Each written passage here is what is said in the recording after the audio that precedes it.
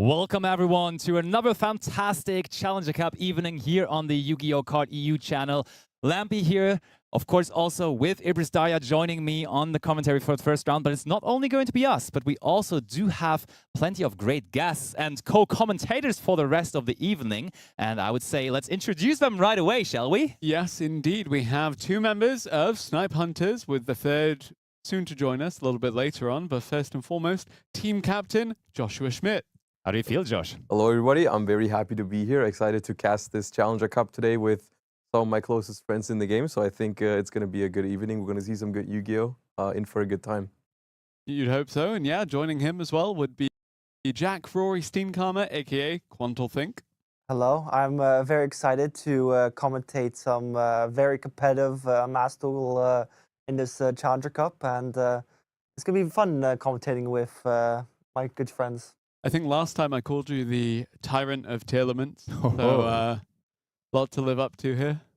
Maybe we're going to see some Telements gameplay today, but I think, Quantal, it's actually going to be your debut on casting, basically, right? Because usually you're just going to play and you're usually just winning all the tournaments, but today you're going to be the winner of casting here for today. Yeah, it's going to be interesting first-time casting. Hopefully I could perform as well in the casting crew as when I play. I'm True, sure we you didn't can. introduce him as the Challenger Cup final winner. But He did, true. That's not so long ago. That's like 5 weeks ago, our weekend in Malaga with the Challenger Cup in-person finals. Fantastic tournament, and of course, as per usual, Quantal in the end winning it all. But we're starting a little bit early today. The tournament actually is only going to start in like 25 minutes, roughly. Yeah. So we do have some time for a pre-show, actually, which gives us a chance to talk about the last month of Master Duel, basically. yeah, essentially, and just kind of contextualize the kind of decks that you guys can expect to see today. Yeah. Get the expert breakdown on exactly how these function, in particular with a lot of the decks that have risen to prominence as of recent. You know, Blue Eyes with the Primite. Oh, yeah. The Telements Lightsworn build that we see at the top of the ranking duel standings as well. My most favorite Momento also, of course, up there as well. True enough. Really, yes. really successful at the moment. The secret pack really Oh, helping yeah. to reinforce that with the Memantotlan. Creation King. But also with Tekutlaka. Sleepy Yep. and with Akihiro and all the support cards. Like the deck now finally is complete and is really, really playing at the biggest stage. And a lot of people are having success with it in Master, but also then in the ranked duels. I think I saw yesterday just that someone in first place right now is currently playing Memento, so I'm not surprised. Well, yeah, as it turns out, a pretty good deck. And perhaps we'll see if they can manage to get first place with it today. Without further ado, let's get into looking at a few of those featured decks and bring up the first of our deck graphics. Shall we? What do we have there? Ooh, that is Lightsworn. That is Actually, Lightsworn Dragonling, yeah. Yeah, indeed it is. And it is basically standing for, I think, one particular player that was very successful in the last season of ranked duels, because I think it was 9th place in the end on the leaderboard. And they played a wild mix of decks. It was Lightsworn, of course, but also Quantal, your most favorite cards were involved in that deck as well, were they? Yes, absolutely. The Telement cards were a very important part of that deck, including Fairy Tale Snow. Oh, yeah, indeed. Yeah, the unofficial Telement card of Fairy Tale Snow. Yeah, really, really cool to see that Lightsworn is making a comeback, of course, that additional round of support with the Dragonling in particular. We've come a long way from the days of Judgment Dragon just dictating games by itself. But very, very happy to see that this deck has been able to make a comeback. Yeah, for sure. I mean, Quantal, can you quickly break down on how that deck is trying to win the game, or how it generally works, the combination of Telements and Lightsworn cards? Yes, so the main strategy of the deck is to mill as much of your deck as possible, as quickly as possible. And then while using Selene, you reborn the Minerva with the Twilight's Minerva. Yeah, so Selene, Queen of the Master Magicians, of course, brings back a spellcaster, hence the Lightsworn Minerva, who then banished another Lightsworn Minerva to summon back the Lightsworn Minerva. Oh, yeah. And then the Lightsworn Minerva would then banish another. Sorry, is it Minerva or Lumina? Lumina. Sorry, Lumina. Lumina, and then reborn the normal Lightsworn Lumina, and with that you kind of keep going with the loop. And all of this sounds very contingent on not meeting Dimension Shifter.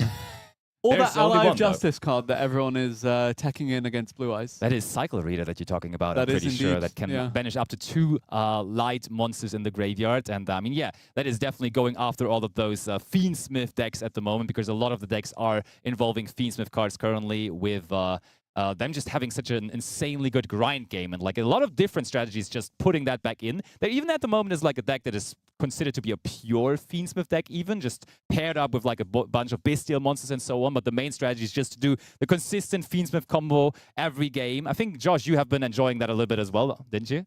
I have been a fan of the pure Fiend Smith, Yeah. absolutely, yeah. And I think it's something that was enabled with the inclusion of Necroquip Princess, Yeah. because it finally made it so you could actually perform some Fiend Smith lines with Fiend Smith Tract or Heart Drawing the Fabled Lurry, which previously the only card that was actually full Fiend Smith combo was Fiend Smith Engraver itself. Yeah. Yep. But now that we have the Necroquip Princess and all the other cards associated with it, you can now make like the rank 6s off of just like Fiend Smith Tract and Lurry. And I do want to talk about the rank 6s now that we're in a format that doesn't have Beatrice, Lady of the Eternal in it.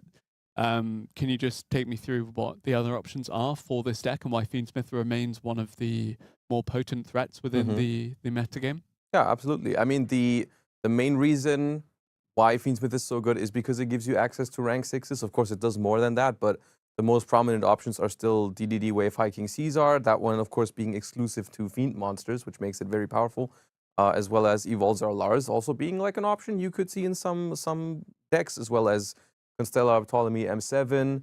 But like what you'll notice with all of those rank 6s is the thing that they have in common that Beatrice offered and these don't is they don't access other cards from your deck. So it's more like they are supposed to be your end board piece. Like the Fiend Smith engine gives you those cards and that's what you end on.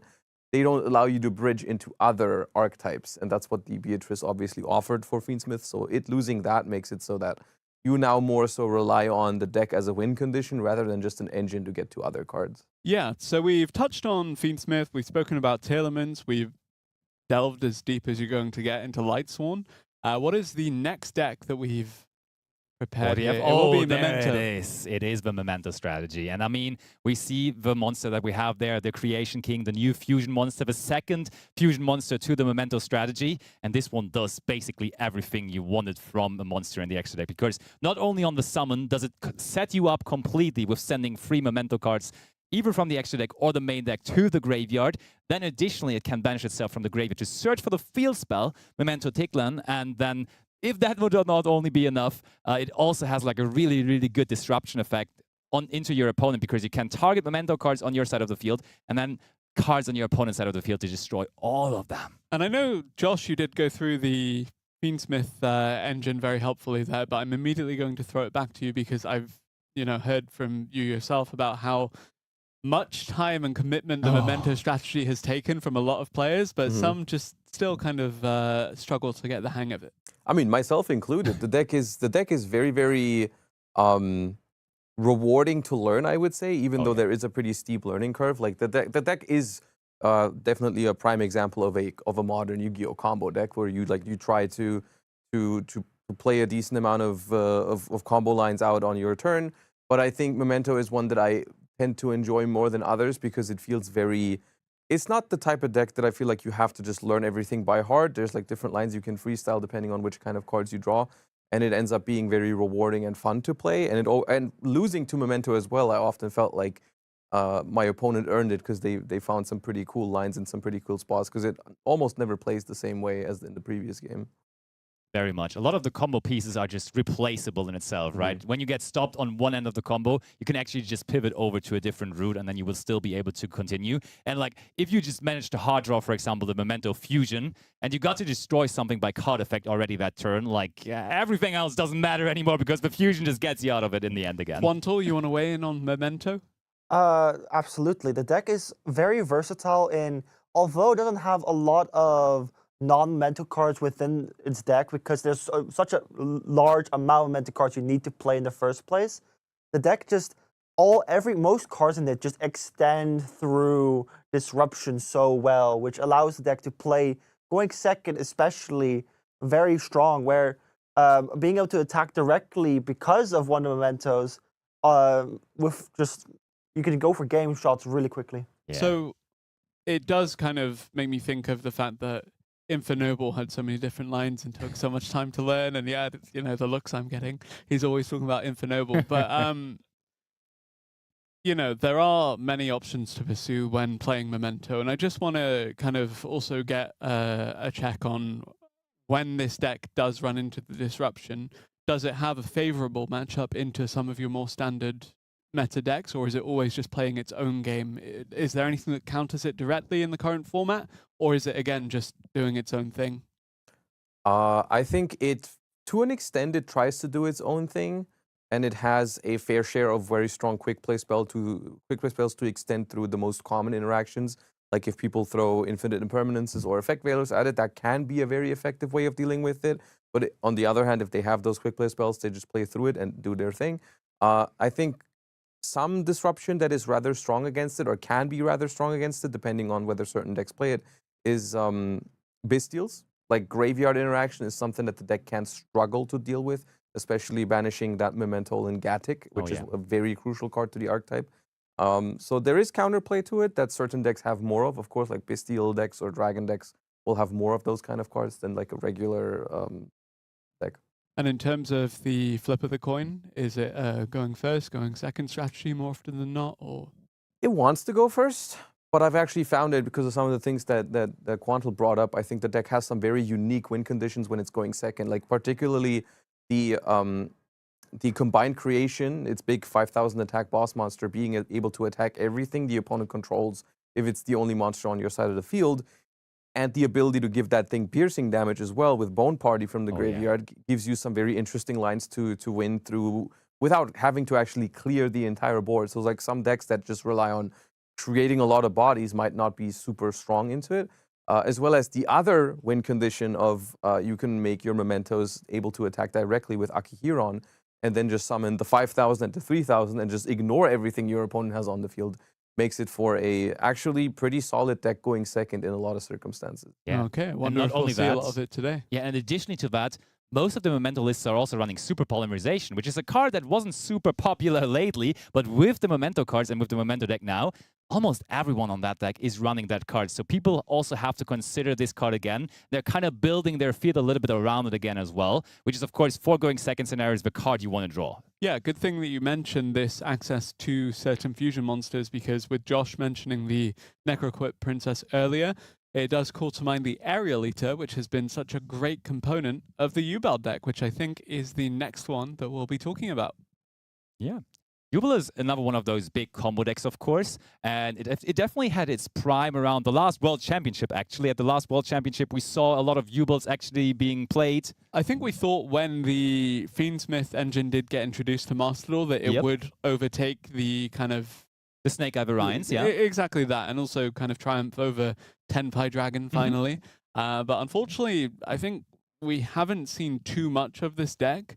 Compared to where we saw in similar TCG formats and, you know, where we're at now. Yeah. Though it has been making a couple more waves as of recent. Which is interesting, though, because I think the deck in itself is just still so strong. And I'm curious about it. Josh and Quantal, what do you think are the reasons why this deck right now is like not absolutely crushing the competition?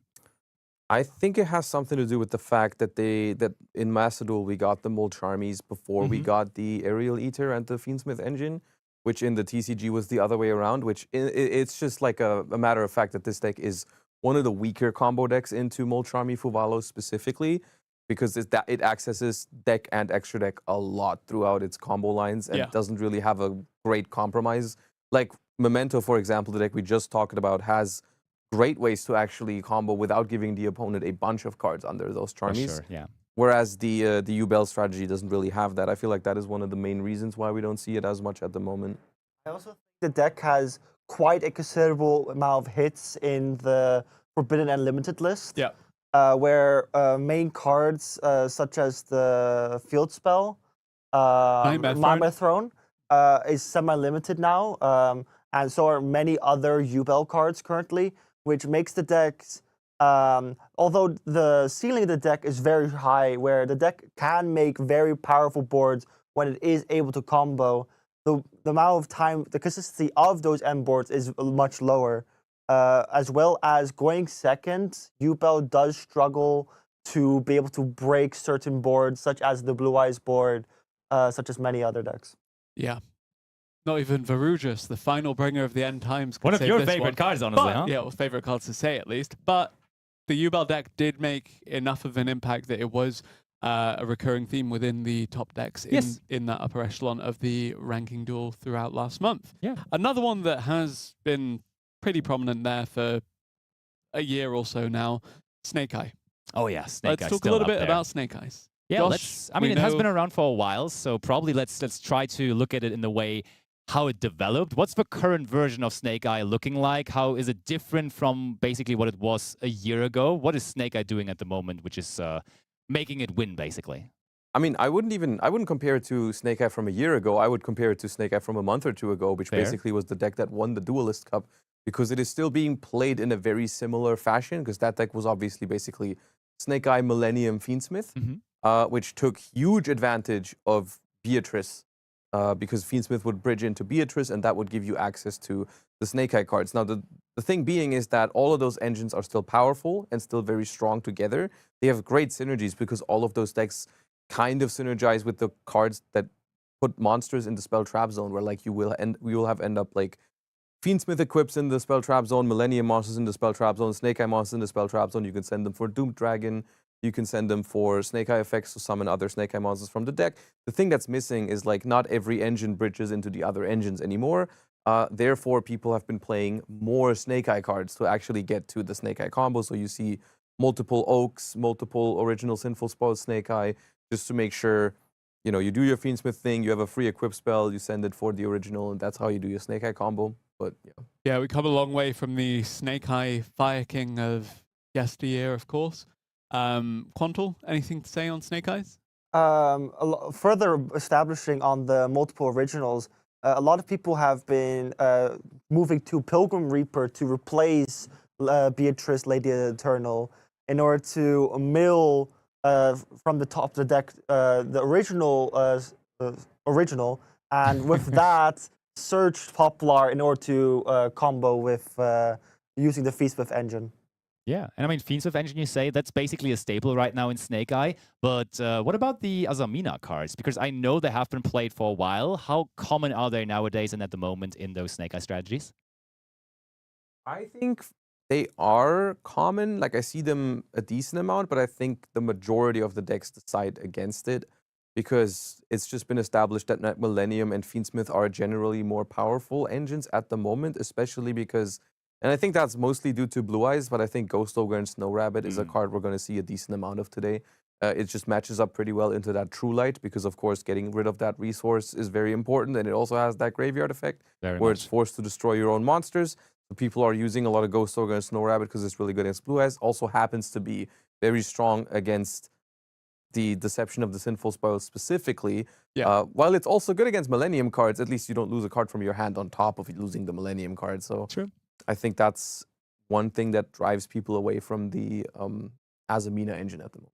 Yeah, fair enough. But you definitely cannot say that people are driven away from the next deck that we're going to talk about, because that deck is being seen in masses currently in the competition. We mentioned it in the matchups for all of the previous decks, and it is, of course, the Blue Eyes strategy that has made a very triumphant comeback. Yeah, I mean, from my personal experience in the last month, it feels like in Master, it's almost every second game at least that you're playing against Blue Eyes. I think a lot of people are enjoying the fact that, like, of course, such an anime favorite deck with Blue Eyes is coming now into Master Duel, and they can just play it, and it's still like at the top of the competition. It's not only there in masses, but it's also massively successful. Yeah, and getting access to the Primite cards was just invaluable for this strategy. Quantal, why don't you tell us a bit about the Blue Eyes deck? With the new edition of the Primite cards, the long-term strategy of the grind game, which Blue Eyes now already wasn't that great in, but was fine because of the True Light being able to reborn Blue Eyes every turn.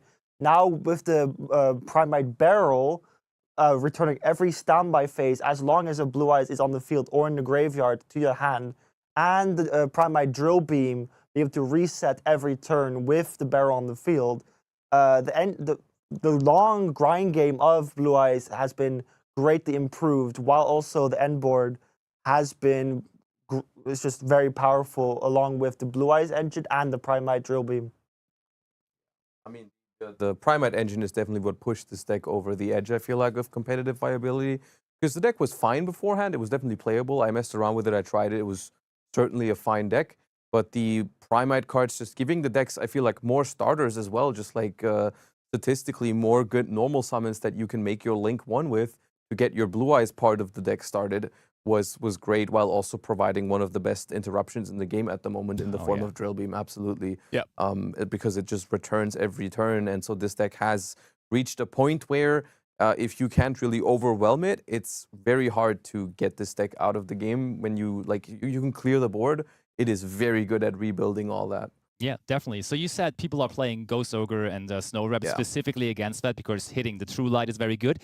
What are other cards right now that are being tacked in against the so prominent Blue Eye strategy that we're seeing in the meta game? Alloy of Justice, Cycle Reader. Yeah, I was about to say, we've already mentioned a couple of those earlier, because some of them have very good overlap with Blue Eyes and Fiend Smith. Yeah. Which is because both of those are light archetypes, which is why Alloy of Justice Cycle Reader is a very good card against it, especially if you can hit 2 Blue Eyes White Dragons out of their graveyard, because that is typically just a 2-of. Of course, you don't want to be drawing the normal monster too often in that deck, which is why people don't choose to run 3.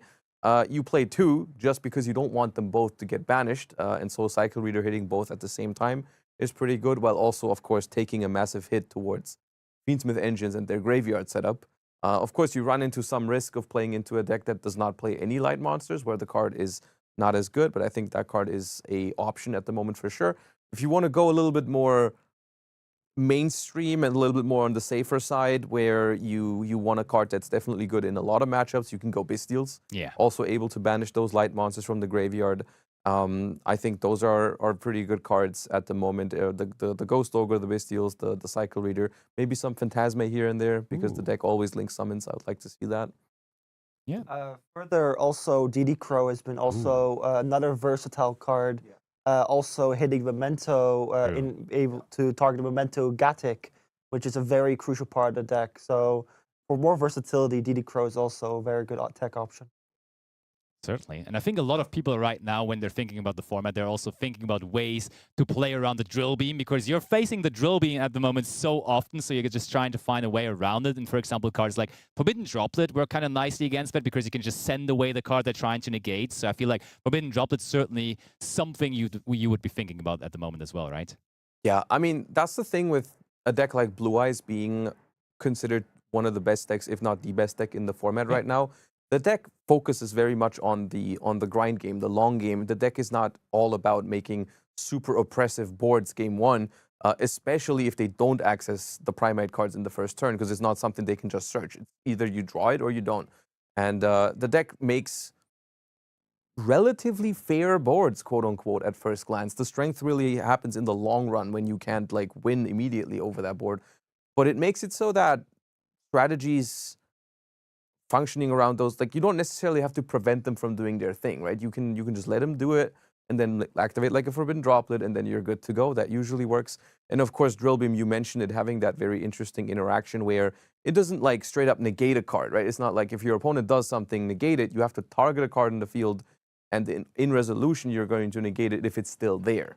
So that leaves opportunity for some great outplays where you get rid of the card before it actually gets negated. So the decks that we chose to speak about just now were based on the performance in that ranking duel from the prior month. But I do just want to touch on some decks that we maybe don't have a graphic for, because there are still some very viable strategies within the current meta. One that I did kind of want to have addressed while we have you guys here was... Invernoble. Well, I wish. I know exactly why that's not working for me right now. No, go ahead. Centurion. Ooh. Because that did also get some additional support very, very recently. That's true. All right. I know, Josh, you like the Centurion strategy a lot, so why don't you talk us through it? Yeah, I'm a huge fan of the Centurion deck, and the recent support is big for it. The new level 8 Synchro giving you access to an Emblema card in Emblema Oath all the time, which of course matters even more now that we have Centurion Atri. which is a card that if you summon it, you draw a card if you have both a Centurion and an Emblema card in the graveyard, which previously Emblema Oath was a starter for the deck that wasn't searchable. So you couldn't guarantee an Emblema card in your graveyard, but now you can because the level 8 Synchro just searches you one. Also, Atri is finally a second tuner for the deck because of how the Centurion cards are worded. Very often, you're only able to special summon each of them once per turn because they say something like, when I'm summoned, do something, but if you do this, you cannot summon me for the rest of the turn, like Primera when you search with it. And that meant often you only had access to one tuner per turn, which obviously limits the amount of time you can synchro summon. With Atri being a second tuner in rotation, it makes the deck a lot more flexible in those kind of plays and lines, which is pretty cool. Overall, the deck is just fairly solid, I would say. I don't consider it one of the top decks in the format, but it certainly is a decent. Once again, another deck that really suffers from the presence of Ghost Ogre in a format, because that's really good against their entire gimmick of summoning out of the spell trap zone. Yeah, that's true. Synchros are everywhere at the moment, though. I feel like the Centurion strategy actually is kind of similar in some regard to the Blue Eye strategy, right? Because they do go for a Crimson Dragon, like both of the decks do. And even Crimson Dragon, I think that came up earlier when you were playing a game of Master. Even that card can be hit with Ghost Ogre and Snow Rabbit. So it's really, like, there is a couple of spots where that card can really hurt the deck. Or also just using it on the field spell when they're trying to synchro someone on your turn can lead to a lot of problems, for sure. Absolutely. But I think actually the reason we are all here together today is another Challenger Cup, which we're going to host all together today. 128 players is going to start in a couple of minutes. But let's talk about the changes that we have for the season of Challenger Cups now, because it is now all a single elimination tournament, right? Yes, indeed. So it's single elimination tournament. This one has 128 players to start with. The games are going to be in a best of 3 format where players bring 2 decks. And that's a big change as well, because it is now just specifically 2 decks. Let's ask Josh, as a fellow Challenger Cup host, of course, how did that change the Challenger Cup environment? What do you think is it now with being 2 decks per player? Did that change much?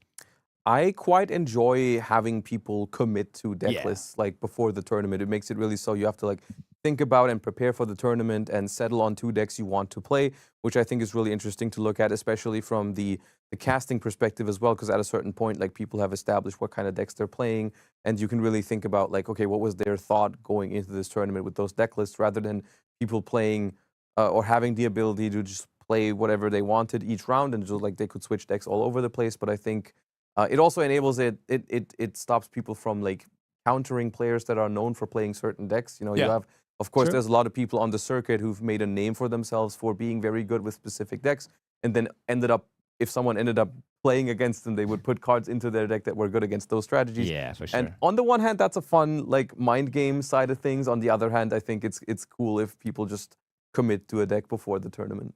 Shout out to you, all the branded players that stay committed. Yeah. So actually, I think we are ready to just jump straight into our first round of this tournament. Alrighty. So we shall, and we have top 128, of course. Score obviously 0-0.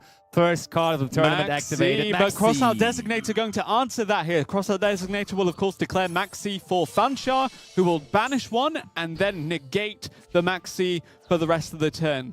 What are we going to see? Okay, the Millennium cards, as we talked about, it's still very, very popular in all kind of different strategies, so we don't necessarily know which deck that is right away. It could be just the Millennium Exodia strategy, but it could also be a Snake Eye variant, all kind of possible things. But let's see here. Yep, Wedju Temple being added here off of the Golem should be able to in turn add and place the Sengenjin Awakes from a Millennium, but we shall see. Soyan, is there any further response, any further disruption in addition to that Maxi that was immediately answered by that Crossout Designator? So far, not so much, but it hasn't really been too much in terms of a potential disruption anyway. This could be a good moment for a Ghost Ogre and Snow Rabbit, but there is none to be used, and instead we do get to place the Sengenjin Wakes from a Millennium into our Spell and Trap Zone alongside the Diabels, the Black Witch.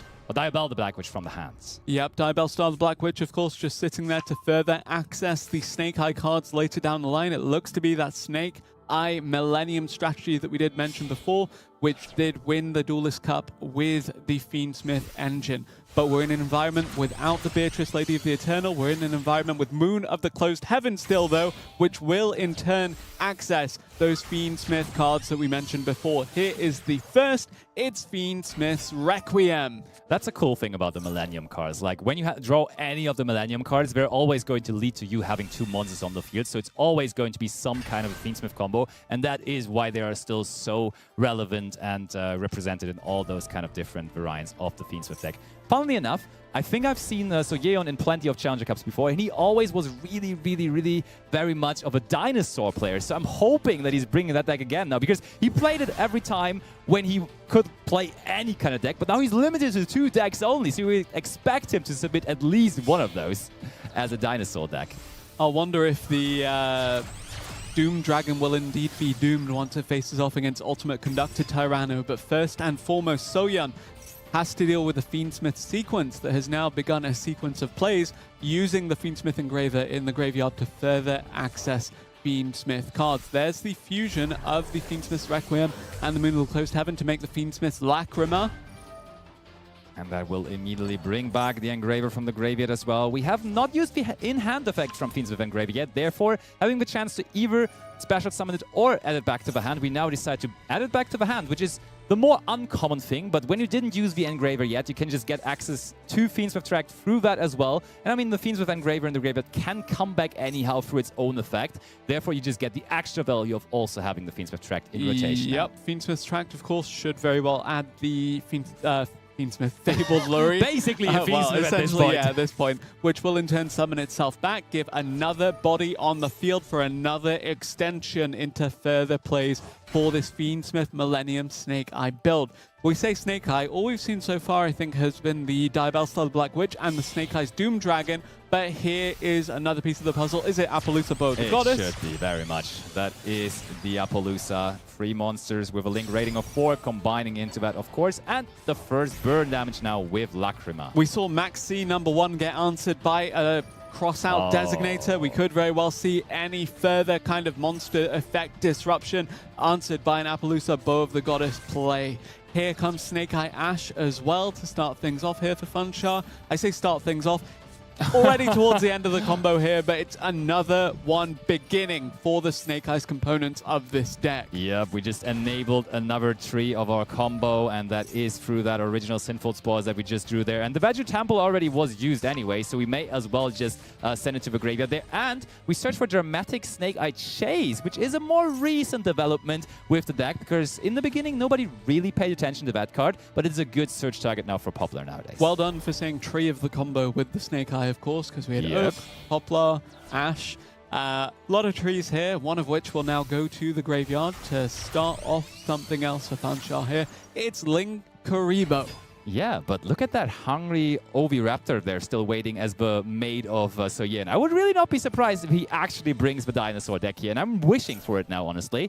But for now, Funchar wishes any Snake Eye monster from his deck by using the second effect of Snake Eye Ash and probably bringing out the Oak, or do we go for the Flamberge Dragon right away? It is the Oak. I hope Soyeon commits and just brings dinosaurs as one deck, then Dynamorphia as the other, but we'll see. I mean, I have never seen him play Dynamorphia, but it would be fitting for sure, just sticking to the dinosaur game plan overall. But for now, we see Funchar bringing back the Snake Eye Poplar. The interesting thing, though, is with the Millennium cards, as you clearly tell by the life points of Funchar, you always have to pay 2,000 life points to activate those effects. And then, when you can bring out Ultimate Conductor Tyranno, that might be, with the ability to attack all of the monsters from our opponent, that might be painful when we can just attack into them and deal massive damage, and we only need to deal 4,000 damage now. Here comes Snake Eye's Flamberge Dragon, you have to imagine, and that will in turn again just further reinforce this. The Appaloosa Bow, the Goddess, ready and waiting to stop any kind of additional disruption coming from the hand of Soyeon. And Soyeon now just having to sit back and watch as Funchar continues to extend and extend and extend. Still 2 cards in hand for this Millennium Snake Eyes Fiend Smith deck. Very much. Now the Graveyard effect of Flamberge Dragon, of course, activating, bringing back 2 Snake Eye level 1 monsters from the graveyard again. And Funchar basically can do whatever he likes now from this point out, because he already got the Appaloosa through the Millennium cards, so he can just kind of freestyle. This is probably going to be one of your most favorite cards, Promethean Princess. Livy's Tower of Flames, of course. And that is going to be nice to have in the graveyard, of course. Yeah, Promethean Princess Bestower of Flames, of course, bringing back a fire monster and then running the additional disruption on a monster on the field once a summon has happened here. But speaking of summons, Snake Eyes Flambear's Dragon going to come back, going to bring back the IP Masquerena to the Spell and Trap card zone, ready and waiting to extend further. And here is a further extension, as Promethean Princess will be sent alongside Snake Eye Oak for another summon here. It's Nightmare Phoenix. That is almost as good as it gets. We now use the dramatic Snake Eyes Same chain. Chase.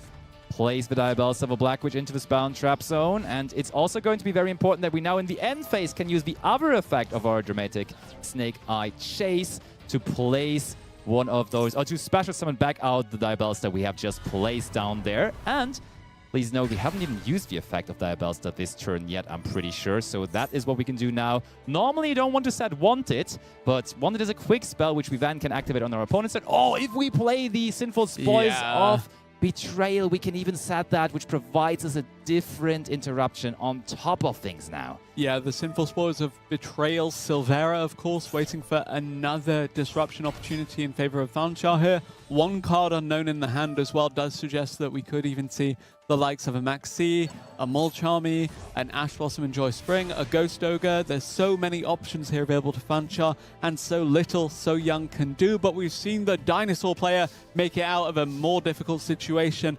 Can So Young do it again here? What a field from Vanchar, though. The Nightmare Phoenix now also being co-linked with the Appaloosa, meaning that they cannot be destroyed by battle. This is such a perfect setup and absolutely beautifully executed by Vanchar, and therefore no chance for Soyeon to come back into this one, and the score is 1-0 for them. But on the bright side, as this is now a Challenger Cup with best of 3 and single elimination, they do now have the chance immediately to come back, and they're still absolutely in this with the chance to turn it around, of course. Yeah, for sure. And at least now you know for a fact that the Snake Eyes Fiend Smith Millennium is somewhere there. You can prepare yourself accordingly for it.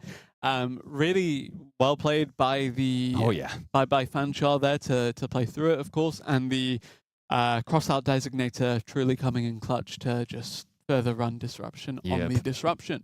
Yep, Maxi, first card being activated of the Challenger Cup, but then immediately being answered, and then that is how you start the tournament. It might be your day, to be honest, because you already negated the first Maxi, so maybe that's the plan for the entire day, for the entire tournament, and then eventually pulling through and winning the entire thing. But now we really, really got to hope that there is going to be dinosaurs. Now that we talked about it so much, we saw the overwrap they're made, it gotta be now. Please, Soyeon, show us the dinosaurs now in the second game. And then the question is, how do you even counter the dinosaurs? That's not going to be easy. They're tough to counter. I think Vanchar, though, remembering back from the matches I saw from him, might be a Tenpai player as well. So you got to take that into consideration, if going too. second, yeah, it could be a bit scary for Soyeon to have to deal with. But we've seen the dinosaurs deal with more. Yeah, absolutely. Maybe be careful of Nibiru, the primal being, but otherwise... I mean, when you activate the miscellaneous stars, at least you're safe from saving your dinosaurs from Nibiru because they cannot be tributed. But of course, you're trying to build up a field with other cards as well. And which cards that are going to be, we are going to see now as the game is continuing. Game 2 coming, so let's go back over into the game. And, oh no, it is the Blue Eye stack, which is of course also crazily good and very good at going first. And we see Wishes for Eyes of Blue resolving, which is so important for the deck. Yeah, Wishes for Eyes of Blue, of course, going to get both the Sage and the Roar here. Sage with Eyes of Blue going to start things off in terms of the monster extension.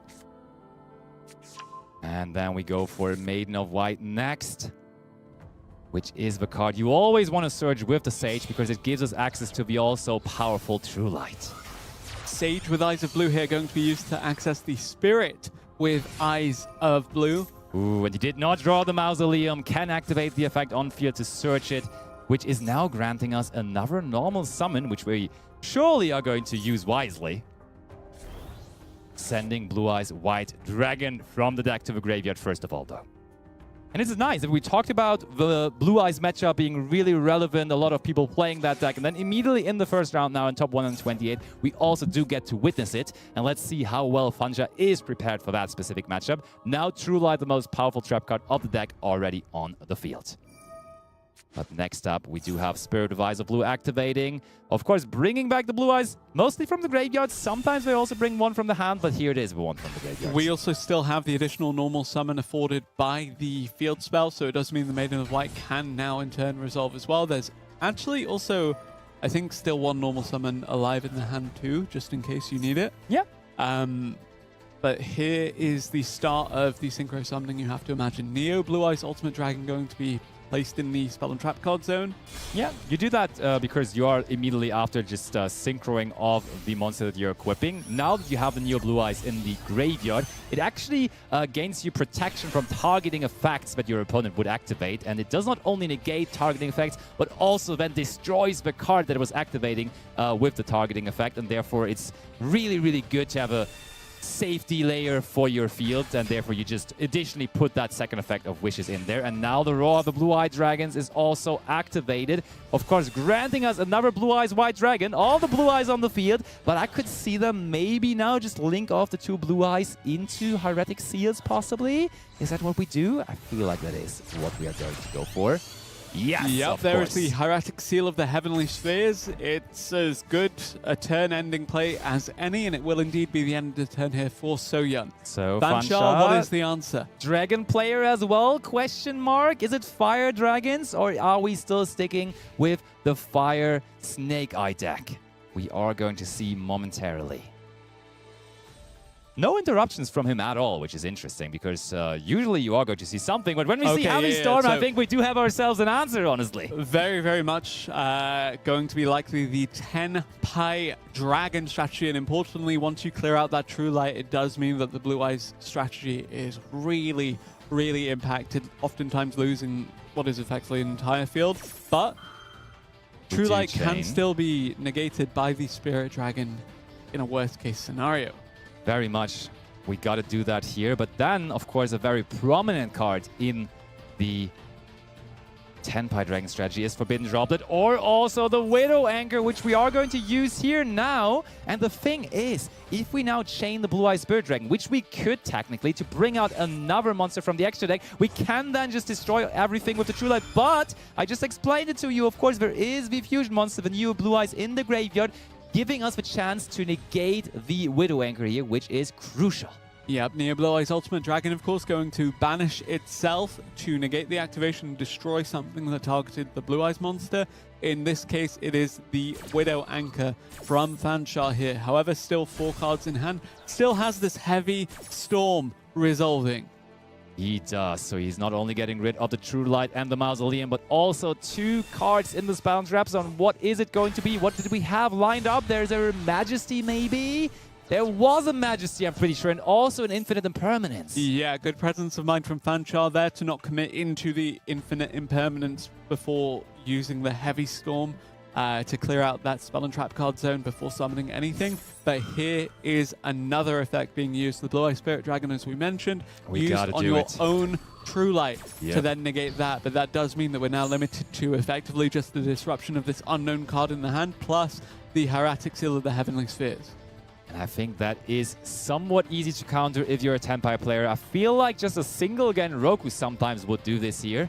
But let's see what it is. Okay, yeah, true. We can now preemptively already use the second effect of the Blue Eye Spirit Dragon to bring out another monster from our extra deck, which is most likely going to be the one we talked about in the pre-show, of course, the ultimate Spirit Dragon, now giving us the chance to negate basically anything our opponent wants to activate on the field only, though.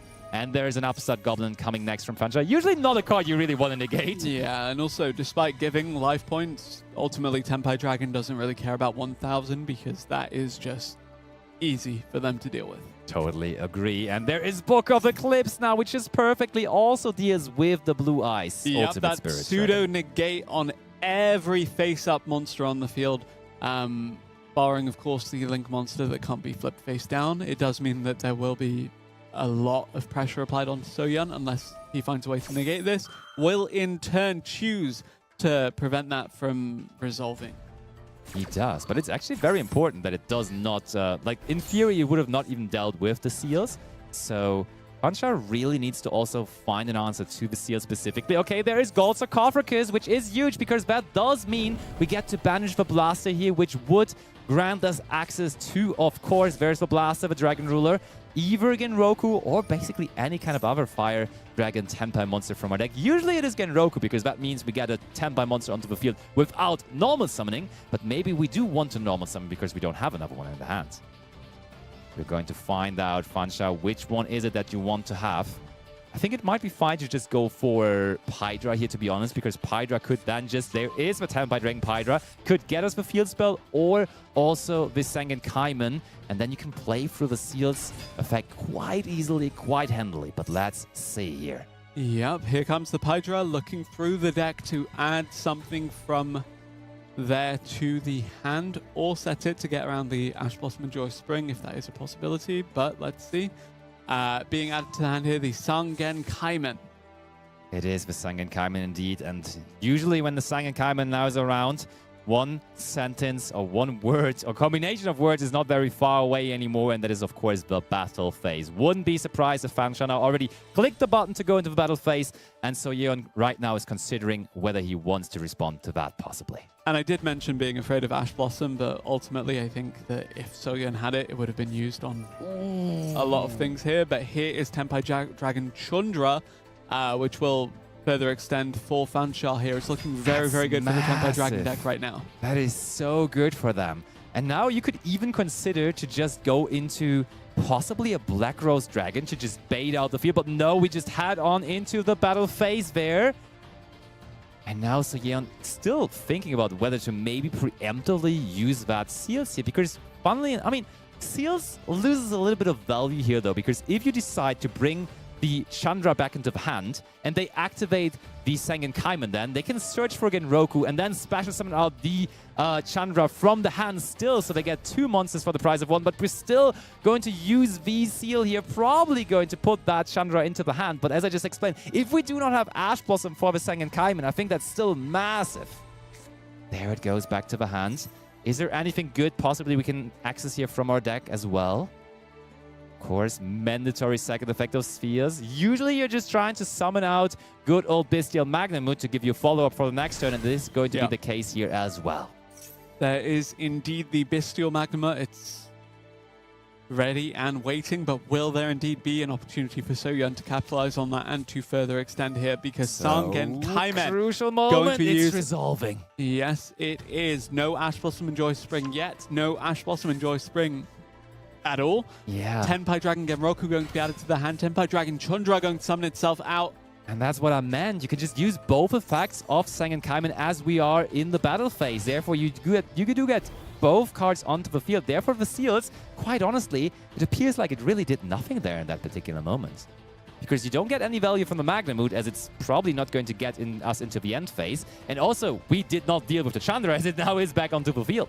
Almost a full house of the main deck Tenpai Dragon monsters here, but 3 is good enough to end this one unless a miracle happens for Soyeon here. We saw a wish for Eyes of Blue. I'm sure the other one is going to join the family just right after. There's the Fadra as well. Therefore, now all the main deck monsters on the field. And yeah, as expected, Fansha again going with the deck choice that he has been playing in previous Challenger Cups as well, combining the Snake Eye deck and the Tenpai Dragon deck as well. And I mean, it does make sense deck choice-wise to have one deck that's really good at going first and one deck that's really good at going second. I think that gives you just like a lot of flexibility in that best-of-3 mode that we're currently finding ourselves in, because that just makes it easier to pick which deck to play at what stage. But it also makes you somewhat vulnerable if your opponent just sometimes is counter-picking your logic by sending you first when you expect to go second, and then you all of a sudden are going first with a Tenpai Dragon deck. Yep, there is the Sangenpai Biden Dragon to further extend here for the Tenpai Dragon player. There goes the Blue Eyes White Dragon as well. I assume that we're going to see a lot more attack points coming out of the side of the Tenpai Dragon player. Fansha, he's going to send 1600 into 4000. Doesn't take any damage. Does take the opportunity to synchro summon again, however. Yeah, I think we're definitely going to find our way into a big enough monster here to deal with the Ultimate Spirit Dragon. we either just immediately go into Transcendent Dragon here to be completely sure and safe from everything, and as we see, that is going to be the choice here. Now we can turn that monster into the attack position, and I think eventually we're just going to go into a Trident Dragon here, if you ask me, because the monsters we have on the field currently... Oh, okay, we're crashing the Transcendent Dragon into the ultimate. That means we can bring it back from the graveyard, but when we bring it back, that also gives us the chance to destroy one card on the field, and there is a pretty good one to destroy. Bye-bye to the Ultimate Spirit Dragon, and now, again, no effects to be used from Soye on side anymore, and therefore Fansha completely free to go after his remaining life points. Yep. No defense here, and I think Fansha is going to start into this tournament with a clean and swift 2-0 victory. The Sun Genpai Biden Dragon now being summoned back will, of course, leave with 200 life points, but with it being a tuner, with there being enough going on here with Senpai Dragon Pydra, you can just synchro summon into that level 10 synchro of the Trident Dragon that you did mention. And Fansha, hard fought, but very well played. The 10-Pi Dragon does make it into a clean 2-0. Yeah, and I mean, that was one of the decks we did not necessarily talk about in our pre-show, but Tenpai Dragon, honestly, to me personally, still feels like a deck that has a really, really good Blue Eyes matchup, because as we just saw, those mass removal cards on the Spell and Trap Zone, Heavy Storm, Lightning Storm, they just deal with the Blue Eyes field very, very well, because they not only take out Majesty and other Spell and Trap cards, but also, of course, the True Light. And when you take out the True Light, that means you immediately also take out the first negate effect of the Spirit, and therefore it just deals with so much at the same time right away. So I think Tenpai is still very viable, as that we just was saw. as good a start as you possibly could have wanted against the deck that he did face. As we do have another game for you here. Let's go, and it is the Mementoland strategy, piloted here by Doggy, and we are already quite deep into our combo, and also with that Fabled Blurry there on the field, it shows us something that we didn't necessarily mention earlier, but Memento, another one of those decks, but is able to be combined with the Fiend Smith cards as well. And we're going to see that here in practice. And we have just used the graveyard effect of Creation King as well to get us the Memento Mictlan as well. Yep, Memento Mictlan, of course, another very impactful field spell. And there goes the entire field of monsters. Here is... There she is again. Yep, Apollousa, Bow of the Goddess. The alternate artwork this time around, but still going to do the same thing. The 3,200 points does mean that we do have 4 negations available to this monster, but we've given away another draw thanks to the Molchami Foolos that was activated before we joined this replay. Yeah, I was very, very interested in that, because usually we're trying to somewhat work around the Foolos, but we did still decide to go into the Apollousa, giving up another draw, and we see the deck size on the top player's deck, and it's pretty big. I feel like that's easily 60 cards, and those decks, they tend to play cards like Forbidden Droplet and such, so that might be a problem here for Doggy, honestly. Memento Tekutlika Combined Creation now going to come out. Don't see that one every day. Do see this quite often, though. Nibiru, the Primal Being, going to be activated, but nope. Apollousa above the Goddess going to put a swift stop to that one. Indeed, and interestingly enough, we see the score here of Doggy being up 1-0, and that must mean that M has decided to go second actually in the second game, because they had the choice to go either first or second, and they wanted Doggy to just go first with their deck there. So maybe Doggy just played a different deck in the first game, because I think if you know that your opponent is on the Memento strategy, it's not quite natural to send them first with that, to be honest. There is the Bystial Lubellion now, adding the Bystial Magnuma. We've seen just how impactful the Bystial Fiend Smith strategy can be. Indeed, and also we've just seen that the score actually is reversed. It actually is M being up 1-0, and that does make a lot more sense, to be honest, because Doggy being the one deciding and then deciding to play the Memento deck when going first, that story checks out to me. Mementotlan Anguich now going to come back, and it will indeed add from the deck to the hand another Memento monster. Yeah, very prominent search here usually is the Maze, because Maze is a quick effect in the hand on the opponent's turn to, oh, okay, we go for Horn Dragon, possibly meaning we already have the Maze in hand. And Maze can then just target one monster in the opponent's side of the field and take control of it until the end of the turn. But for now, it is back over to M, who now summons out the Diabellstar, the Black Witch. Yep, could very well be the Millennium Snake Eye Fiend Smith. All we know for a fact is that Fualos was used and has been doing well. The Nibiru, by the way, is still in the hand, ready and waiting if Doggy does make it to another turn. But here is Bestial Magnamut to say, I don't think there will be another turn. And Bestial Magnamut now cannot be negated, as Viapalooza can only negate monster effects once per chain, meaning this chain link number 3 cannot be dealt with, and that means the monster is coming back onto the field. And now, do we negate the on-field effect of Bestial Magnamut? You may as well, to be honest, because otherwise they could just attack over Yapalooza, but no! Doggy decides not to negate Appaloosa here. Important to note as well that this Appaloosa Bow the Goddess only has 2 more negations remaining. Things are looking a bit precarious for Doggy, despite as good a start as any for the Memento deck. Yeah, I mean, the field is a little limited in what it can do due to them playing around the Molchami Fuvolos, but there is now Momento Fusion. Nothing was destroyed this turn, so we cannot use materials from the graveyard, but we can surely just go into a Guardian Camaro with having multiple monsters on the field that can be used for that. And there we go for a 2 from the hand, 1 from the field, meaning we are going to be able to destroy 1 card on the field and draw into 2 fresh cards from our hand from our deck as well. I mean, that's as good a use of the Fualos in hand as any when you already have an established field. For sure. And Guardian Chimera now just sitting in the defense position, ready and waiting.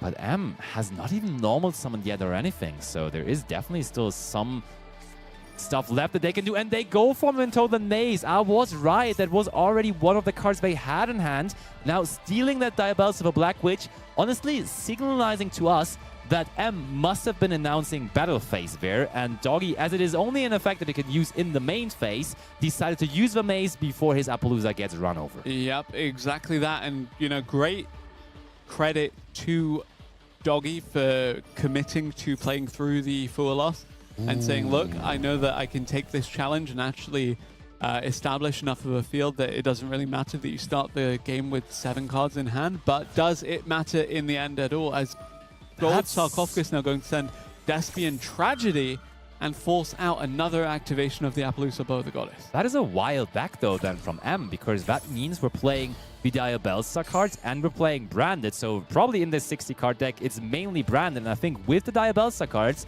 that means we're also accessing the Azamina cards, because we probably wanted to go for Deception eventually. And there is Maxi as well from Dog, you know, eventually being chained to the Fusion Deployment. Fusion Deployment going to reveal Granguignol, the Dusk Dragon, you have to imagine, which will then access the Blazing Cartesia, the Virtuous, and then that in turn branches into that Granguignol.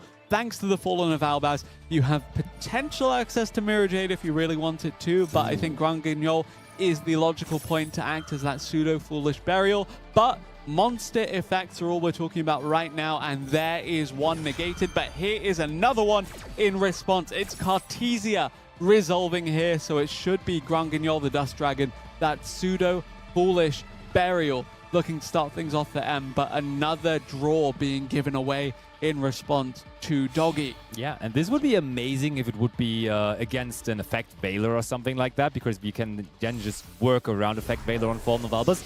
But as it was Appaloosa, Appaloosa still is always going to negate the effect that was activated, because it doesn't care what happens to the monster afterwards, but just goes after the effect itself. And now M really desperately needs this Albion to resolve if he wants to stay in this game. Actually wasn't Granguignol at all.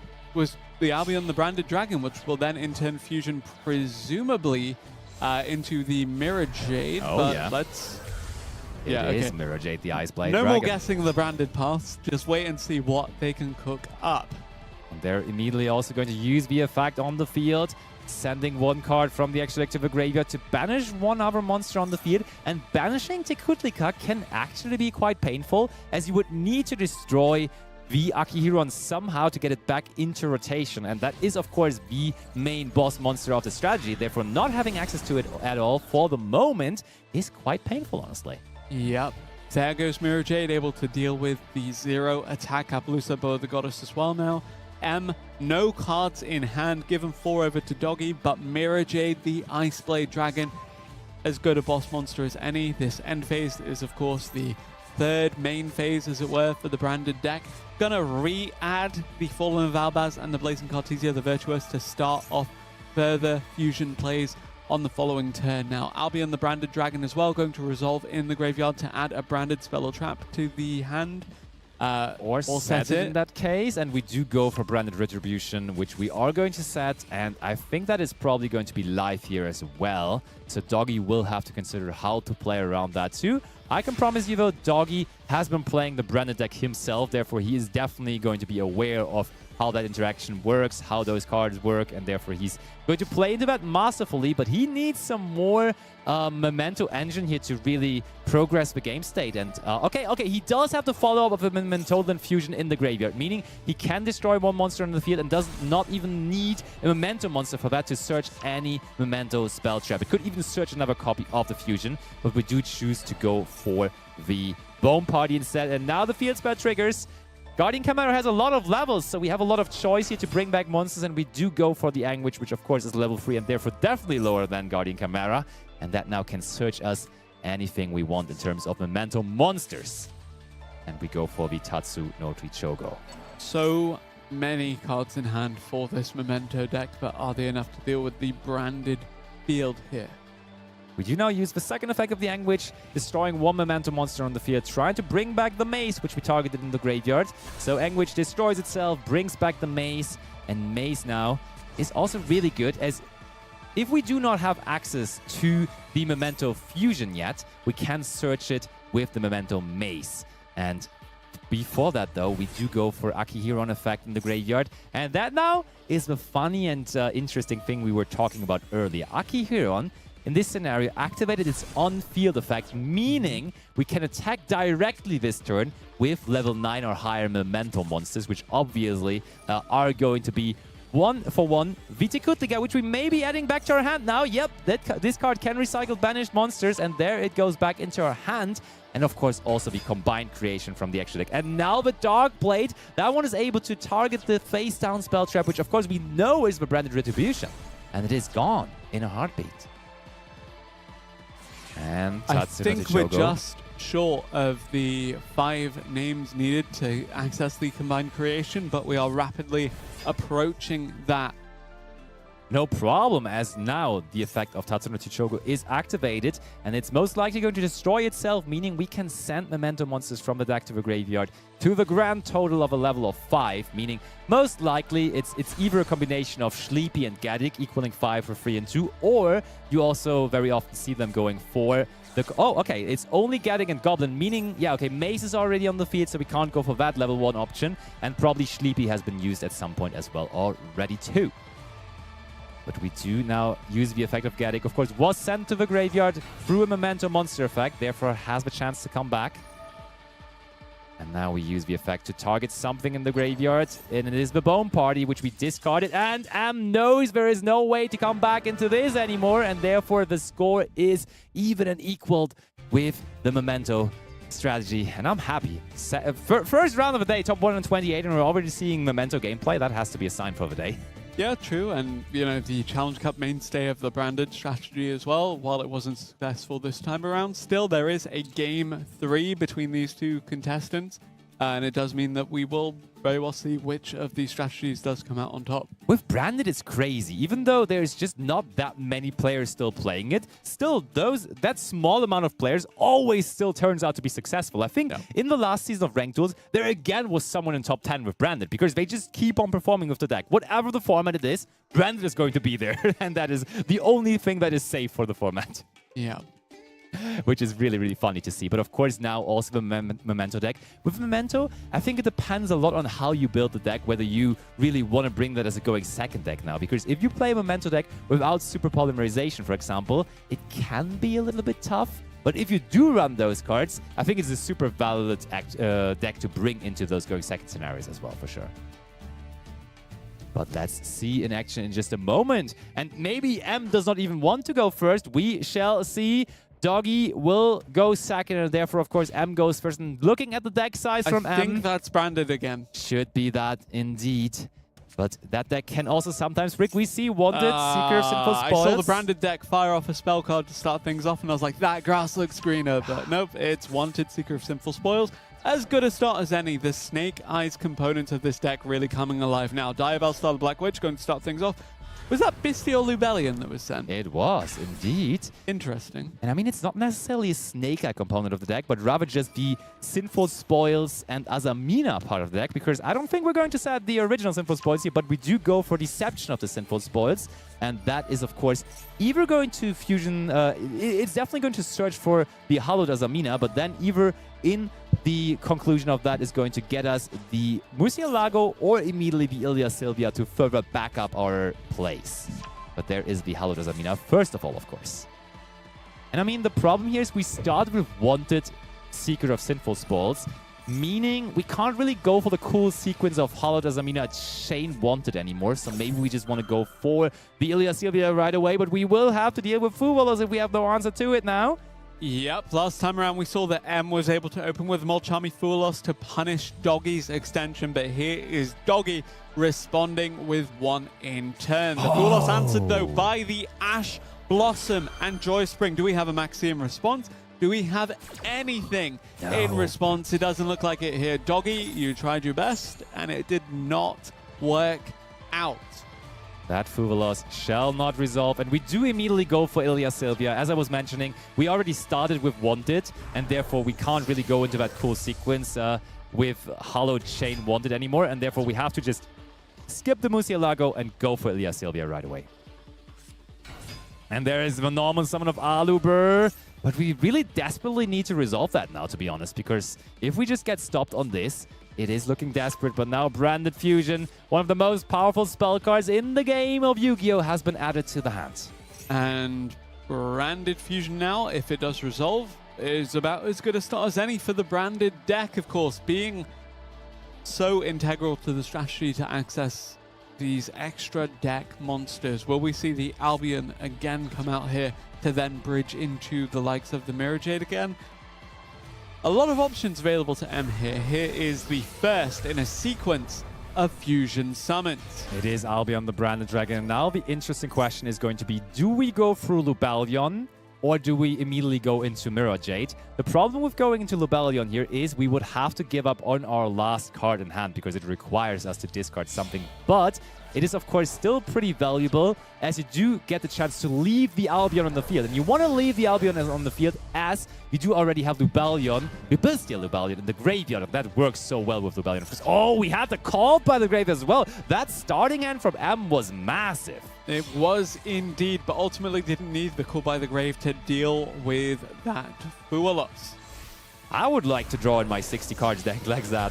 That is insane. Ash Blossom plus Call by. And I think that explains how M was thinking about that Ash Blossom for so long, because he just had the choice between the Ash Blossom and the Called by the Grave, and he ultimately decided to go with the Ash Blossom instead.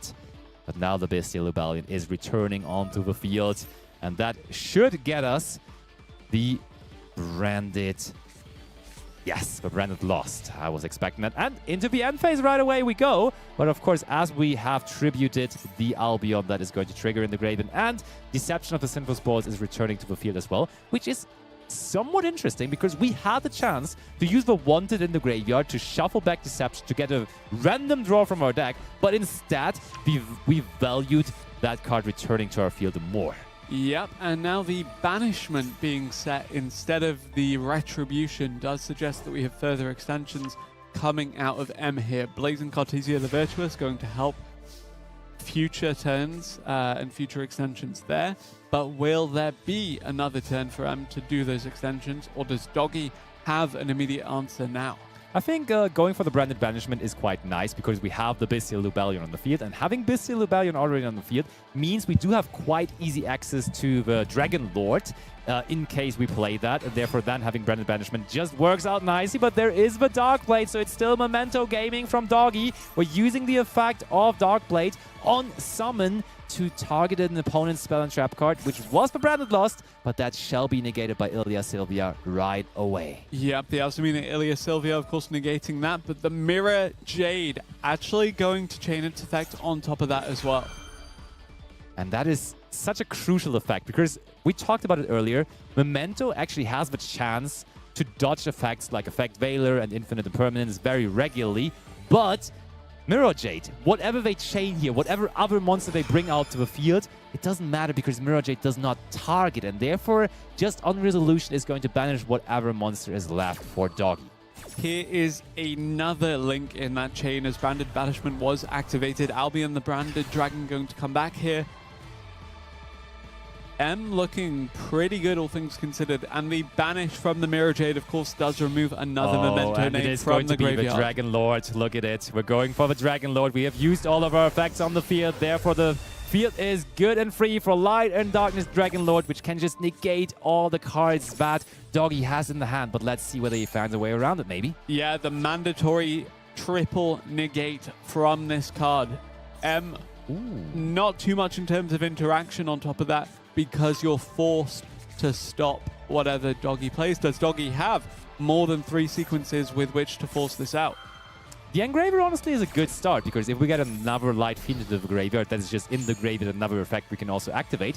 M adding the... Oh no, it's the end phase. Well, M adding the Mercurier is funny though because Mercurier, when Dragon Lord is on the field, can never actually be activated because it would always still, even if the Light and Darkness Dragon Lord has activated all of its effect to negate, it will still keep on activating even though it cannot lose any life points or any attack and defense points anymore, and therefore the Mercurier would just never have a chance to activate even.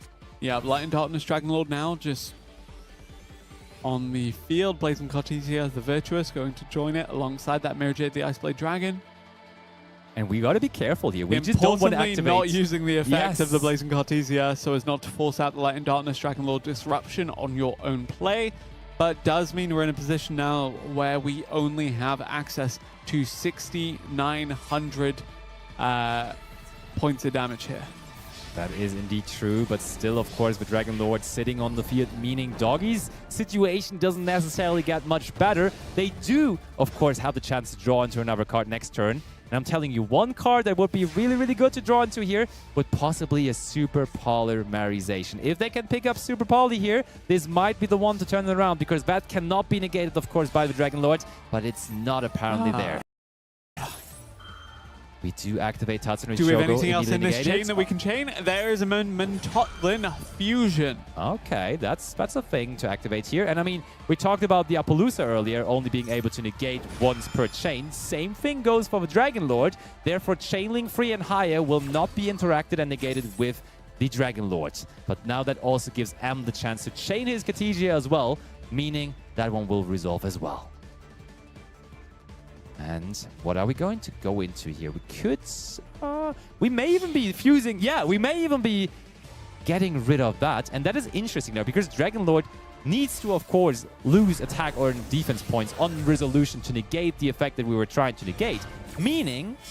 Okay, they're fusing away the Tatsuno Chogo anyway, so it doesn't really matter. But we would have not negated the Tatsuno Chogo anymore anyhow. But, okay, no negation anymore. Tatsu in the graveyard, therefore can't go to the field anymore. But Doggy does not see a way to get back into this anymore, meaning that M will be the winner of this one here. And the branded cards may have been the face of the winter season of the Challenger Cup earlier in this year, but it is still the branded Challenger Cup, at least in the first round of... They're very hot still, that's for sure. They are definitely... Very good deck, as it turns out. Very popular, well, among certain players, and definitely rewarding, as it turns out. Yeah, it's definitely a deck that just rewards players in their skill and in the time that they put into the deck, of course, right? Like, the more time you invest into a branded strategy, the better you get with it. Like, I have seen so many players just completely get lost in it, just spending hours and hours and hours into it because it just pays off with the deck so much. Like the reward, the feeling when you get better with the branded deck, it's almost uncomparable. Yep, and that does bring round 1 of this Challenger Cup to a close here. We should have round 2 coming up very, very shortly. We will throw it to a quick break and then welcome some new casters to the desk.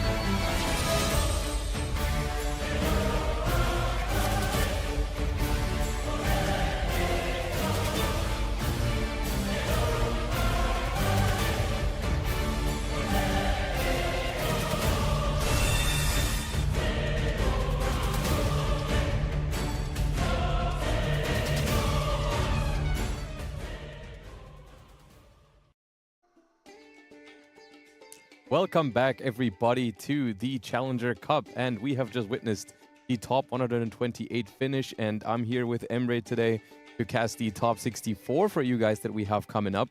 But before we go into that next match, that's going to take a minute or two to get ready. We're going to talk about some of the things that we've just seen and maybe what we're expecting moving forward.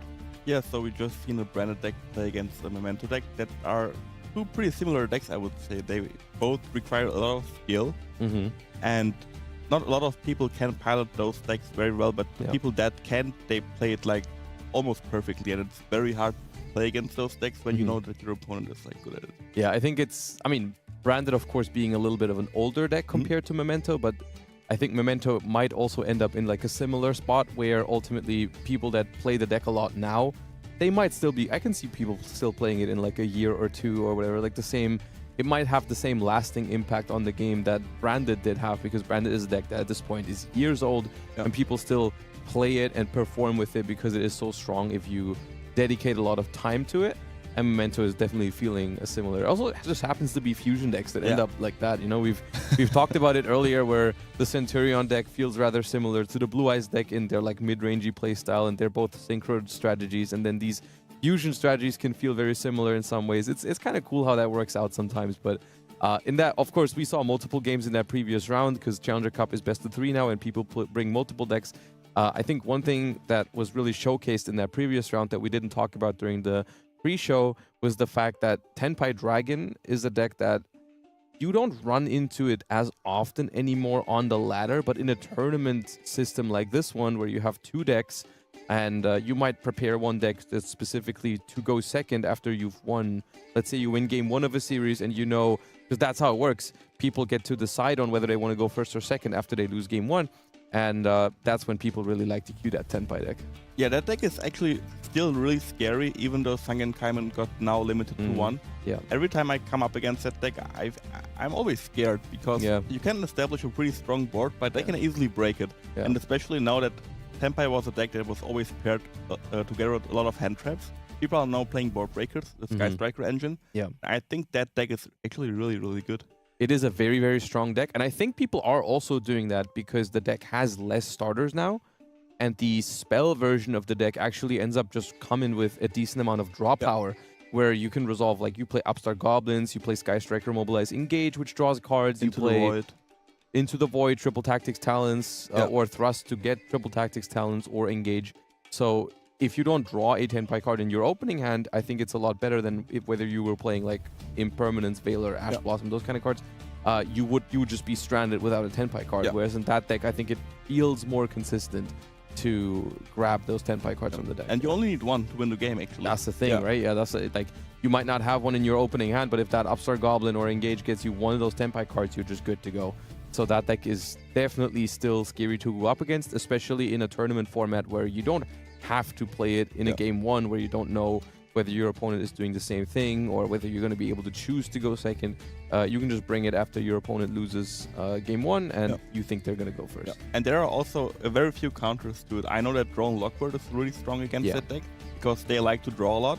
But other than Drone Lockbird, I don't see that many cards that are strong against it because you can usually just remove them with your Field Breakers.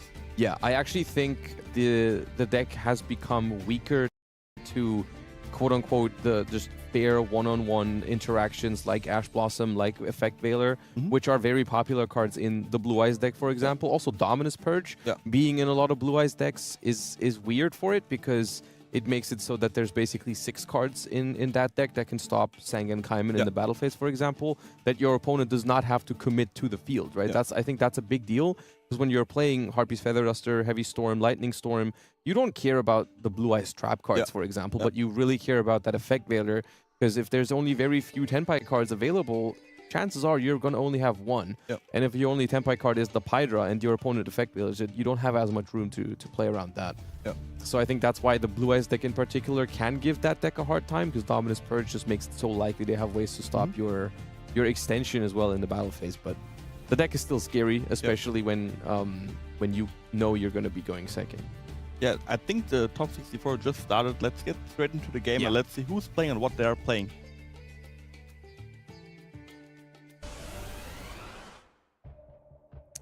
Ooh, we have someone here. We have FSN Boss here, who we also saw at the Master Duel Challenger Cup finals in Malaga just last month or 1.5 months ago. Qualified, of course, by winning one of the, I think one of the seasons for Challenger Cup previous year. He won the 3 to 1,000 Master Duel days Ooh, tournament. 1,000 days of Challenger Cup. Okay, interesting. And he started the Sengen Gym. I think he's on Fire King Snake Eyes. I know that he likes the Fire King card still a lot. Ooh, But really? he also likes the Snake Eye cards a lot. So I think that might be a combination of like a lot of engines. What if we're playing Exodia? That would be a plot twist. It's funny how in competitive Master Duel at the moment, these cards actually represent Snake Eyes more than they represent the pure Millennium deck, which was fairly popular for a while, you know? Like, that deck was very common to run into for a time period after those cards released. Nowadays, you still see it a decent amount, but not nearly as often as when those cards like were freshly released. And of course, now we have confirmation that it is some sort of Snake Eye deck. Whether there's going to be Fire King cards in there or not, we're going to find out in a moment. But Snake Eye Diabellstar confirms that we are on some sort of Snake Eye strategy. And I think the first Link monster of the game that we're going to see here is most likely a Moon of the Closed Heaven, confirming it is that all-popular Snake Eye Fiend Smith Millennium version.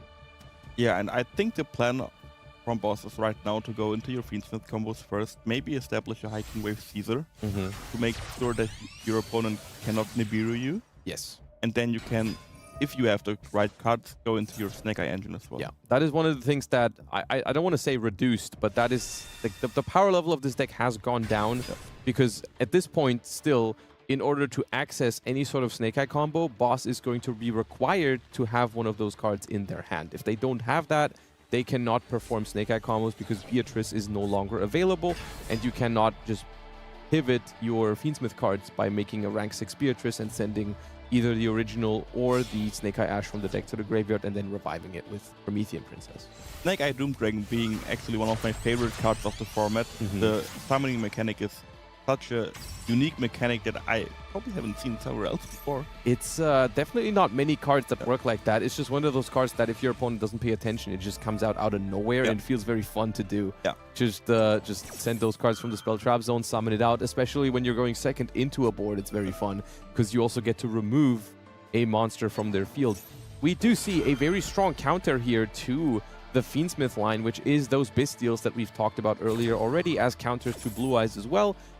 Most importantly here, we have 2 of them, which is actually necessary here because there's 3 Light Fiends in the graveyard for boss, and if you only remove 1 of them, you can still make a Fiendsmith Lacrima. But if you remove 2, there's actually no fusion monster you can make with Fiendsmith Sequence, so that's basically going to cancel out its effects completely. But we do have a Snake Eye Ash in hand, which is very powerful follow-up here. Funnily enough, UWS Katze opened the 2 best Bystial combinations that you can draw because theoretically the 2 Bystials now are 4 interruptions because of the effect of Bystial Voldrake, which will then trigger the Bystial Reswarm. Yes. However, with Snake Eye Ash, I do see ways here for boss to circumvent that. Because this is something, of course, Voldrake, in order to send the Druisworm to the graveyard, relies your opponent to summon from the extra deck. And I think boss has the ability here, if they choose to do that, they have the ability to outplay that by summoning a Flamberge Dragon from the deck first at some point and then placing one of the Bystials in the spell trap zone, which basically breaks up that combo that we have assembled there. Also, what is important to remember is that boss started his turn by placing Snake Eye Diabellstar with the Veju Temple. Yes. So if we get Poplar to the graveyard, we can then bring back the Snake Eye Diabellstar in the spell and trap zone and then trigger that effect as well. Yeah, at which point the Poplar graveyard effect essentially does not just create a monster in your spell trap zone, it also essentially creates a monster on your field, which is very powerful. Ooh, this is an interesting choice. We're going for Appaloosa both. The god is not going for a Flamberge Dragon, so we are going to give the opponent the opportunity to activate this Baldrake. Of course, Appaloosa can negate the Baldrake, but at this point, they are also going to be activating the Druisworm, which would have forced the Appaloosa to negate twice, but we are not using the Baldrake here.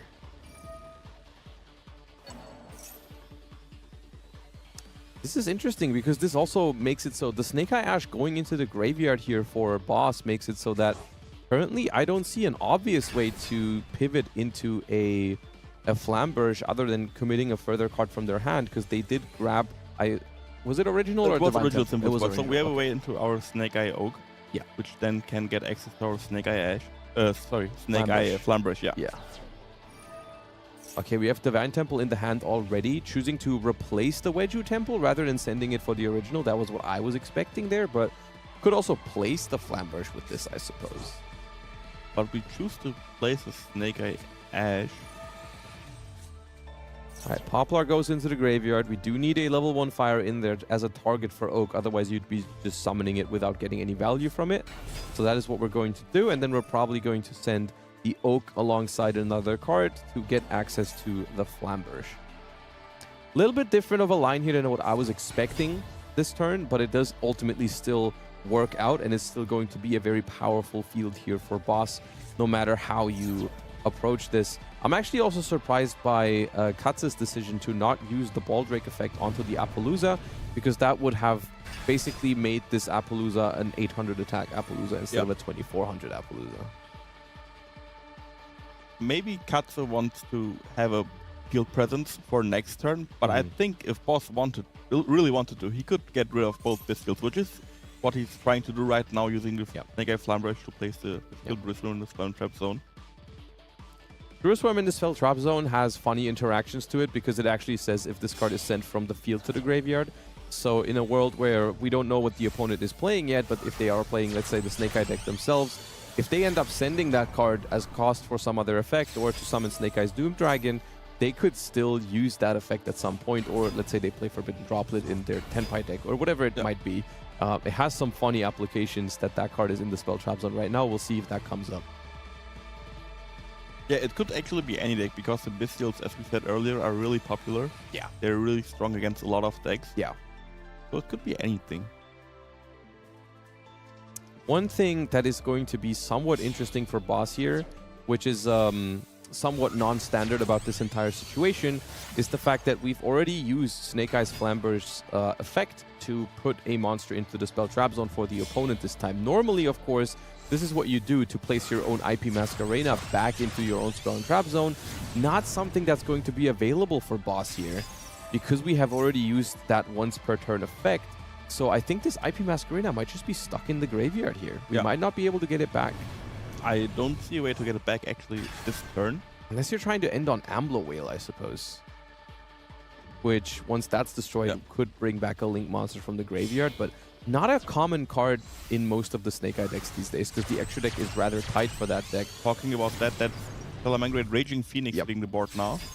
And that basically confirms that we're not going to be making the Ambler Whale. So I think it's a Snake Eye Fiend Smith deck and not a Fire King Snake Eye Fiend I don't Smith think deck. there's Fire King cards at this point, from what we've seen, because we did have the chance to go into Fire King cards earlier, and we did not do that. Exactly, with so the I don't original think... Balls. Yes, exactly. I don't think that's the case here. And once again, this is a powerful board for Boss, but it is nowhere near what Snake Eyes are capable of if you were not hit by those Bestials, because the Bestials basically took away the Fiend Smith cards here entirely, as well as forcing Boss to use that Flamberge on the Druisworm instead of the Masquerena is also going to be less disruption for the Snake Eye deck here, as well as just the Baldrake being already on the field, kind of threatening parts of that board.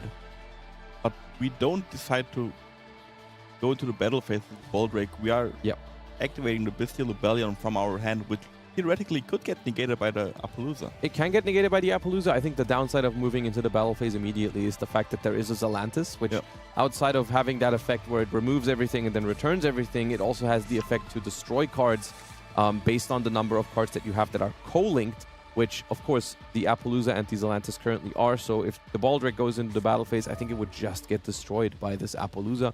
I'm curious about this decision not to stop the Lubellion, because, of course, the Bestial here is going to be a very powerful card for the opponent. And maybe we're afraid of a Triple Tactics Talents, but if you're negating the Druisworm... That's what I thought as well. I thought that Boss might be scared of Triple Tactics. Yeah, but then you're not really consequent here, right? Because you're still negating the Druisworm. Yeah. So if you're going to negate the card that the Lubellion searches, then you might as well stop the Lubellion, because now they have the Druisworm in hand still. And there is a Triple Tactic Talents that I think Boss feared, but I'm not sure, but there it is. I think Yep. we want to take control over the Appaloosa. It might be the Appaloosa. Could also be the... Yeah, it is the Appaloosa. And that's big. That is big. We talked about Talents being a possible card here, of course. Centurion Archery confirms that the opponent here is actually on Centurion, which is a deck that very commonly plays the Bistials. Yeah. that is a deck with a lot of Bistials typically, just because they match well with your level 4 tuners. You can either combine them with all the level 6 Bistials to make level 10 synchros, or you can bring back the Lubellion to make the in-archetype Centurion synchros, because they don't require Centurion monsters. And I think those two bodies that we have is all we need to win the game, because I think there is a line if we play Snake Eye Doom Dragon, which is a card that you can play in Centurion. Yeah. Okay. We could now go into Centurion Auxilla, get the field spell, place a Primera, Mm-hmm. normal summon the Primera, special summon the Primera. Mm-hmm. No, I think we have to place Trudea, special Trudea, put it back, special Primera, special. Yeah. And then it doesn't really matter what we search. And then with the Druisworm Yeah. and the Trudea and the Spell and Trap Zone, we can go into the Snake Eye Doom Dragon, place the Flumberge, and I Mhm. think that could be game, because boss is only on 4,000 life points. It could be, but there's some things messing with that here, because the there's a Promethean Princess in the graveyard still for boss, as well as Divine Temple of the Snake Eyes, having some very fun applications in matches like this, where both decks play with the Spell Trap Zone a little bit, because you can also take your opponent's monsters. So we're taking away this Druisworm to stop the opponent from making a Doomed Dragon with it. However, still, this Druisworm can trigger if we run over it at some point. And there is another Bestial.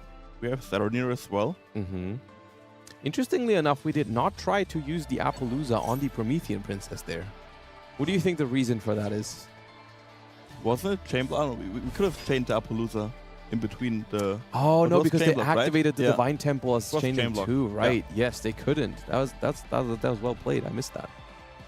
And something that I would have maybe missed was... I would have maybe tried to pop the Appaloosa, but the Appaloosa was made by an IP Masquerena. Earlier, Which- yes. Mm-hmm. That's why the Appaloosa is still on the field. Yep. And we're going to perform a Synchro Summon with the Archery and the Bestial Saronir, I think into a Baron de Fleur or a Chaos Angel, which is also really strong. It's a dark Chaos Angel, though, Yep. because it was an Archery and not a Primera, which does make a difference here. Of course, that gives us the opportunity to banish this Snake Eye's Flamberge Dragon, which Snake Eye has a very hard time getting back out of the banished zone. And that's why we're preventing it. We're using Forbidden Droplet, of course, that last face-down card. That was the last unknown thing for boss, and is a pretty good one here, I would say. Yeah, we can, if we want to, send the Flamberge to the graveyard, negate the Appaloosa, and then basically have the Chaos Angel effect. Not negated, but it doesn't do anything It anymore. won't banish. Yeah. And negate the Appaloosa to then trigger our Flamberge. Yep. Because we have exactly 2 slots on the field, but we decide to negate the... Maybe just doesn't Chaos want it Angel to be...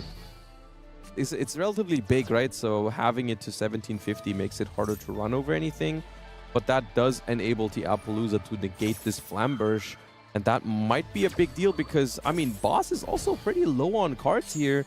And normally this deck really thrives on follow-up because of the Fiend Smith cards. But the Fiend Smith cards, for the most part, I think are banished from those Bistials last turn. So I don't think the follow-up is the greatest here for boss if we can get rid of this field, which is a pretty big ask. But Centurion, typically a deck that plays Typhon. And I think Typhon is a phenomenal card here because it returns a card from the field to the hand, which this Bestial Druisworm originally belongs to UWS Katsu, so they will be able to return that to their own hand if they want to. So one potential line I'm seeing here is make a Typhon on top of this SP Little Knight, return the Druisworm to your hand, and attack over the Zelantis, which completely cleans up this Snake Eye Fiendsmith board. It does, and it also makes sure that our opponent cannot use his Fiend Smith card for the next turn because we have a Bestial ready to go, yeah. And I think UWS Katsu is exactly doing that right now. No, they're not. But this also works. It clears the field as well. This does clear the entire board. This just makes no use of this Typhon effect. Which is interesting, because we could have just had this same situation where we could have had a Druisworm in hand. We'll see if that comes up here. Maybe they forgot it was originally theirs, but then they wouldn't have attacked it, right? They would have attacked his lance instead. Yeah. Well, it is what it is. We're going to see if Boss has follow-up here. This is where the second copy of Snake Eye Oak could come in really handy, because we have that original in the graveyard. And I would say the standard list plays 2 Oaks. I don't know if Boss is playing 2 Oaks. That's what I think we're going to find out this turn, whether that original Sinful Spoils has a target, because if it does, I think that's huge implications on this turn. Let's see. Boss is thinking, so he might have drawn another card that could potentially make him also play. Of course, the last card here for the opponent could also be a defensive card. Yeah.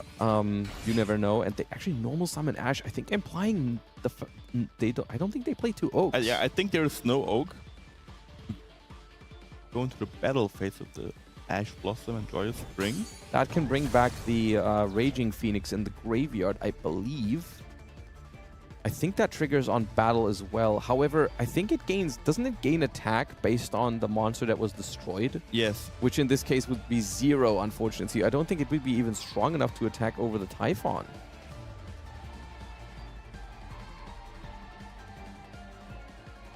Is there an effect that will get triggered now or not is the question. I mean, that's the only thing I can think of, the Raging Phoenix. Yeah. Or does it not work on monsters with 0 attack because it has to gain attack points? Or does it not work on battle?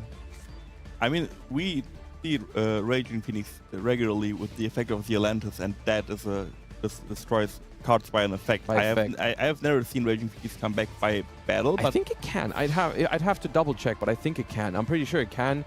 So I don't know exactly what prompted them. I mean, maybe they realized that it doesn't matter. It doesn't matter whether they bring it back or not, because it's not big enough to run over the Typhon, and the Typhon still has a material. Yep. So next turn, they just return the Raging Phoenix to the hand and attack for the same amount. Anyways, so that is a, I want to say, surprising victory to me personally. Of course, we had 2 Bystials, but when my opponent has a Snake Eye Ash and I only have Bystials, I still expect to be on the back foot, and especially with a deck like Centurion that is not known for its board-breaking capabilities here. And they didn't even draw the good Centurion cards. They normal summoned Atri, which didn't really do much other than just being a tuner. And they still ended up taking it with some pretty solid Bystial play there. I liked that game, actually, of course, off of the backs of a very, very strong Triple Tactics talents as well. But we see Boss going down here, arguably one of the favorites into this tournament, probably out of the 128 that entered. But it is not the end of this match, of course. That was just the first game of Top 64. Challenger Cups are best of 3 now, right from the get-go. And so we're going to see Boss, obviously, with a chance to turn things around here in game number 2. Yeah, I think Boss is confident enough to pick the same deck again. Yeah. Because that deck is really strong if you go first. It's also strong going second, but even stronger going first. And we know that he can pilot the deck very well. He played a similar deck, maybe even the exact same deck in the Challenger Cup final in Malaga. Boss Beaters. Yeah. Yeah. I mean, that's, of course, likely the deck they want to pilot when they're going first. So that's what we're going to see here. Going first, I would not be shocked if we saw a Snake Eye card first action, or Fiend Smith, Millennium, whatever they start with, or whether they swap to something else. We'll see. They actually did. Interesting. Okay. Most people we see with the Snake Eye deck as their going first strategy. For Boss here, it is the deck that they want to play when they don't know whether they want to go first or not.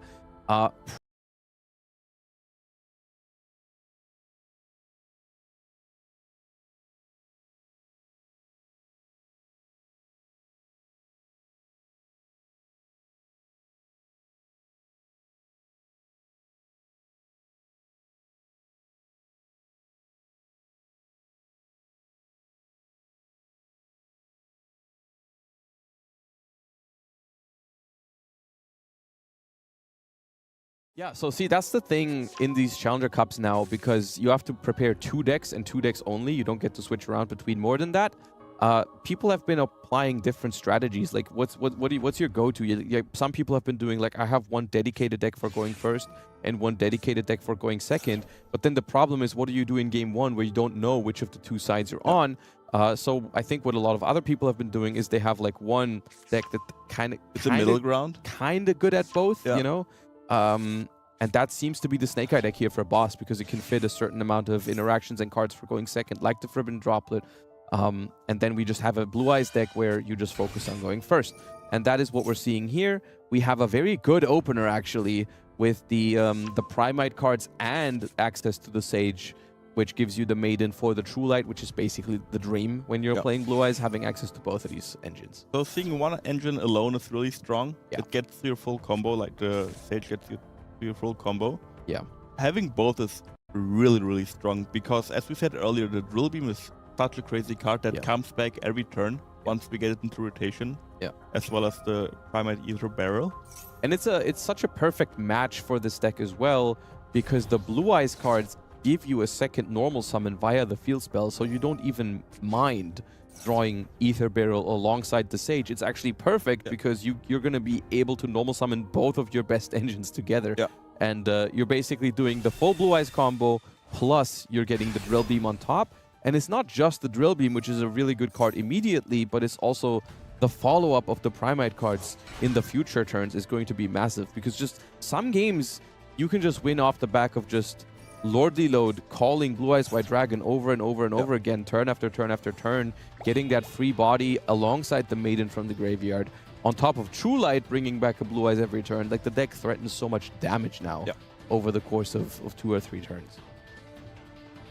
It might be a bit risky to queue your Blue Eyes deck when you know that your opponent plays a deck with a lot of Bystials, because the Bystials are also really, really strong against Blue Eyes, especially a lot of Bystials. Yes.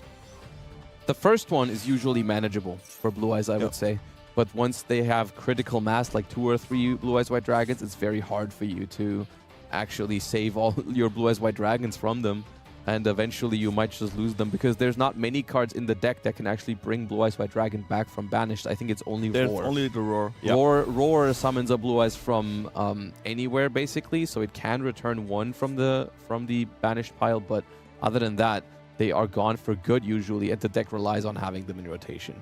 So Boss didn't perform a Synchro Summon here because Katze threw Multami Fuvalos. Yes. Interesting choice to hold the Fuvalos a little bit, because you could have also prevented the Link summon potentially, or gotten the card off of it, which I think is what I tend to prefer with that kind of thing, because it also makes it so your opponent might not have a Blue Eyes White Dragon on the field to even have the Drill Beam be live, right?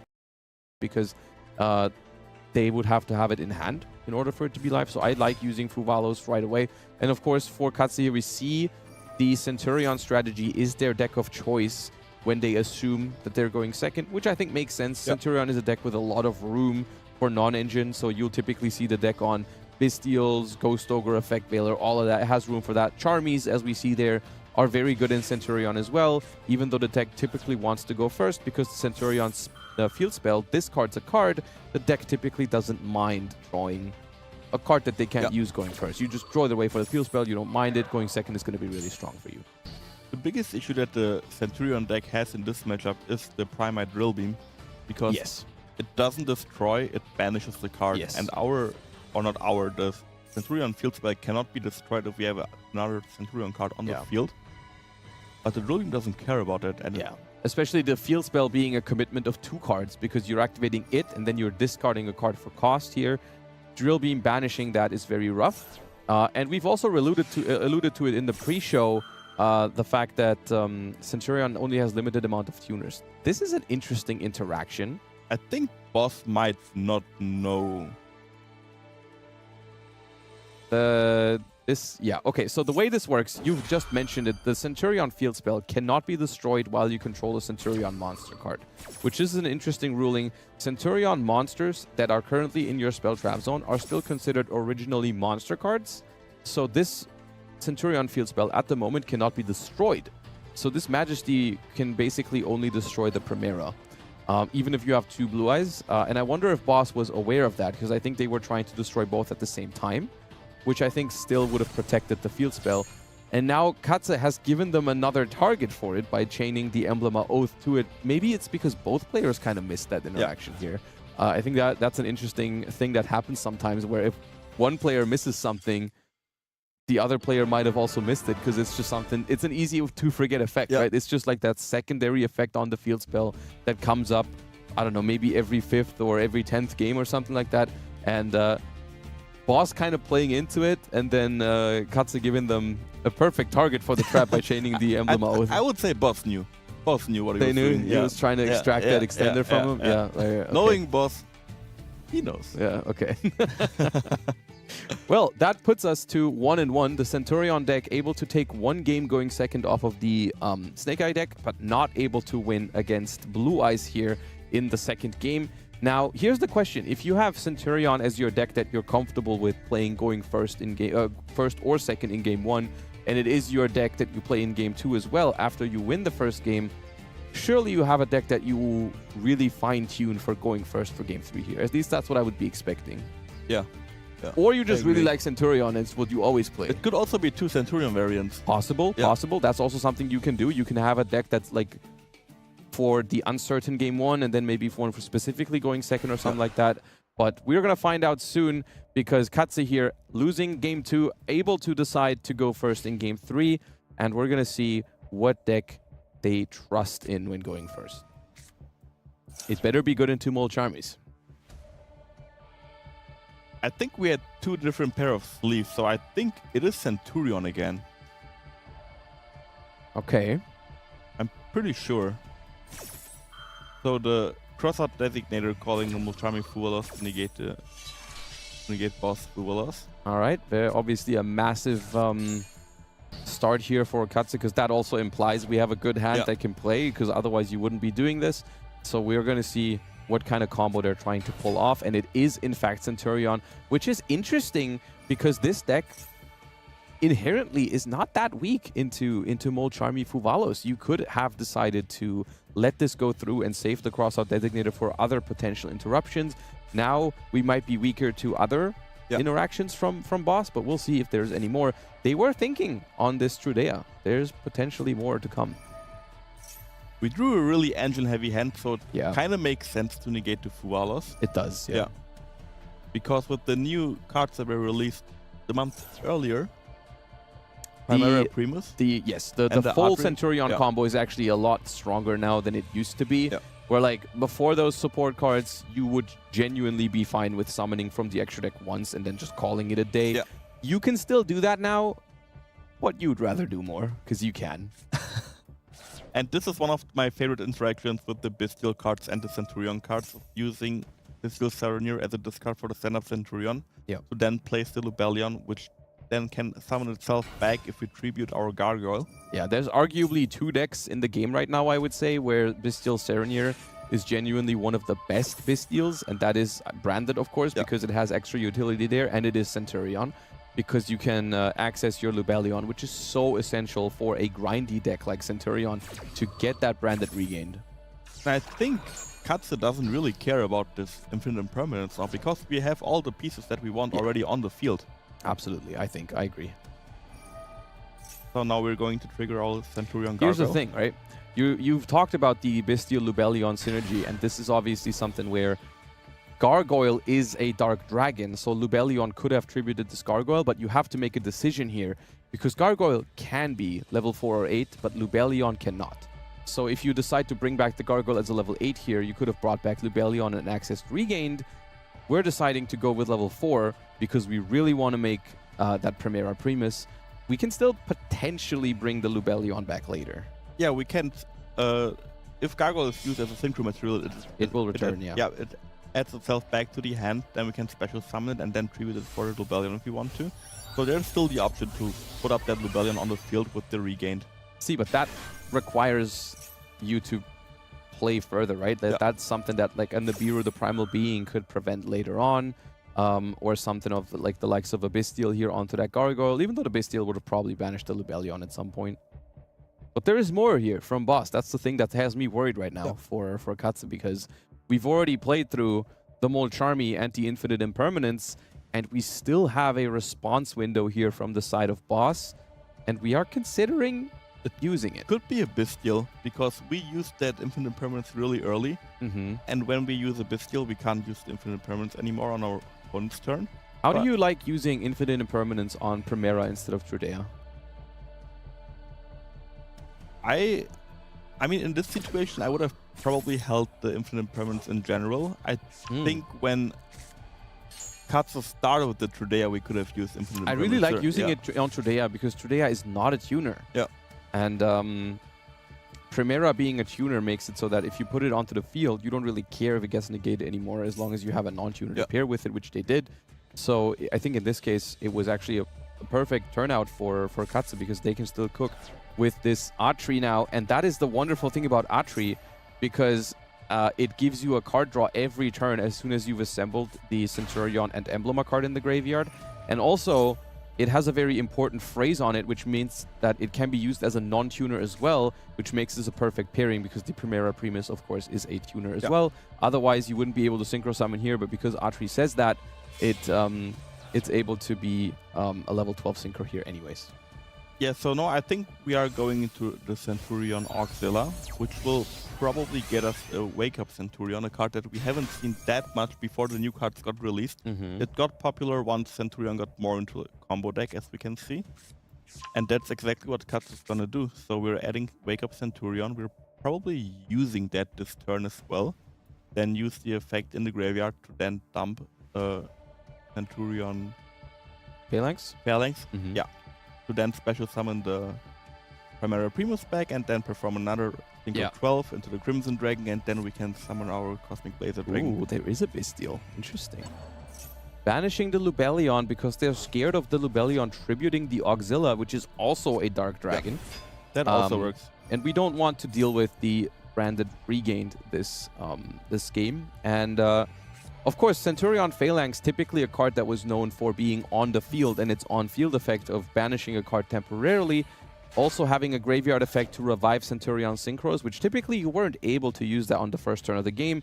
Now with this new support, the deck has gotten a little bit faster and got more firepower to it, so we are able to put a Synchro. Normally you don't want to put Synchros in the graveyard on turn 1 with all the level 12s, but the level 8 you actually want to Synchro with and get rid of it. There is an interesting thing here we can do to play around Nibiru, which is very neat here by Katsu, because we actually can do this in the end phase to play around Nibiru, because you still have that quick effect or that trigger effect of the field spell, the synchro on the summon of the synchro here. Yeah. Meaning we can no longer get hit with this Nibiru, the Primal Being, if there is one. Yeah. And also the Crimson Ring is also a quick effect. Exactly. Yeah. So we don't lose anything here by doing this in the end phase, and we just get the advantage of playing around cards like Nibiru, potential Effect Veiler onto the Crimson Dragon if they were to have that. Also not possible here. And that is obviously going to be a Crimson Dragon into most likely a Blazar Dragon. Cosmic Blazar. One of my favorite cards in the game. I really like that card when I was playing Centurion myself. It gives you a very powerful feeling when you play with it, because it's just like it does negate everything basically, but it's so hard to interact with because it banishes itself for cost until the end phase. So you have this returning powerful card that, like, unlike other cards that negate anything, cannot really be removed after you've used it, right? Like, you use it to stop something, and then you basically say to your opponent, if you don't end the game this turn, I'm going to get this 4,000 attack Blazar back in the end phase that's going to run over your stuff and negate further cards. Yeah. And Boss is grabbing a Bestial Jerusalem with the Magnamut, and that's how he's going to start the turn. Also, Katsu has already a level 12 synchro set up for this turn as well. Exactly, yeah. With the Trudea and that's Chimera. the thing. The Crimson Dragon always bouncing back into the extra deck makes it a reusable resource for the deck, and typically these decks play multiple copies of Cosmic Blazar. Yeah. So we can just stop the Druid Swarm here, and then if we want to, we can immediately bring out the Primera and to Trudea, draw more, search another card for next turn, and then establish another Cosmic Blazer Dragon. Yeah. And I think that's what Katsu is trying to do right now. There's also the option to, if we really want to draw into a hand trap, to go into Centurion Legacia to pop the Magnamut, also remove... Not the worst play here, actually. Would also remove that body from the field and would have drawn us a card. I really like making Legacia on the opponent's turn a lot. It's just that the Blazar is so powerful in comparison that very often you prefer it. In this particular situation, I could see it, depending on what they have in hand. The thing that also matters a lot when you're playing Centurion is that the Cosmic Blazar Dragon is actually a lot better against a card like Typhon than people realize, maybe? Or maybe you would think at first glance, because it isn't actually shut off by Typhon because it can also negate summons of monsters. So the Typhon doesn't even hit the field if you don't want it to. But that means that the player that would summon the Typhon can still summon afterwards. It does cancel the restriction. Yeah. And one funny thing is that I realized while I was playing Centurion is that usually you would always go for trailing 1 Chimera, trailing 2 field spell to get the Surge and chain block the Ash. But now with Dominus Impulse in the game, it's sometimes smart to do it the other way around. Yeah, I did that once where I did it the old-fashioned way, basically, Primera chain field spell, and they hit me with Dominus Impulse for the first time, and I was like, oh, that's something to consider now. Of course, Dominus Impulse could also be hitting the Crimson Dragon in a situation like this one, but it is definitely something to consider. And there's the second Blazar. And I think if Boss doesn't deal with this field this turn, he won't get another turn. You basically, I think you have to end the game this turn, otherwise you are not going to deal with 2 Blazars returning to the field in the end phase. We let the Bonfire go through, which will get us a Snake Eye Poplar. Maybe Katsu thought that he could just negate the normal summon of the card he's gonna add, which would most likely be the Snake Eye Ash. I kind of get it though, because I think against Snake Eyes, like, you are worried about if I negate this Bonfire, they just have another way to get to the Snake Eye cards. They just do the full thing anyways. Yeah. Whereas if you negate this Poplar, potential extenders here from Boss will do less, right? Yeah. If there is a Snake Eye Ash in hand already, or a Diabell Star, or anything of that sort, that's going to be less threatening with the Poplar Search out of rotation because we have stopped it here. Yeah. So I think, as you said, this is probably the safest play that... I mean, it always depends on the rest of the cards that they have. I don't have full information on all the cards they're holding and the set card as well, but I think this makes sense. Of course, the downside here is that we give them a Poplar into Spell Trap Zone that they could be using for anything here, like summoning the Diabell Star. But I would argue that this would be even worse if we hadn't stopped the Bonfire, right? Like, they would have had to send maybe the Magnamute or the last card in their hand. Yeah. But then the original would have been so much more threatening if it could have searched, if it could have summoned a Poplar that can still add another Divine Temple, for example. But Boss definitely giving up, not giving up easily here. Very strong opener from him.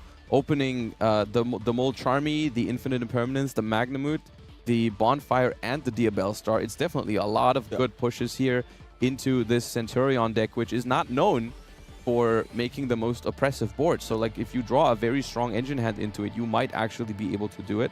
And here, we have already reached basically the end of the Centurion interruptions. Like, the Blazars, while they're very powerful, this is basically all this deck is going to create in this situation.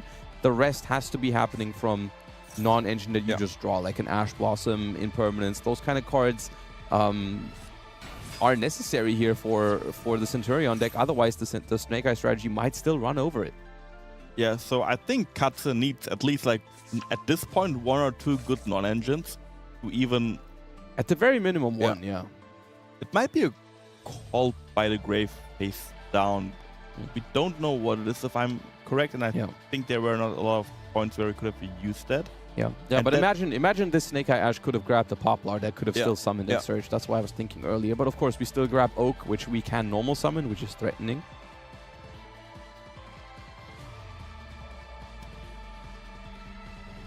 I think Boss has a lot of options now. He can use the Snake Eye Ash now. He could maybe summon the Oak first. There are a lot of options, and I think he's thinking about which the best one and which plays around the most. We can try to get the Flamberge out of the deck with the Snake Eye Ash now. We can make a Moon of the Closed Heaven to get the Fiend Smith cards into rotation. A lot of different ways that force interaction from the opponent here, and we just have to, like, kind of think about which ones we need later on. Because I think at this point, I think you're thinking like, oh, if there's no interruption from the opponent, I'm winning no matter what I do. And I think that is true. I think if there's no interaction here from Centurion, Snake Eyes wins no matter how it approaches this. The thing you have to really think about is what if there is an Ash Blossom, for example, or would that already have been used on the original earlier? Probably would have. But like Infinite Impermanence is a card that you probably expect at some point, or would that have been used on the Diabell Star? It's very tough for me to even call what this face down card might be.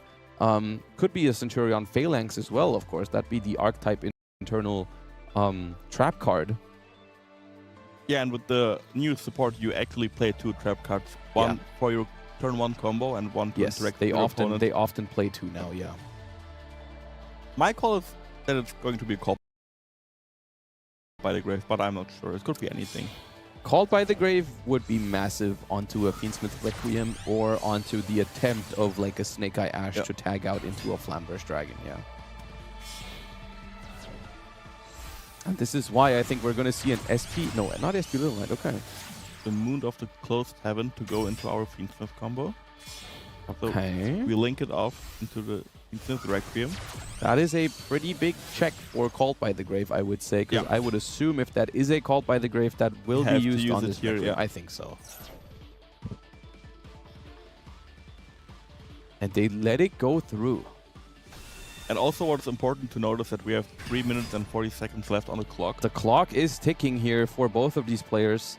But the more important thing here is I'm struggling to figure out what kind of set card that could even be. Because all of the cards we've talked about so far, I think I personally would have used at this point already. I would have used the Centurion Phalanx on the Moon of the Closed Heaven, probably. I would have used Called by the Grave on the Requiem. I would have used Infinite Impermanence at multiple stages of this turn. It might just be a bluff. Yeah, could be. Could be another Oath. It could be a second copy of Emblem Oath, absolutely.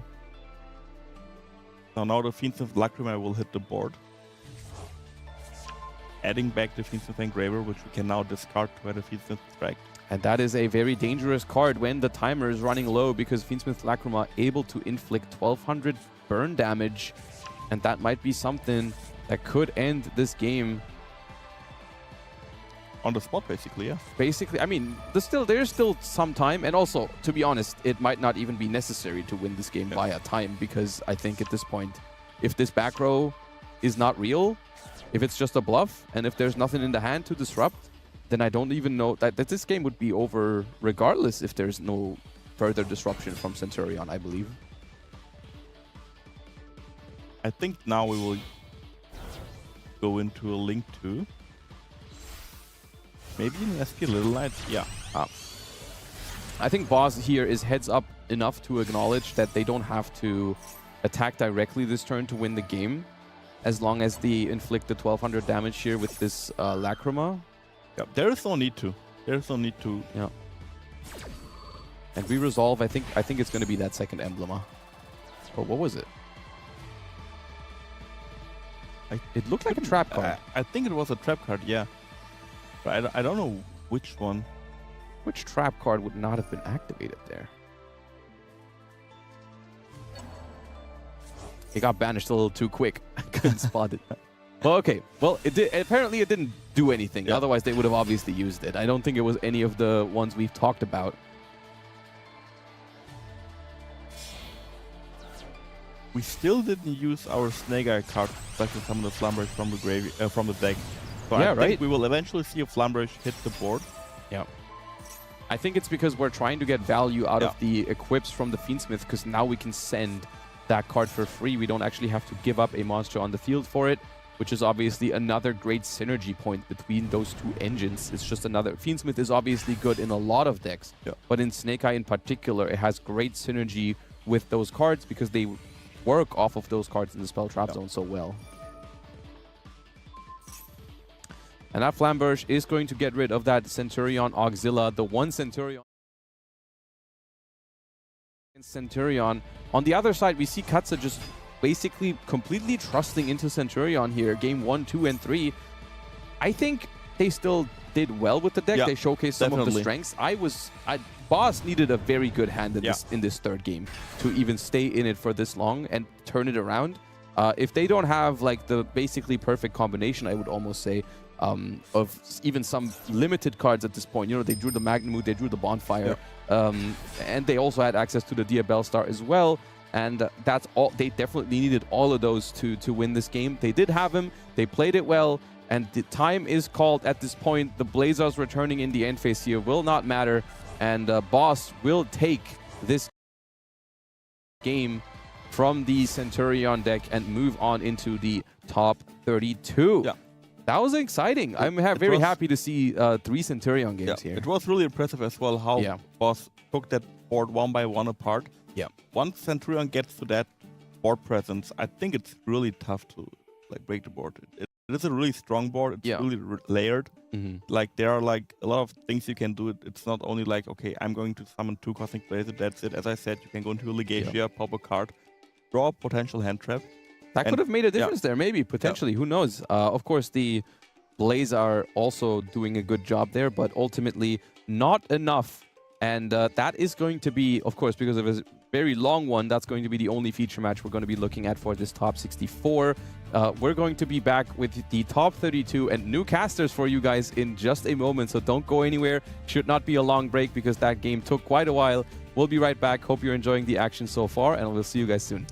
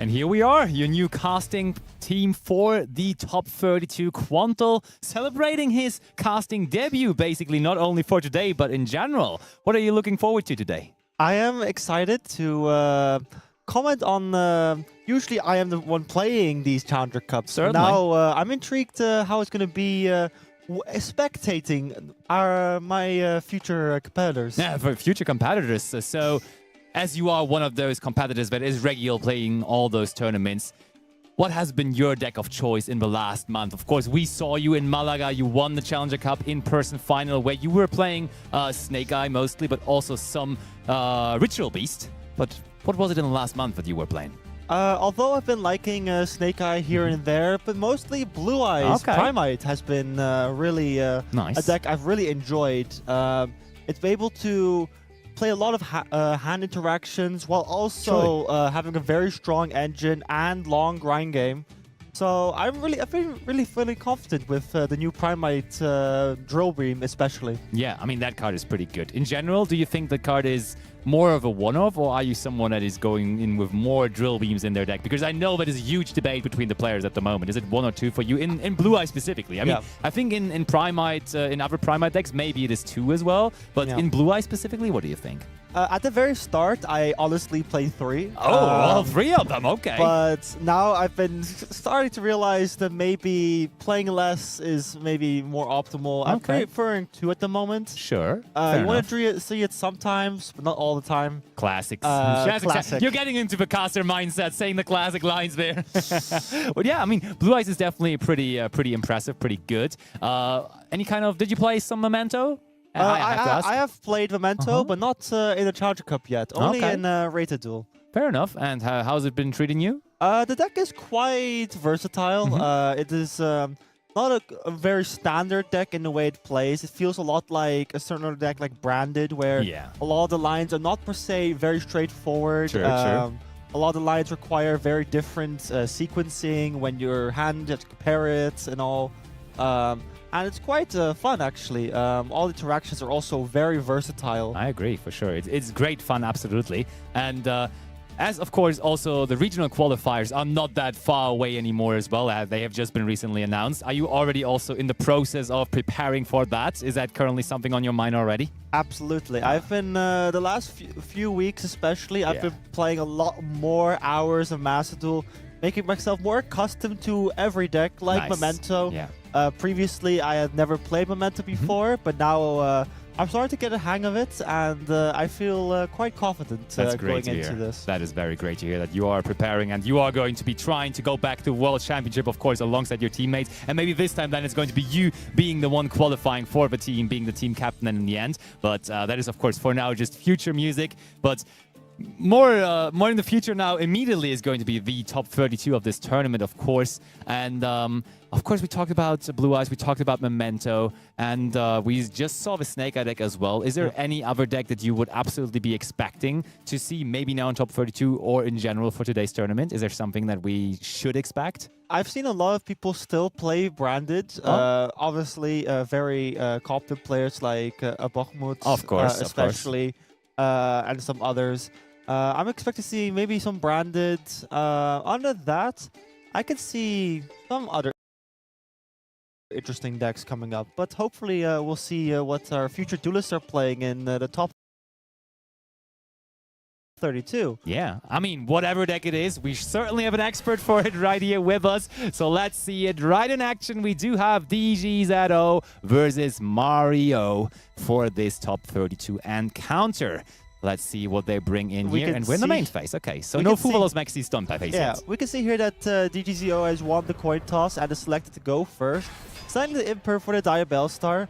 Mostly, you could assume this is most likely to be a Snake Eye deck. Probably. Although, from the deck size, it seems to be quite large. Oh yeah, you're right, for sure.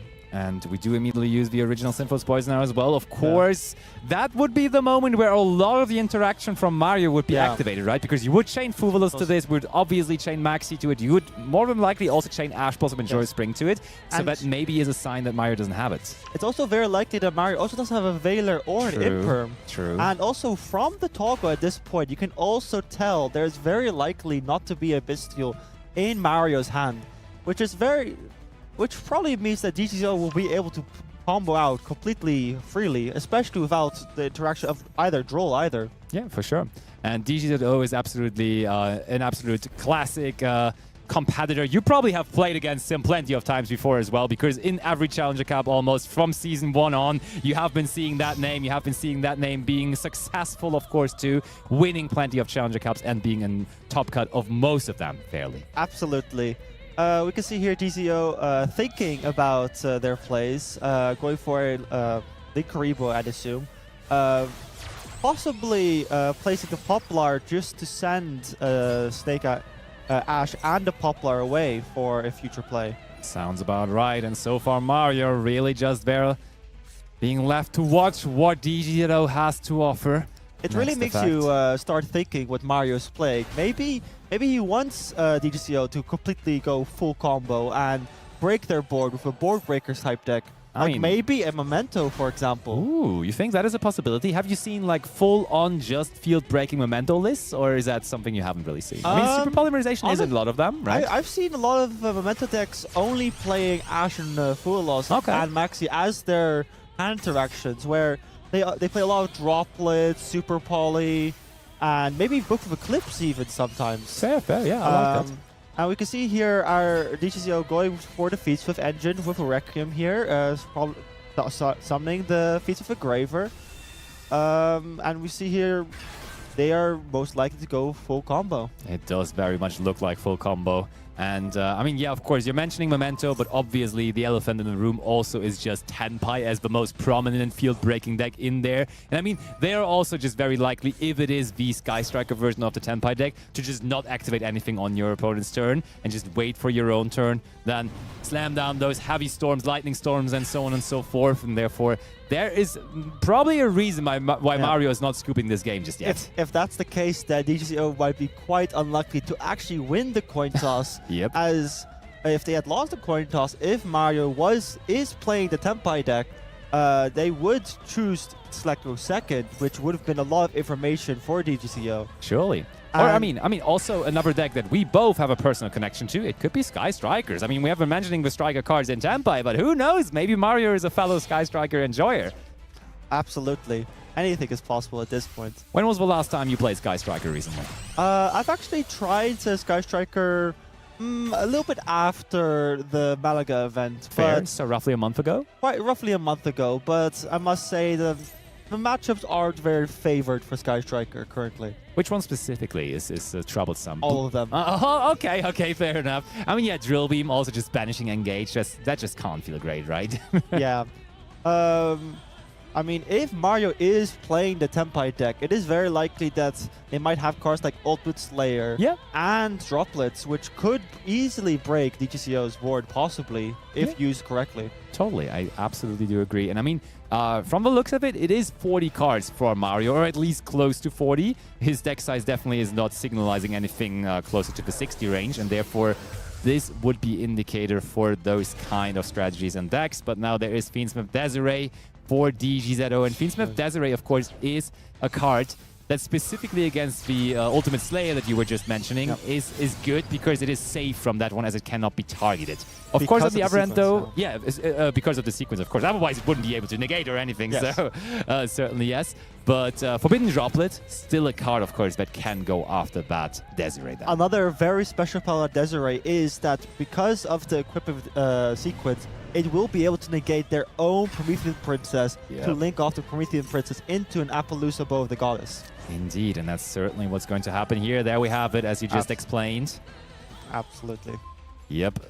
Only fire monsters before that, but now we can do whatever we want with it. Well, usually DGCO would make IP Masquerena here first, which he is doing.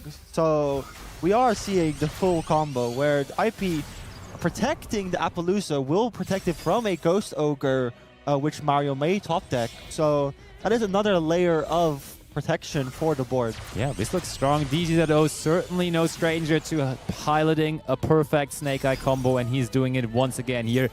Not crumbling under the pressure of being in our featured match here, just doing what he always does. I mean, in Master Duel, it's easier to not crumble under the pressure of a featured match because you still just sit at home and play your game, right? When you're in like a real venue at a YCS or something in a TCG event, it's a lot tougher, but still being at home, it makes it a lot more enjoyable and chill. But Mario's turn now. Are we going to see those heavy storms or lightning storms? Let's see. Mario is thinking here, where DGCO has set another card, which might be a call by, which may have not be used due to Mario not having any hand traps, or could be an imperm. Certainly, and Mario now thinking about this one carefully. We, for the moment, decently well... discarding Engraver for Diabellus of a Black Witch we are. That seems that Mario just seems to not have drawn any hand interactions and have drawn a lot of engine actually, which may be very interesting into DGCO's board.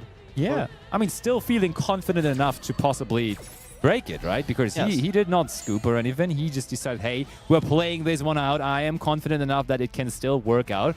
And to be fair, as a discard for Diabellus of a Black Witch, Engraver is probably one of the better ones, right? Because it actually generates value in the graveyard. It is also possible that Mario has already drawn the Fiend Smith track. Fair, yeah. Which would make the engrave in hand rather not very useful. Totally. So, and it seems that Mario has been prompting DGCO to go to the end of main phase, to attempt to go to the battle phase, which seems that DGCO has responded with summoning the IP Masquerena to deal with the Diabellus Star, which was attempting to get rid of the Appaloosa Bow of the Goddess. Or even maybe the Desiree.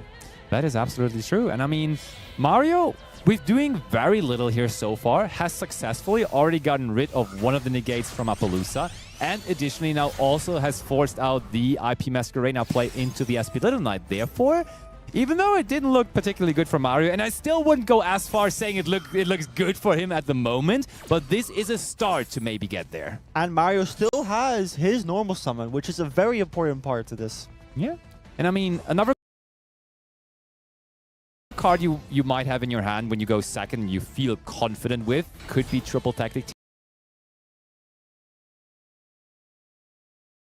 Talons. We saw it in top 64, so maybe we are going to see it again. The thing though is there is still, of course, the Desiree waiting, which when we activate Triple Tactic Talons would be an auto negate on that most likely. Also, this does tell us, because we did not use Snake Eye Ash, and we do not play a second copy of Snake Eye's Oak, well unless noted. we've already drawn it. Very well noted. That is how you can tell that you are a real pro of this. There is now Sangenjin Wakes from a Millennium. And Is that something you negate with Appaloosa by any chance? I feel like this is a Appaloosa for sure. Although Negagen is a very big monster, which could be done with Desiree, but I feel like you want to keep Desiree for a key card like a Triple Tactics talent. Yeah, fair. So Mario has to keep that in the hand, and we do have another copy of Fiend Smith Engraver, so it was not the track, but just another Engraver, which makes as much sense, to be fair. Yeah. So we do now, but the good thing about having the Engraver here is we immediately also now have another Light Fiend in the graveyard for the first Engraver that was there.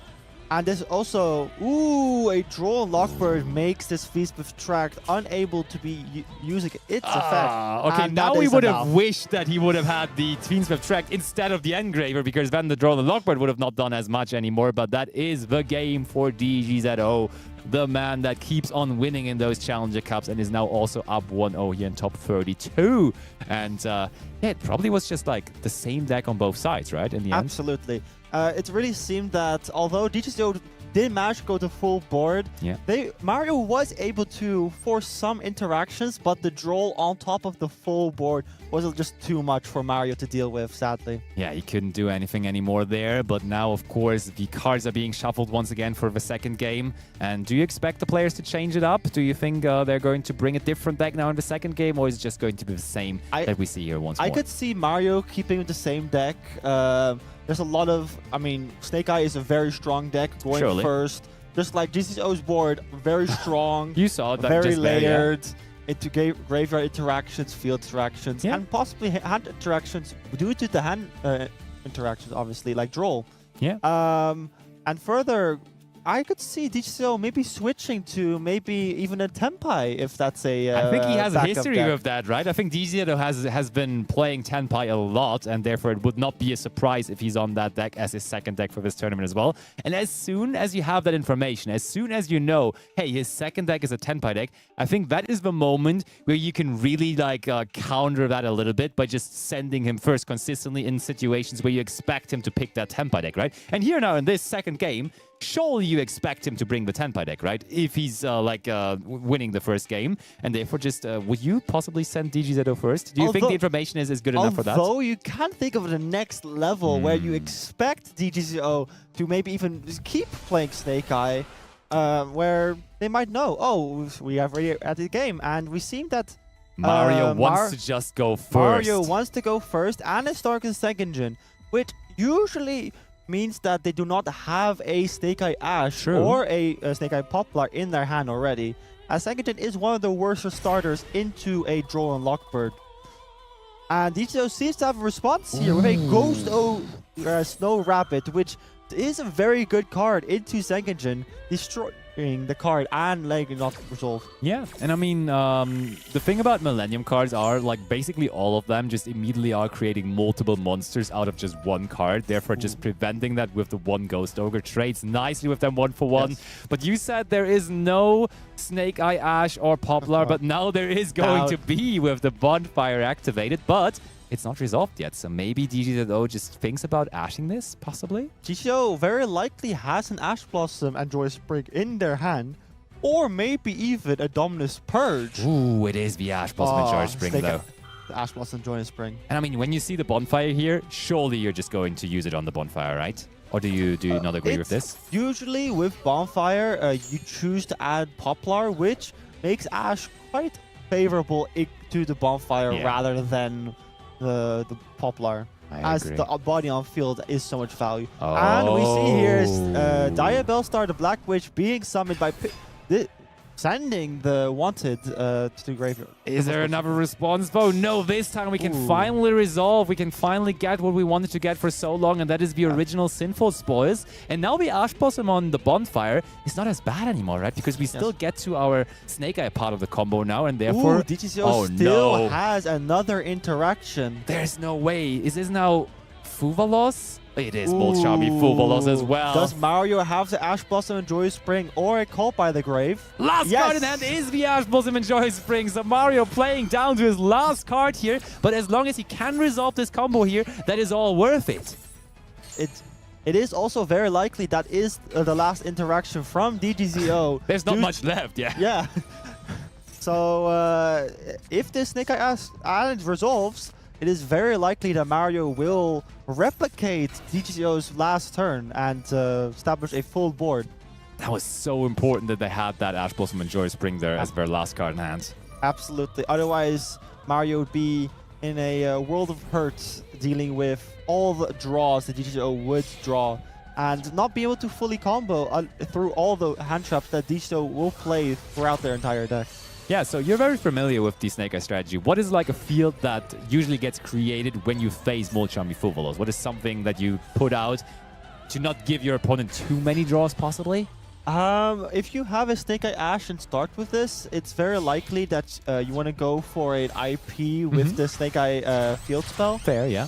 With something like an Oak in the spell trap card zone. This does give not that many, only 2 draws usually, which is not too bad, though it's not that many interactions. Yeah. The SP Lil Knight off of the IP does ensure a lot of follow-up with the Oak being summoned, although the SP Lil Knight being the only point of interaction being easily dealt with most decks. 100% agree, and now Mario is thinking about this as we have also now smoothly transitioned into the Fiend Smith part of our deck, having And- Moon of the Closed Heaven on the field. And This this is- could be a Nibiru, the Primal Being. Oh no, you gotta be kidding me. But yeah, we're thinking about things here, and that might just be the only explanation for it. I feel though if DGCO did have a Nibiru, the Primal Being, they would have used it by now. And Oh, we as they know Mario does not have any plays past they currently have, with no cards in hand, of course. Yep, and now the Nibiru does not become as appealing anymore, as Snake Eye Flambird Dragon is there to possibly bring back 2 monsters afterwards. Although this could mean that they might have a Bistio in hand by any Ooh. chance. Possibly true as well. Was there a light or dark monster? Oh yeah, true. Yes, the At Diabell least Star, our- the Snake, Diabell Star. True, and at least our Ghost Ogre from the very beginning as well, so there is Oh, definitely right, absolutely. a way for Bestial if we do have that. And Bestials, of course, as we have explained earlier, do interact fairly well with the Fiendsmith strategy. Do they send the Engraver for Necroquip? Ooh, interesting. Necroquip Princess here being summoned, allowing the Engraver to go to the graveyard and use its effect to summon itself back. What could that mean? Why would we go for the Necroco Princess with the Engraver? Is there any reason to that? Usually you would do this if you have an Engraver in hand in any capacity to send it to graveyard and add detract and draw a card off the Princess.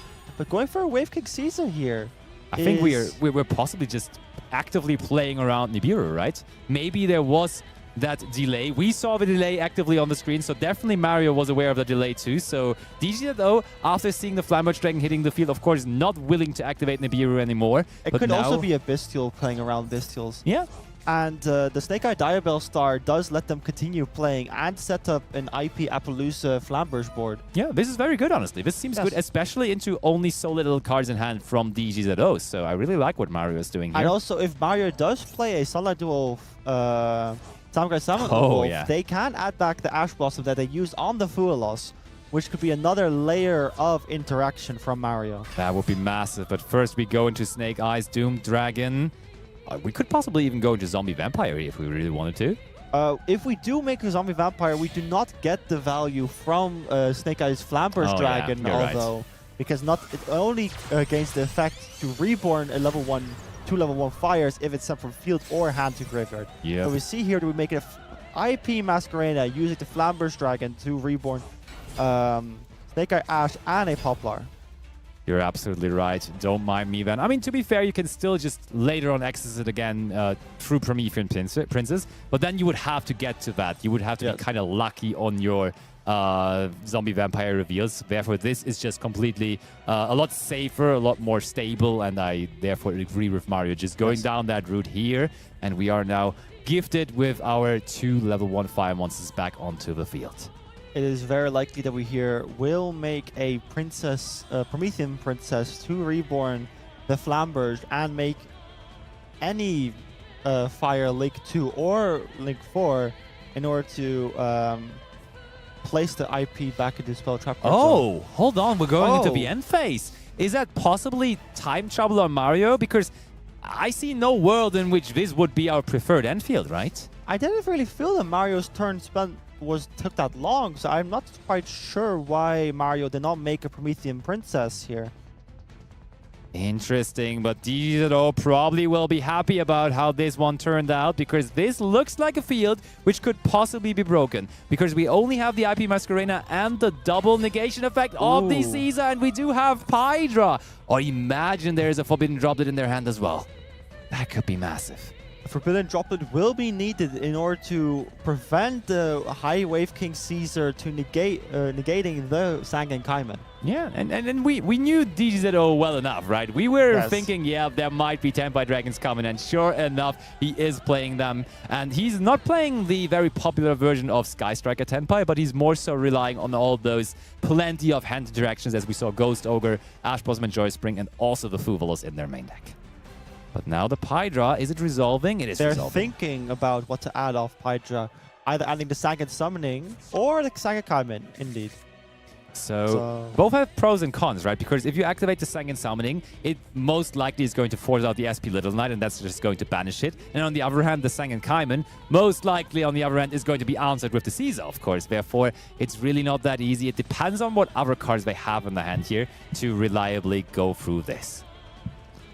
Absolutely. DGO here is thinking, and they really seem to be needing that Forbidden Droplet in order to play through this board.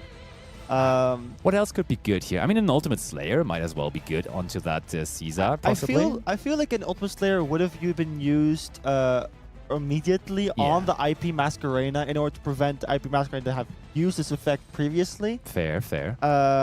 And also, because Mario does not have a Promethean Princess in the graveyard, they do not have to worry about that type of interaction. Yeah, that's fair. And also, Ultimate Slayer, usually more so a card that you see in the Sky Striker variant of Tenpai, and not really in the one we're seeing here from DGZO. So, not necessarily a card you would expect. Forbidden Droplet, on the other hand, mostly in both of these versions, and therefore could still be It seems that DGZO has passed the priority, meaning that they are attempting to leave the main phase, maybe attempting to bait Mario on using the IP Masquerena early. Here. I mean, I would fall for it, honestly. I would go for IP Masquerena here. I wouldn't want my Tenpai opponent to go into the battle phase with me having an IP Masquerena on the field. As scary as it is, but Mario disagrees, and you're also nodding your head. You think this is good, just allowing this? I feel that DGZO might have taken a while thinking about what they're adding off Hydra in order to maybe bait Mario to think they do not have a Sangan Summoning in the hand by any chance. I see. But let's see here if DGZO does have a Forbidden Droplet here in order to deal. Ooh, they don't.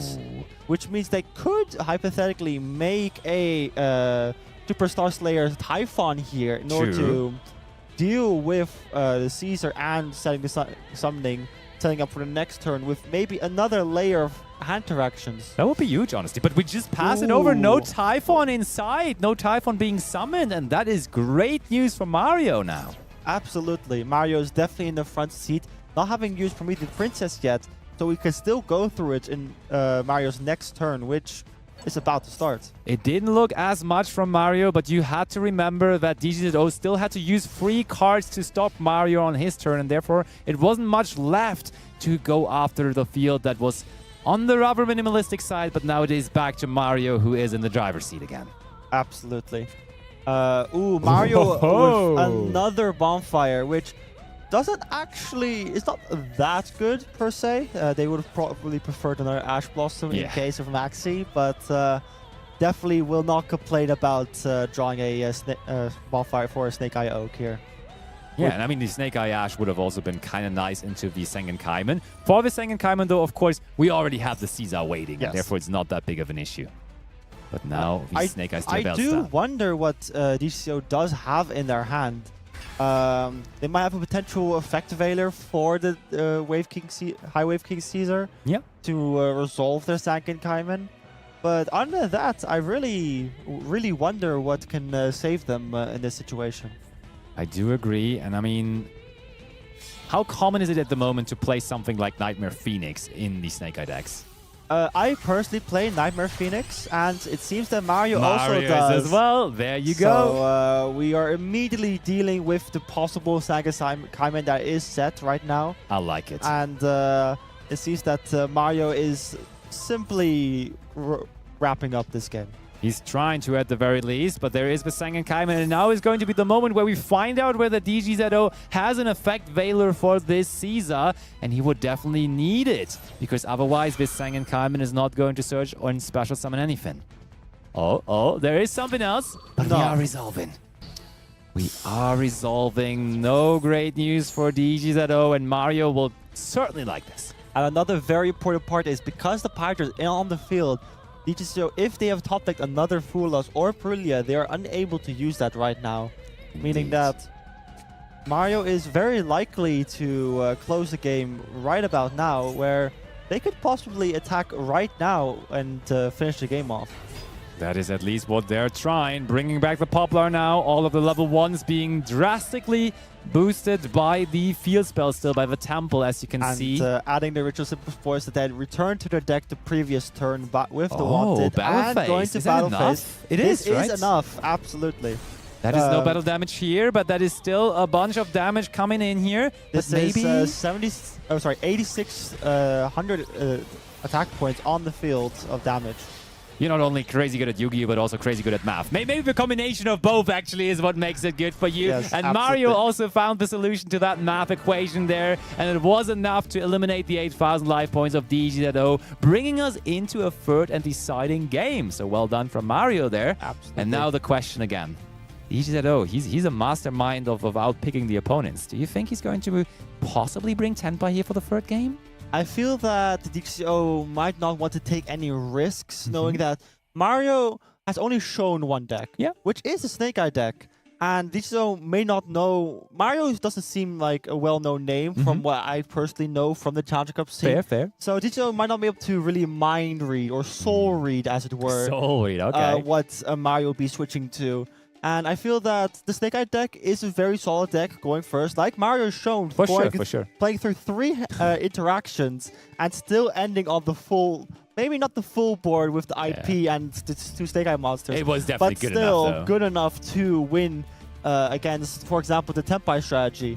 So I feel that DGZO will keep with the Snake Eye strategy.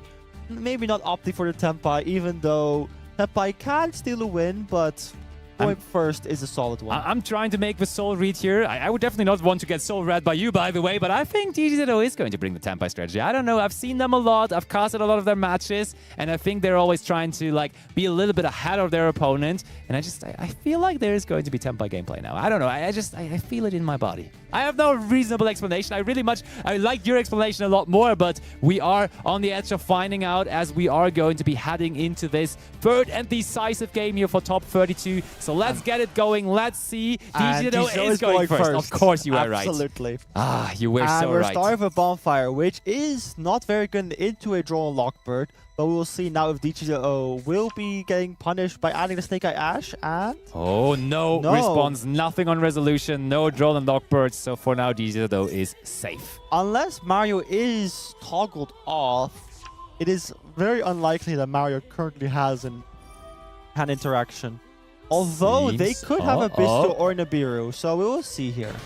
No Maxi incoming. That's rough. Snake Eye Poplar onto the field and also resolving, grabbing the Divine Temple of the Snake Eyes. Absolutely. And we're unsure if Mario has picked the same deck or not, because they could have a second deck which is also 40 cards. Surely. So maybe Mario has also switched to a Tenpai strategy, just like DCO did in the previous game.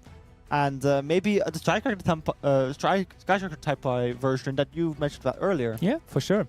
I personally, when I have 2 decks that I submit for a Challenger Cup, I always like a lot when they have the same amount of cards in the deck. So when we are in a game-free situation, my opponent just doesn't know by looking at my deck what deck I'm running. What philosophy do you have for that? Do you just not care about it because you think I'm just going to win anyways? Or is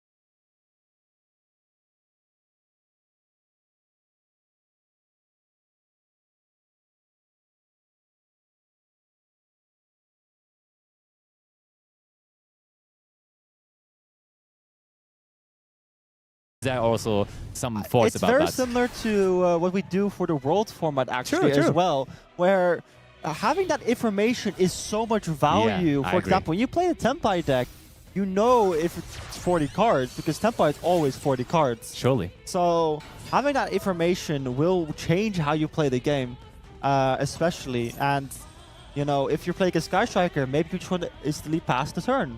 Absolutely. Yeah. So we're seeing here that DCO is going for the full combo again with the Snake Eye Ash. They're thinking right now on how to sequence, but we're making, I believe, Moon, post-Moon. Yes, Moon of the Moon Closed Close Heaven One. it is. Yeah. I think that decision on whether to run the same amount of cards in deck or not also is a little bit reliant on which two decks you have, right? Because if both of your decks are like decently good at going first anyways, or decently good at going second, and it doesn't really matter whether your opponent has that information, it's not that big of a deal. But if you have like a Tenpai deck, it becomes much more of a deal, of course, and therefore probably that is going to be massively influencing your decision progress there. I definitely prefer having a second deck that complements the weaknesses of the first deck, which Mario might also honestly be doing here, waiting off what DGCO will be doing with their turn. Totally. Something that's grave right now, probably going for the sequence and doing similar plays to Game 1. Indeed, that should be the plan, and it does not look like Mario has anything to say about that, because, I mean, Game 1 he already didn't have anything. Is he just not playing any of those interactions, or is he just unlucky not drawing them? I That's mean, the in question Game here. 2, we did see Mario have an Ash Blossom and discard a Ghost Ogre and Snow Rabbit. True. So we do know the Snake Eye deck does play hand interactions, although DCO doesn't. Although this game we do not see any, which could either mean that, like Game 1, Mario has drawn a lot of engine, or possibly he has switched. So we'll see here. Could be.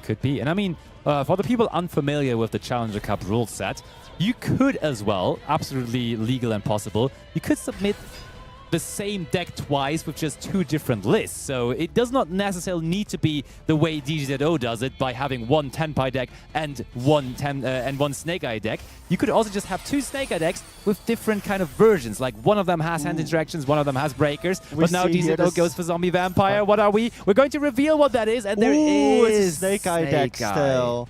Meaning that Mario is very likely to not have drawn any hand interactions similar to Game 1.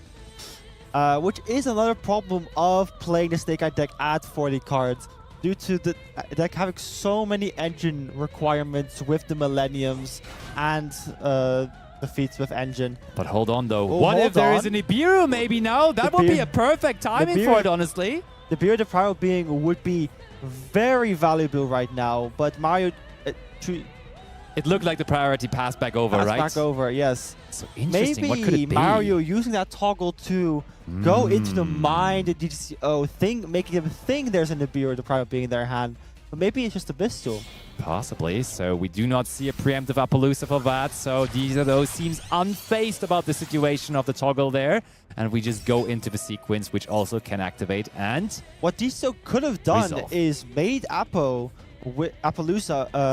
the Bow of the Goddess, with the sequence immediately with the two Snake Eye monsters, preemptively, and then return the sequence with the Engraver to still end on the previous board that they had previously. yeah, that would have been funny, actually. That would have been very interesting, but it seems that DGCO does not seem phased by the toggle from Mario, believing that it was not an Nibiru, the Primal Being in their hand. Yeah, he's like, I don't care. If you have Nibiru, that's how it is. I can still continue my combo anyhow. If the Nibiru would have come down there, it would have not been necessarily the end of the turn for DGZO. I think they could have still extended through it. But still, it probably was the last moment where they could have really get good value out of it, I feel like. So with Nibiru, sometimes you just have to know, hey, I'm not ending the turn here, but I'm still having a good enough impact to activate it. But we now see there is Bestia Druisworm that is activated from Mario. Which shows what the toggle was. And DCO using Maxi here, which could signal that they might have another one in hand. Quite possibly, which would be disastrous for Mario right now. Yep, I mean, it's semi-limited, so we may as well draw both of them. But for now, it's only going to give us one more draw here in this going first situation. And if I count the bodies correctly, we do have enough to still end on.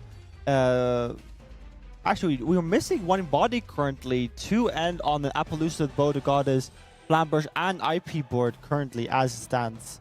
All right, so let's We see whether will can have find to that. sacrifice something. What and, would be the first thing you would like to sacrifice on that field when you had the choice to?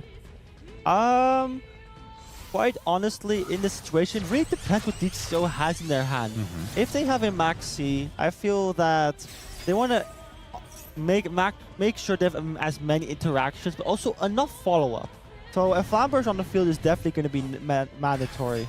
Further, I think having just a Bow the Goddess will solidify the board, where Flamberge will be able to deal with the Druid Swarm instead of placing the IP Masquerena. Sounds about right, yeah. So That is a link to, first of all, though, and it gotta be a link to with the fire attribute as we... which is the Nightmare Phoenix. Yep. And we're going to probably use this... Ooh, we have a wanted Seeker of Sinful Spoils. Was that our draw of the Maxi? That's crazy. It is very likely so, because having Snake Eye Ash with Diabell is a very different combo.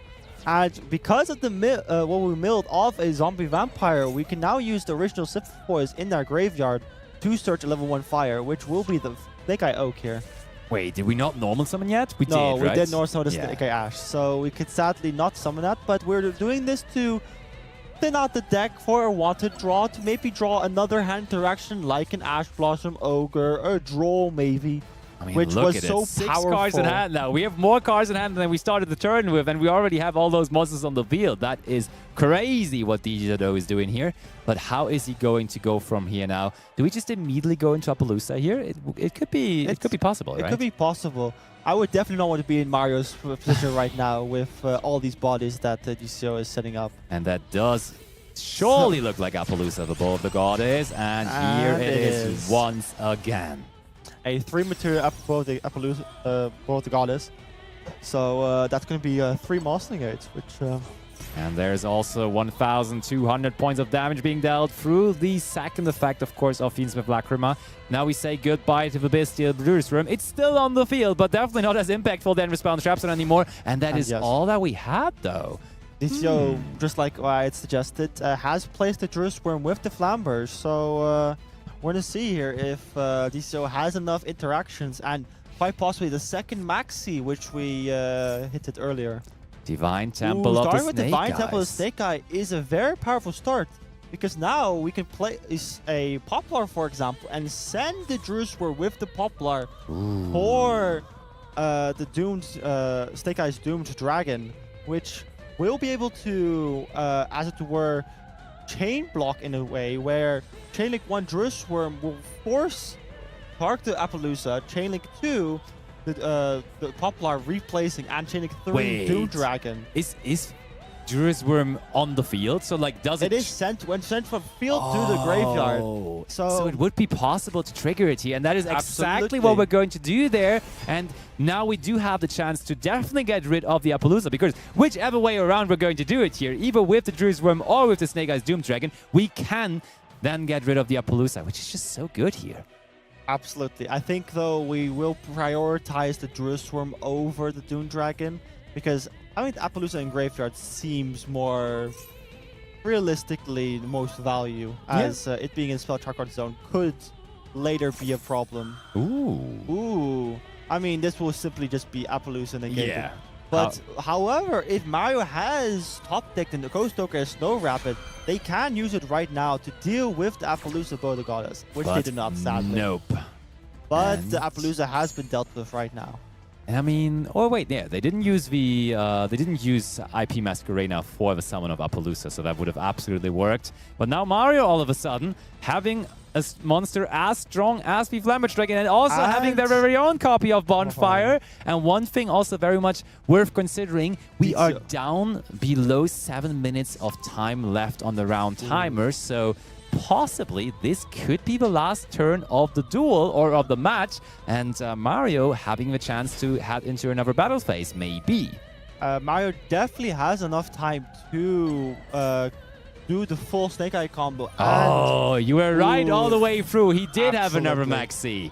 There it is. But, Ooh, it's quite possible that the Ash Blossom was held, actually, maybe, potentially for the Maxi, or this was the top deck. Oh, but Quantal, do you not agree with me that maybe we should have just chained the Maxi earlier to, or activate it in the standby phase or something? During the standby phase, for sure. When we have the Appaloosa still on the field, being able to deal with things, I feel like now we just lost on so much value of the Maxi, and all of a sudden Mario does not have to face all of those draws that would be enabled through it, and now there is much more chance for him to just play here because he doesn't have to fear all of that. There's quite a danger for DCO if they do not have another hand interaction currently, because quite honestly, Mario, interesting, choosing to go for an SP Little Knight right now.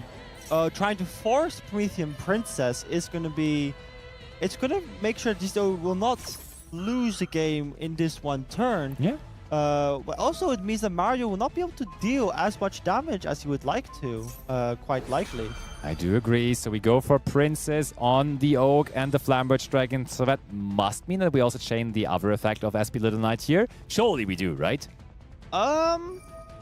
Probably, yes. And probably banishing the Oak and the Flamberge to ensure that the Princess will be banished.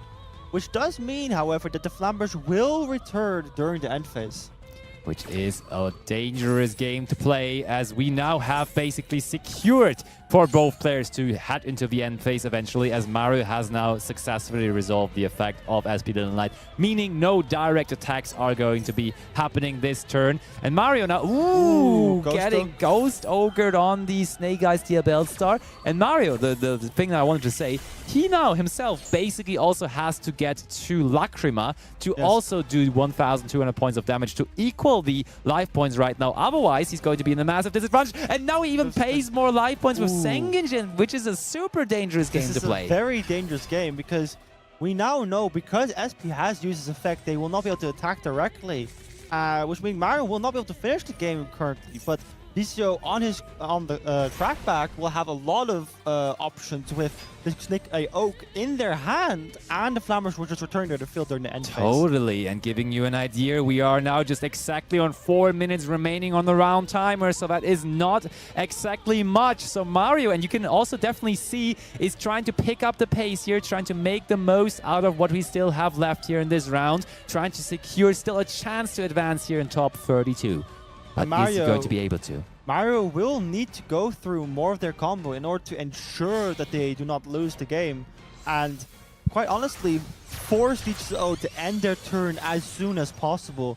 As with 3.5 minutes currently on the clock, they do not have nearly enough currently, I feel, to really win this game. Yeah, and also the moment I said they're getting quicker, they started to think and they just took like 20 seconds for one move, but we're now back to turbo speed. Mario just trying to do this as quickly as possible, now also activating the Baju Temple. The Royal River version of it. Oh, placing Flamberge Dragon from the hands. That's, I mean, in that specific context, though, it is kind of good, as it is one of the cards that does generate value when it put it into the spell and trap zone, of course. And also, because we have the Oak and Poplar in there, actually, no, we do not. The Oak is banished. Yep. Due to the SP Little Knight, so we will not be able to reborn off the Snake Eyes Flamberge Dragon. So honestly, we might make a zombie vampire here potentially in order to try to further our plays, which Mario seems to be doing.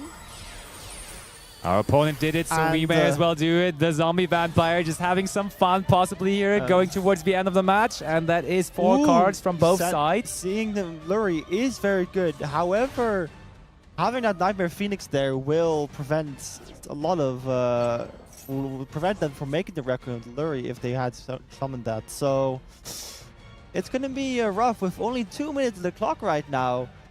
Mario has a lot to achieve in their one turn, and DCO will, I feel, have way too many plays as it stands to keep Mario from having another turn. Yeah, but I like that Mario decided to summon out the Ghost Ogre and Snow Rabbit there from DGZO's graveyard through the effect of Zombie Vampire, because what a lot of people sometimes are forgetting is Ghost Ogre and Snow Rabbit can not only be activated from the hand, but also by tributing itself from the field, so that would be a viable interaction here, but not anymore as we have just linked it off there. We've simply linked it off.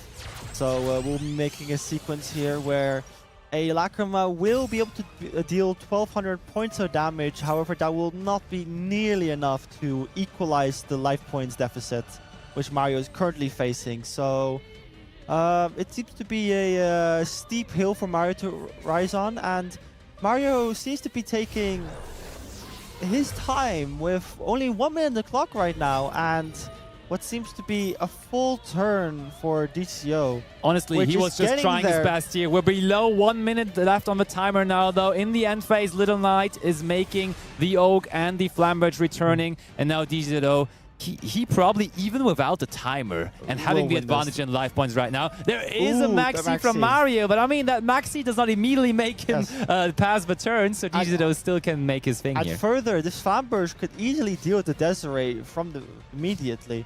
So, quite honestly, DCO could, with 30 seconds on the clock, simply attack over the Desiree and summon the Oak and play, or even do this in the main phase, potentially maybe having a triple tactic talent in their hand after Mario uses their Desiree effect. Snake Eye Oak is being normal summoned. Mario, do we have anything to counter that? Nope, not for now. We're just going to bring back the Poplar, granting, of course, Mario an additional draw off of the maxi. And with that, the clock, the timer has reached its end, and DCO has won this match with Mario sadly being low in life. But I feel that DCO had that game in his hand.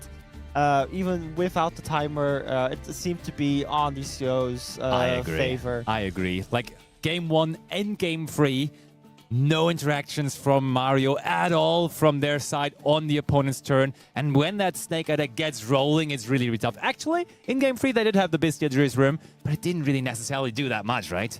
I mean, it did stop them from being able to set up a IP Masquerena, which was somewhat relevant because they were able to later to send the Druisworm, but that amount 5-6 cards in hand was way too much for Mario to play through all the interactions and finish the game off immediately. Yeah, absolutely. But yeah, for you, great job on your casting debut. That was great fun. I hope you enjoyed it as well. I loved it. It's really great casting. I can see why you do this, Basti. Yeah, I enjoyed it as much as you do, of course, as well. And we're going to have plenty more casting, as this was only top 32, meaning we are still left with top 16, top 8, top 4, and then the finals later on. So still plenty of Master Duel gameplay to be seen. And of course, for the next round, we're going to have a new casting duo guiding you through top 16. So stay tuned with us with only a super short break, and then we're going to be right back with top 16.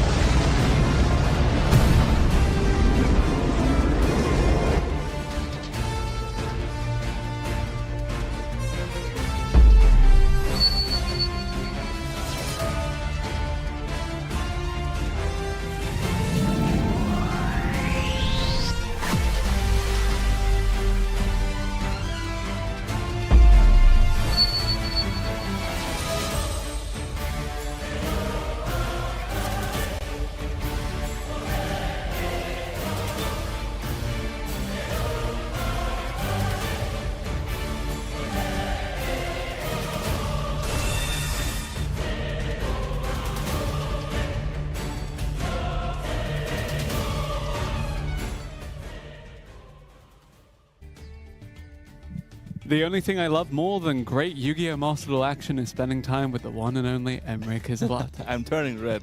Well, I'm turning red. How are you doing? Yeah, pretty good. Very happy to be here with you to bring the next set of games here in our I believe, top 16. Top 16, yeah. So we saw a bunch of different decks in the earlier rounds. Mm-hmm. Which decks do you expect now, since we're getting closer to the end? The players are getting better, the decks are getting better. Which decks are you expecting to see now in the next round? So I definitely think that we haven't seen the last of Blue Eyes, but I also think that Momento and Branded both have too many loyal players within our community that it's a safe option to count them out yet. I would say, like, especially the branded players that I know, if they take part in a Challenger Cup, they are always crushing. For example, Abo Hamo, there are so many that I can name. Yeah. Especially Abo. I think if he's playing, I think he's on branded. Yeah, a lot of the mainstays of the Challenger Cup scene we've seen so far. I saw you cast Boss earlier with Josh when, you know, we'd only just seen him a couple of weeks ago at that Challenger Cup final from the previous season. Granted, the fact that we're now in the top 16 does suggest that we've kind of got ourselves, well, 16 of today's best players within Europe. So really excited to see just who exactly will be representing the remainder of this event. Yeah, so knowing the meta really well myself, I expect a lot of Primate cards. A lot of Primate cards. Odd flex, but actually not that odd considering, but yeah, a flex nonetheless. A lot of Fiend Smith cards, and I think the matches are about to start soon. Yep. The round already started. There are like a few matches that didn't start yet. I'm expecting to see Blue Eyes now. What about you? So yeah, Blue Eyes for sure will be a definite threat. And again, mentioning the Memento, the Branded, but obviously when we opened the tournament today, it was with that Snake Eyes Millennium Fiend Smith. That deck is also still really good. Definitely can't count that one out. And of course, when you talk about not being able to count a specific deck out, Tenpai Dragon has been so good. It continues to be good. It delivers time and time again, especially in the best of 3 format when people do swap to it, knowing that they're likely to go second. So I definitely think that there are a couple more exciting decks to see today. Yeah, we haven't seen them all. I mean, as you said, there's Tenpai still that we only saw once, I believe. Give me Lightsworn Telements. That deck actually is at the moment really good. I think it got a top 10 spot in the last ranked season. Yes, it did indeed. I think it was season 14. It got 9th place together with the Telements cards, as you talked with Quant about it earlier. Yep. That's also a deck that I expect to see, because it's also a deck that's like really explosive. It can play through a lot of hand traps. It only loses like to very few cards, I would say. Like if you get hit by an early Maxi, that might be scary. But then even I think no one likes to get hit by an early Maxi, right? That's one deck that can even perform a first turn victory through Maxi by just decking your opponent out. So if you don't draw your hand traps pretty early in the process of resolving Maxi, you might still be in trouble. Yeah, and one that I also want to give kind of a fair shout out to would be the Shark theme. Yeah. Granted, we haven't seen much of it so far, and when we look at the cards that did release in the previous selection pack in April, it was the likes of your Memento deck that we mentioned before. It was the Primite to reinforce the Blue Eyes, but Shark is still a legitimate strategy and a legitimate threat. Everybody knows that I love Sharks. Also, Lampy really likes Sharks. That deck can be scary if they go first. You like sharks, you like birds, you like I like animals. kind of animal I like deck, animals. Yeah? Green Baboon, Defender of the Forest is your favorite card? No, not really. Actually, it's one of my favorites, by the way. Yeah. Then it's also unironically. one of mine. You know Thank what? You. I appreciate that. Not too much luck summoning that one in for Noble Knight or Dynamorphia, let me tell you. But someone that may have a little bit more luck than me will be our next set of competitors, as we are about to jump into the game in our top 16 of the Master Duel Challenger Cup. It is indeed Abu Hamid. And Maxi, as you did say as well. So Abu Hamid against Maxi. And Abu Hamid always opens that. Grass looks greener. The ideal branded start. I was just going to say, I saw a really huge deck from Abu Hamid, so I would have expected him to play branded. And that's one of the 2 cards that you really want to see. One of them being Dead Grass looks greener, and the other one being Branded Fusion. I would say they're equally strong in that deck. Yep, and with that being, of course, a 1 of seeing it in the opening hand, 1 in 60, or I guess 5 in 60, because you start with 5 cards in hand. Very, very, very good for Abu Hamid here. And also good is the fact that Blazing Cartesia, the Virtuous, will resolve without any cause for concern. Branded Loss now going to be changed on top of that as well. Does mean that we now have a good start of it. And he drew Branded Fusion as well. Those 60 card deck players, they always draw what they want. Maybe I should start playing 60. What do you think? Yeah, So- I definitely think putting the time into learning Branded could very well pay dividends for you, much like it seems to be paying off for Abu Hamid right now. Maxi hasn't quite seen his namesake, hasn't quite been able to run any kind of interference so far. You would have hoped for the Ash Blossom and Joy of Spring. Instead, currently, just chilling, just waiting, just watching as the Branded deck unfolds. Yeah, and now we can't interact with the opponent because of Branded loss. It not also gives us a surge if we perform a fusion summon, but also makes that we can't negate the effect of fusion spells or the effects of fusion summoned monsters. And because this is still in the same window, we can't negate the Albion. Cartesia and Mercury are going to be fusioned off here. Is it Grand Guignol, the Dust Dragon? It is. This is Foolish Burial on a body, and it is a pretty formidable stat line on that body as well. But Mercuria's effect now going to be used to add more cards to the hand. Abu Hamid, he started with the ideal 2 cards in hand. That grass looks greener and Branded fusion, and now he's going to add even more cards to the hand right now. And if you would ask Abo now on what board he would end, he would probably just answer yes, because he has the option to go into any board that he likes. Indeed he does. And actually I forgot that Guiding Quem was a tuner until now. Reading the card. So we already have access to everything. Yeah. So we dumped the Garura Wings of Resonated Life to the Yes, graveyard to draw a card. Yeah. Mhm. So I would assume that Abo now exactly knows what he's going to do. He Yeah. has the entire world of options. Shout out to Garura, the Wings of Resonant Life, of course, being a valid target for super polymerization Yeah. in a lot of these decks that do favor the same type of monster. But also when you think about it, you know, you have that and you have the Elder Entity Intus as the options for the extra deck send, whether you want the draw, whether you want the destruction. The generation of the card advantage, always, always, always good for these fusion strategies that have the luxury of sending a card from the extra deck to the graveyard. But speaking of sending a card to the graveyard, Guiding Quem, the Virtuous, going to guide Abu Hamid to even more of an advantage in this game.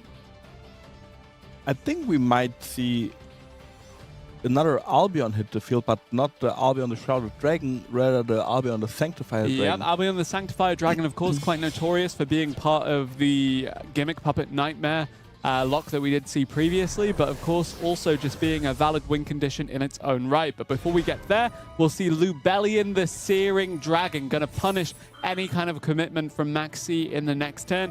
Will there be a next turn though? Because right now Abu Hamid seems to be looking to close this one out in the very first. So discarding Branded Sword gives us the option to banish it in the same chain, because it was discarded as cost, to then add back the Mercurier, which is a monster negate in the hand if we control a fusion that mentions Fallen of Albus. I know that you actually are a pretty big fan of the Branded strategy, having seen you play it with the Chimera kind of splashed into it.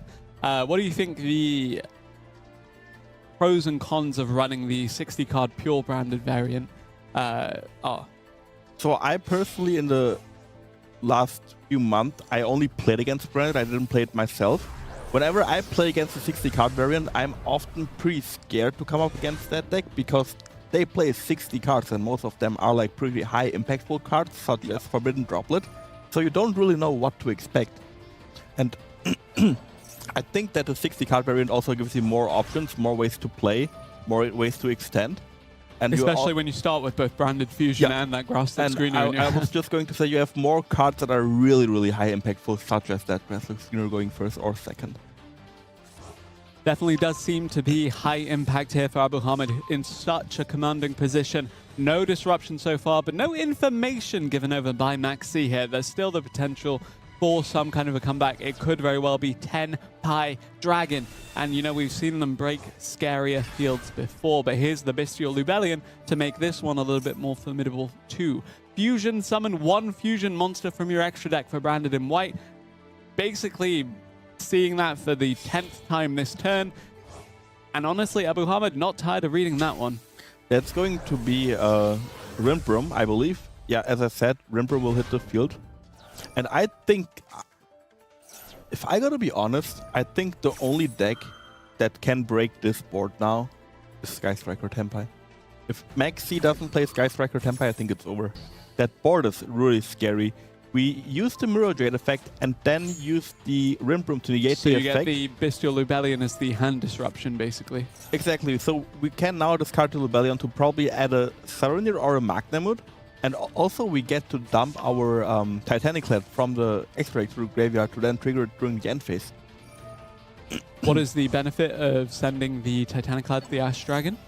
So the Titaniclad will, in the end phase, special summon most likely either Cartesia or Quem again. Mm-hmm. Since we have both on the board, I think it can also summon Albus. So Albion, the Branded Dragon, now going to resolve in the graveyard as well. We have so many cards in hand, so many cards on the field. Branded in red, going to join Branded in white. Titaniclad, the Ash Dragon, now resolving to add Fallen of Albaz, Yep. as you mentioned. More fusion summons available for Abu Hamid if this game goes to a turn 3. But right now, turn 2, it's all on Maxi. 6 cards in hand. Can he beat the 7 cards on the field currently? Oh, 8 cards, sorry. The extra monster zone is a very, very scary thing to face down as well. For Abu Hamid. Counting. Almost as hard as reading. And I think it is Sky Striker Tempai. Upstart Goblin is a card that we usually see in the Sky Striker Tempai variant to go through your deck to draw all of your power spells. And I think, honestly, that's the only deck that can beat this board. Yeah, definitely do have to consider the Tempai Dragon has been able to clear out even scarier looking fields before, right? Geki, as good a start as any for it. Maxi. I think there might be a branded opening in the graveyard. We milled so many cards with our That Grass looks greener. And the branded opening can protect fusion monsters from being destroyed by card effects once. So we chain the card T. Yeah, so going to have another fusion summon resolve, and indeed, if there is that card in the graveyard, it will protect this next fusion summon as well. Blazing Cartesia, the Virtuous, going to fuse away. I think we will now maybe see the Dark... Second Mirror Jade? No, you can only control one Mirror Jade. I think it's true, the yes. Borderlord Striker Dragon, I believe it is called. Let's see. Guiding Clem the Virtuous and Rinbrom the Striking Ooh, Dragon a going to fuse to make Masquerade. Masquerade the Blazing Dragon. Going to punish the opponent for daring to activate any kind of effects. But there is the branded opening in the graveyard to resolve. Branded lost now. So to you, it might only look like that there's one Mirror Jade on the board that's an interruption. Mhm. But we have a full graveyard. We could theoretically use the Rimbram to bring back the Fallen of Albas, to then use the effect of the Fallen of Albas to fusion summon a monster with an opponent's monster. Yeah. We could also just bring back the Rimbram itself to then have another interruption, a monster negate. But there is Soul Release going to banish Very up to 5 interesting. cards, and that's especially important in a strategy that is very, very reliant on the graveyard, as you highlighted. So I think now Maxi will just go through his entire graveyard and look what cards might interrupt this turn. Because I think if we don't get rid of Abu Hamid's board this turn, that we won't have another turn. So I think you just put all of your hopes, all of your cards into this turn. So the Soul Release is gonna...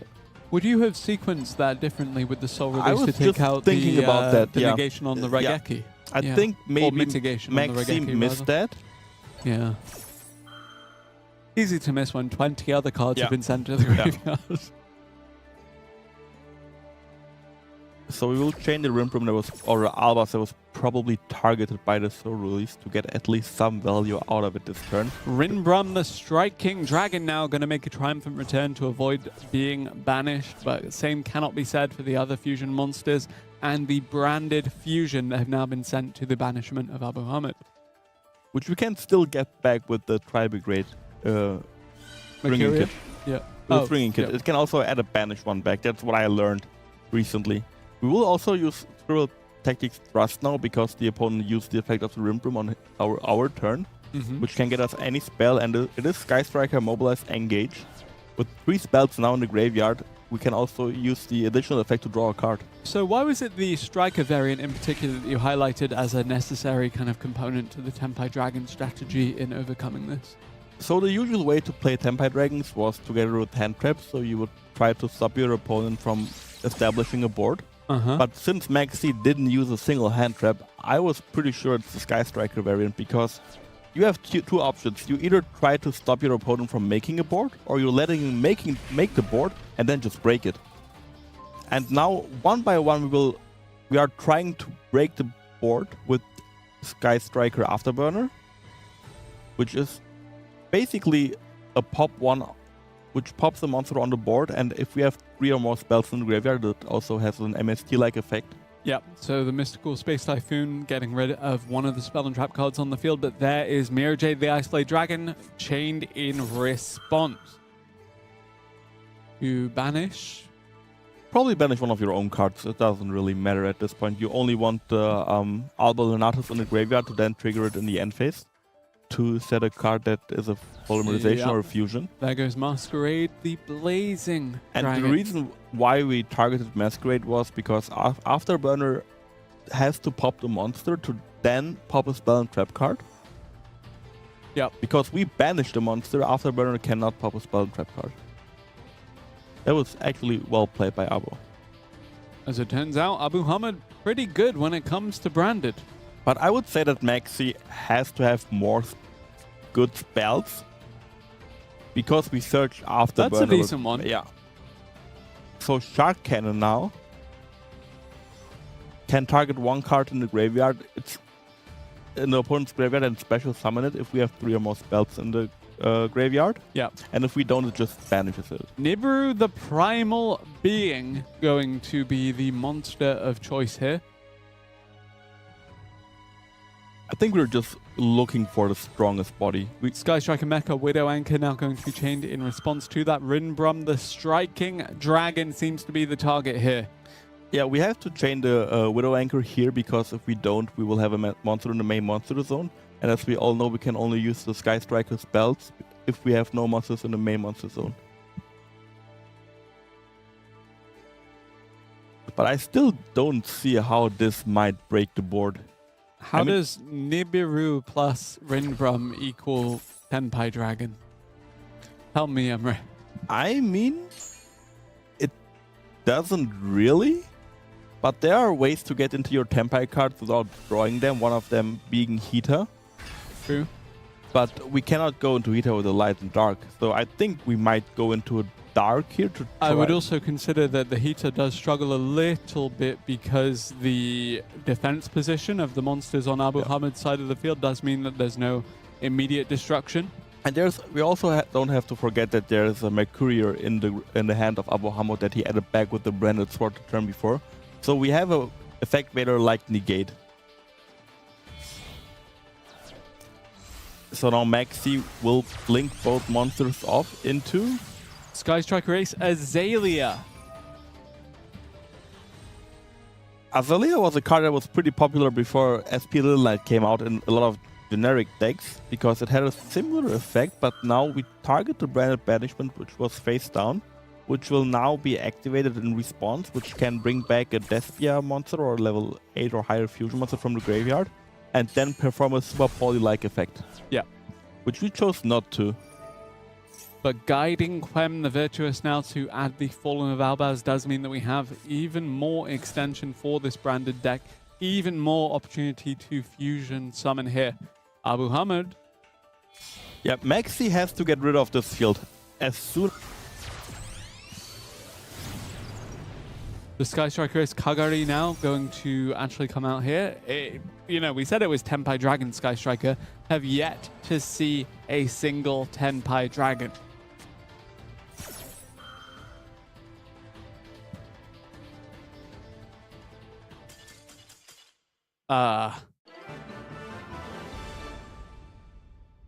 Yeah, a little bit unlucky there for Maxi. Unfortunately, unable to do too much to stop Abu Hamid with the established branded field. And at the end of the day here, you do have Abu Hamid taking a lead in this series thanks to that branded 60-card strategy.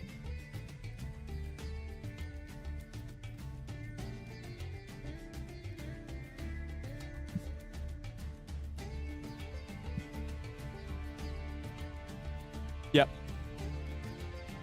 And facing down no disruption at that because of the nature of the Tenpai Dragon Sky Striker deck that you did correctly identify. Yeah, really, really impactful game overall. Okay.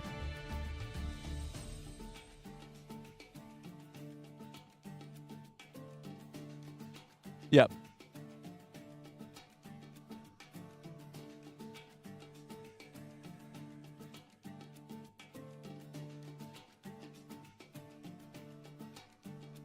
Well, if it's pure Sky Striker, I feel bad that I've taken this cast away from Quantal, but, you know, we'll get him next time. Yeah, for sure. Honestly, though, really, really well played by both of them. And, of course, this series very much still in anyone's hands here. Yeah, really exciting that this is a best-of-3 format, of course, in the top 16 of the Challenger Cup here. Very excited to see whether Abu Hamad can close this one out with a 2-0 victory, or indeed if we will go to a Game 3 because Maxi is able to make it back in this one. Will we see a deck with some hand disruptions this time around?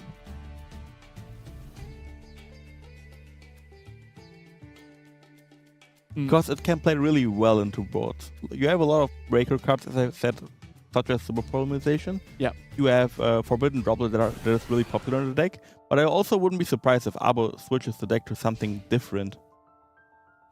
Maxi will go first now. Yep, which does suggest that if it were to be the Tempai Dragon strategy, this would not be it.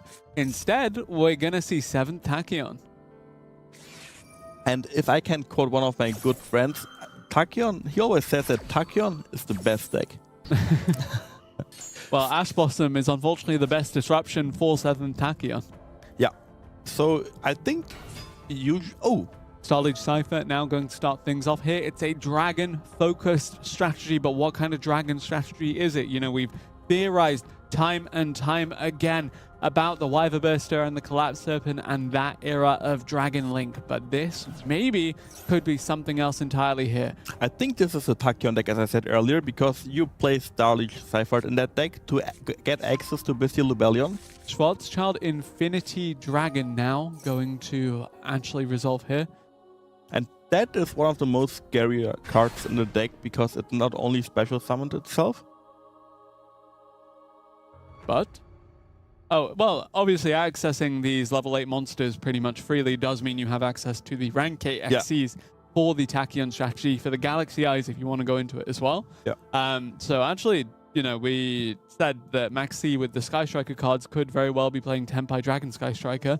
Instead, it's pure Sky Striker. We saw the Tachyon cards. We thought, okay, this could be something else entirely. No, it's just straight up Tachyon. Yeah. So, you know, credit to him for sticking to what works for him. Yeah, the Infinity Dragon will now summon the Tachyon, which is negated by the Schwarzschild Infinity Dragon. Yeah. But that means that we can go into rank 8 XYZ now because we have two level 8. Yep. Do you go for Zombie Vampire? Do you go for the Photon Lord? Photon Lord, of course, a mainstay of the Challenger Cup, but Divine Golden Dragon Shadow Dragon. Looks Billion, I Luxion. believe. Yeah, Dragon. And what I like about the Tachyon deck is that it can't only play Bestials. There's a really good synergy with the Bestials, being that the Bestial Rebellion is a level 8. Tachyon Transmigration is so good, and it feels so bad to have it resolve against you. Yeah, especially if it's like in a really long chain, because it travels every card in that chain back into the deck. Yeah, really, really impactful card. Now, we actually have the further XCs climbing here. It's another rank 8. It's number 107, Galaxy Eyes Tachyon Dragon. Starlight Cypher not on the field, but still going to have another effect in the graveyard, and it's going to further extend here for Maxi. So now we can use Galaxy Eyes Tachyon Primal. Or we could just end the turn. I think we could special summon it if we wanted to, but I don't think we can extend afterwards, so I think we're just keeping it in the hand. Emre, you told me that I'd see Blue Eyes, White Dragon, and that I'd see Snake Eyes. This has eyes. We see a set card which you might think Abo bricked, but just wait a second. All right. Waiting a second, seeing if Maxi has a response here. The onus is on him to make This is one of my favorite interactions in the branded deck. I can already tell you Abo's playing Branded, and that is most likely a Fallen of Albas, which is being set there to contact fuse into an Alba Lenatus with another dragon. That's one way to break the Blue Eyes board with the Branded deck. Oh, so you use their dragon monster as material with the Fallen of Albaz on the field. I understand. But it looks like Galaxy Eyes, Tachyon, Primal actually going to have its effect used. And we could very well see this effect now resolved. I have never seen the Tachyon Primal Dragon being summoned on the opponent's field. That is one thing that the card can do. You can summon it on your field, but also on the opponent's field. Tachyon Spiral of Destruction. So if you These all have really cool names. Yeah, they are cool. The artworks are also really cool. If you might ever find yourself play Tachyon against a Burning Abyss deck, you can special summon the Primal Dragon into the opponent's board, and then he can't play. Funnily enough. Niche. It's But pretty niche. perhaps useful one day. But I think we can also fusion that away into an Alba Lenatus if the face-down card is a Fallen of Albas. It could also be a bluff on Abo's side, which also like forces Maxi. If it is Fallen of Albaz set face down, Emre, I think you've become the branded player. And yep, well, there we go. And there is Alba Lenatus, the Abyss Dragon, now coming out for Abu He dealt with the Galaxy Eyes and he responded with this extra deck monster for the branded strategy. Here is Alba Lenatus ready to further accentuate Abu Hamid's advantage here. It is also a pretty certain skill that you need to draw like the cards that you don't want in your opening hand when they're like good in your opening hand once every while. So the Fallen Arbas is usually a card that you don't want to draw in your opening hand, but if you play against a Dragon deck, you really want to draw it, and Abo can do that whenever he wants it seems like. So now the board is cleared. The counter spell that Maxi searched the turn earlier cannot be used anymore because we don't control a Tachyon card, I believe you need for that, or a Galaxy Eyes. And now I think Abo has can play without being worried about interruptions, because we know 2 out of the 4 cards in Maxi's hand. We'll link both of it, I think, into a Predator Plant Verte Anaconda. Okay, yeah. Predator Plant Verte Anaconda now going to access the branded fusion from the deck as well. Branded opening going to be chained to the summoning of that. I think if the branded opening together with the Aluber, Despia Aluber, the Jester resolves, I think this might be game, because we can use the Predator Plant Verde Anaconda afterwards to perform a final fusion summon to get enough damage on the board to win the game this turn. So let's see if it resolves. So if it will definitely resolve, because it's not cost to send to the graveyard from the hand. So we saw an Aluber get discarded, but he chooses not to special summon the Aluber. He chooses to special summon the Guiding Quem, the Virtus. Should we still be worried about the Tachyon Transmigration in the hand? For We don't Maxi? need to. We don't need to anymore, no. And I think Abo exactly knows what he's going to do now. So Sarnier target the Tribrigade Mercurier to get the effect of the Mercurier as well. And I think this is one of the few instances where theoretically you could see an Appaloosa on the branded sandboard. Which, spoiler ahead, we won't see, but You could. we could. So now the Tribrigade Mercurier will trigger, and it will add a Fallen of Albas or a monster that mentions it from the deck to your hand, which could also be the Albion, which can then dump another card, or Blazing Cartesia. Which Everyone else just brings 2 very different decks, but Abu Hamid just brings 2 different branded variants. I mean, I would also never change the running system. Why would you? True. If Verte Anaconda now going to be used to access the branded fusion from the deck. Do we have any kind of response from Maxi? Signs point to no right now. we could probably also dodge an effect Veilor on Infinite Permanence now with the Cartesia. Doesn't seem like Abu Hamid needs to. Thinking about what to get from the extra deck, what to fusion We can summon also into. chain the Cartesia here just in general to summon Granguignol, the Dust Dragon. Granguignol. And then with the Mirror Jade, it would be more than 8,000 damage on board. Gonna see the resolution here. Gonna see Nibiru, the Primal, being sent alongside the Fallen of Albaz. Sorry. One too many fusion summons for this branded deck for my mouth to keep up with. But here is Titaniclad, the Ash Dragon. 4,000 points of damage. 4,000 points do connect. And the rest of the life points of Maxi are sent straight to the graveyard. Yeah, that was pretty impressive by Abu Hamid. It was exactly 8,000 damage, so he calculated exactly the life points that he needed to deal damage, and it was spot on. And I honestly, I didn't expect anything else from Abu Hamid. I didn't expect anything else. If he's piloting Branded, he is almost unstoppable. True, especially in the first game, opening both Branded Fusion and that grass look screener. Really well played by Abu Hamid there, of course. The Branded Master putting on a masterclass, but you know, playing Sky Striker and Galaxy Eyes and getting this far into the tournament was really, really well done by Maxi.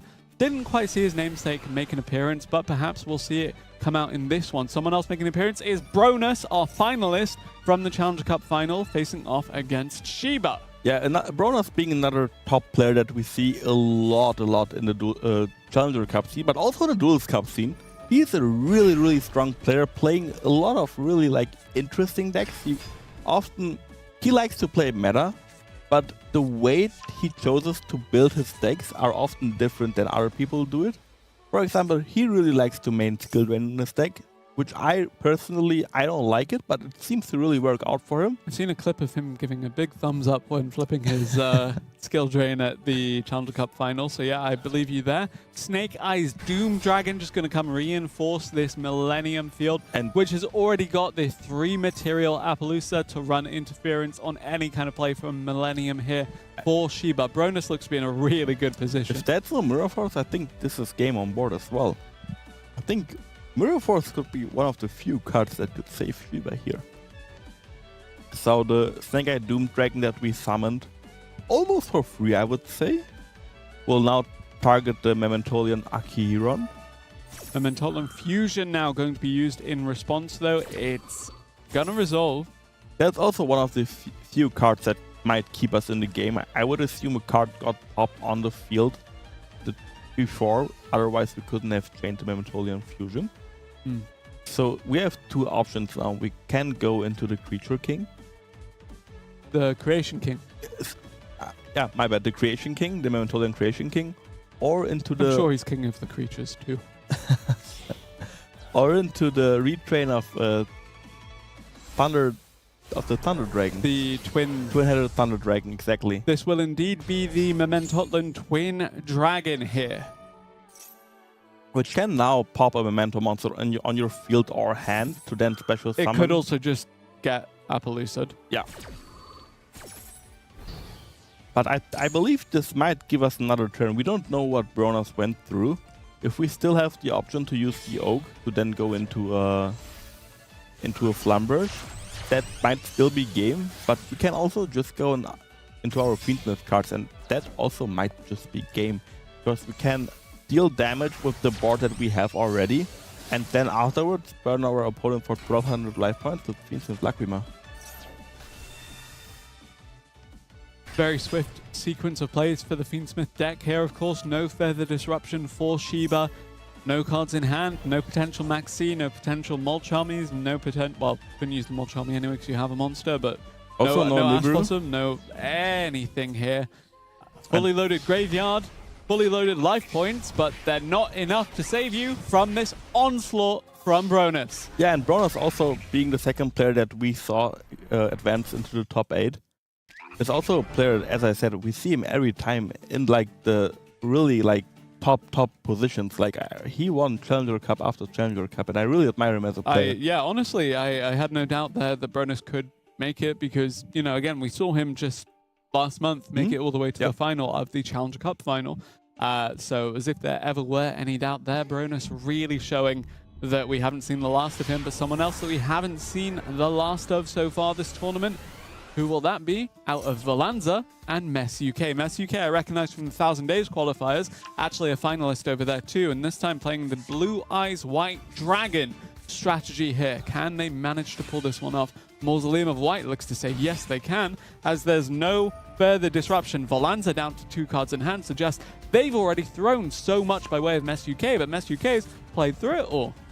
Yeah, so Valanza already threw 3 hand traps at Mess UK, and I wonder which ones he had. I'm pretty sure there was a Veiler somewhere, maybe an Axe Blossom, because we haven't seen there is Blue Eyes yet. But yeah, as you said, Primite load deload using Yeah. its second effect to special summon a Blue Eyes from everywhere except the banish pile. Here is another Synchro Summon, and actually now that we're seeing the Primite cards already doing better for Mez UK than the previous Blue Eyes White Dragon duelists so far this tournament, here is a second Spirit Dragon, here is a second Disruption to deal with, and consider that Effect Veil's in the hand, ready and waiting to run interference on any kind of one card starter of a monster that Valanza might have. Here is another summon of another Light Dragon from the extra deck. It's gonna be the ultimate Spirit Dragon here for Mez UK. So this board alone is really strong and really hard to deal with if you have 6 cards in your hand. But if you're down to 3 cards, it's even tougher. And it being game 3 means that both players already won a game. This is the last game. Valanza has to win this game if he wants to advance into the top 8. And it looks really tough right now. Down to 3 cards against a... Ghost Ogre just getting normal summon there. You have to consider that as being as close to giving up as they possibly could, unless this becomes Super Star Slayer Typhon Sky Crisis. Important to note that the extra deck was delved into by Mez UK in Valanza's turn. So I always preach to the people, please play Moonlit Heroes Dragon in your extra deck if you play Blue Eyes to deal with the Super Star Slayer Typhon for those scenarios. So if we see the Blue Eyes Spirit being chained now onto the summon of the Typhon to go into a Moonlit, it could have meant that we would have won the game maybe next turn, but we don't need it next turn if our opponent just concedes. So Yeah. Mez UK advancing also into the top 8, being Definitely the third was player. potential there for Yeah. some sort of a comeback off of the Typhon, but yeah, ultimately Mez UK, the Blue Eyes onslaught was too much to deal with, and just really, really well played by Mez UK there to secure a position in the top 8, as you mentioned. Yeah, I personally, I like it, even though if the odds are not on my side, I always try. Yeah. Even if there's a 1% chance of me having the option to win, I try to go for it, because if I don't, there's 0% Look chance. at you, always looking on the bright side. Yeah. Whereas I was like, okay, no, that's definitely it. That's done. Then suddenly Super Star Slayer Typhon Sky Crisis to turn everything around, or at least try to. Ultimately, it didn't amount to much, but it's still disappointed cool. that we made sure before we conceded that we're making the win rate of Typhon go even more down. That's one thing that a lot of people talk about, the win rate of Star Slayer Typhon. Yeah. So Sky Crisis. yeah, I think that card is often used at the wrong time, because, for example, now we could have just conceded without going for it. I think it's an additional tool to break your opponent's board. Yeah. And not something that you might go in your first action. So I think Blue Eyes with the resource game does mean that if you're down to 3 cards at the start of it, you are going to just get left behind, basically. But I don't think it's that formidable of an end field of disruptions that you have to worry too much if you have 6 cards, as you mentioned. That being said, though, with 3 cards that was started off there, it was Mez UK that was able to just close that one out very, very cleanly. Saw Super Star Slayer Typhon Sky Crisis and said, super cool, but I've already won the game. Yeah. and managed to secure a position in the top 8. Apparently it was the last game of top 16. We are now heading into top 8. So I would say we'll do a quick break before we start into top 8. And we'll switch the cards and we'll see you soon.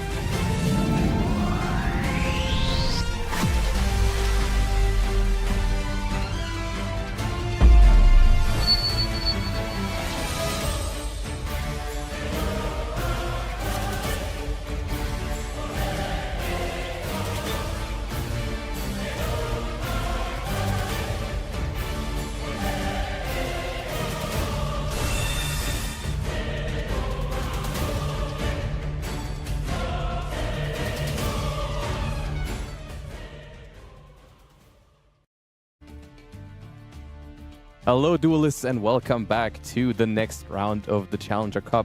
I am Josh, and I'm joined by another member of Team Snipe Hunters here, Quantal on the desk.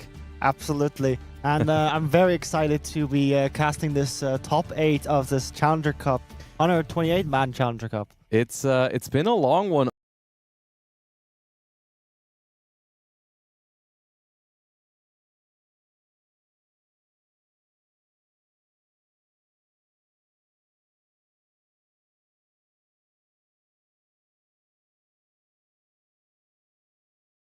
Already, we have started with 128 duelists. We are down to just 8, and we are about to find out who is going to be our semi-finalists in this tournament. We've seen a healthy mix of decks so far, I want to say. Been taking a look at some of the other matches that the others have been casting as well, and it looks like Snake Eyes definitely a deck to consider, of course, at the moment. A little bit more than I anticipated initially going into this weekend, I think. Absolutely. I expected a lot more Blue Eyes, although there's been a healthy mix of some branded and a lot of Tenpai, honestly. Tenpai, a very popular secondary deck, I think, for this. We don't see it a lot in the first game of the series, but when people win the first game and then think they're going to go second in the next one, they like to bring that Tenpai strategy. Of course, Blue Eyes, a deck that I thought was going to be the most popular deck, and even though it hasn't been quite that, it's still been here, and we still have players in the top 8 piloting the Blue Eyes deck as well. So we're going to see if that is going to be one of the decks that we're going to be seeing in this top 8 match potentially. But so far, story of the day definitely has been the performance of Snake Eyes, which, of course, losing Beatrice has been a big deal for the deck, but the deck still has a lot of tools and it can bounce back quite well from that. Like, recently, a lot of people have been playing a lot more Blue Eyes, but it seems there's been a very sudden resurgence of the Snake Eye deck with, I think, most notably from the 3v3, winning the 3v3 with Nesh and Luca and Herman's team, where they did show a Snake Eye deck, which was piloted by Luca. They had Blue Eyes as well, though. And Blue Eyes, and there was also Momento in that lineup. But all 3 decks we've seen today so far, and all 3 decks that are expected to be pretty strong into the competition. Of course, it's always about like minor preferences and player preferences as well. You know, like not everyone wants to play Snake Eyes and Blue Eyes, so they're gonna have to decide for one of the two. And it seems like today a lot of the players that have done well were the ones that decided to go with the Snake Eyes. But Blue Eyes not out of contention yet, and I do think there's still a good chance we're going to see one or the other Blue Eyes moving forward with the tournament as we are waiting for this top 8 to begin any moment now. We're going to be seeing some, I want to say, taking some look at the players that are left in the tournament as well. Definitely some names. Challenger Cup household names, essentially, right? We've seen Abu Hamud. We've seen, who else is still in there? Bronas, I think, just won their top 16 match. Mesuke is still in, which is also quite noted name. And speaking of Mesuke, they have chosen to go first, winning the coin flip, and starting with the Blue Eye strategy. That is not a Snake Eye deck. Nor something, the Ether Barrel, and going for the load, adding another Ether Barrel, which means they already have the Drill Beam in their hand. However, it seems they do not have wishes, because otherwise, what most Blue Eyes players do is to discard the Drill Beam to reset it. So it is very likely that Mexica either has... it seems they do not have another engine of the Blue Eyes engine. Yeah, we've talked about this earlier, how the ideal start for Blue Eyes, of course, is having access to both Primite and Blue Eyes cards right off the bat, because then you can just use your extra normal summon off of the Mausoleum to normal summon like the Sage and then get both halves of the thing.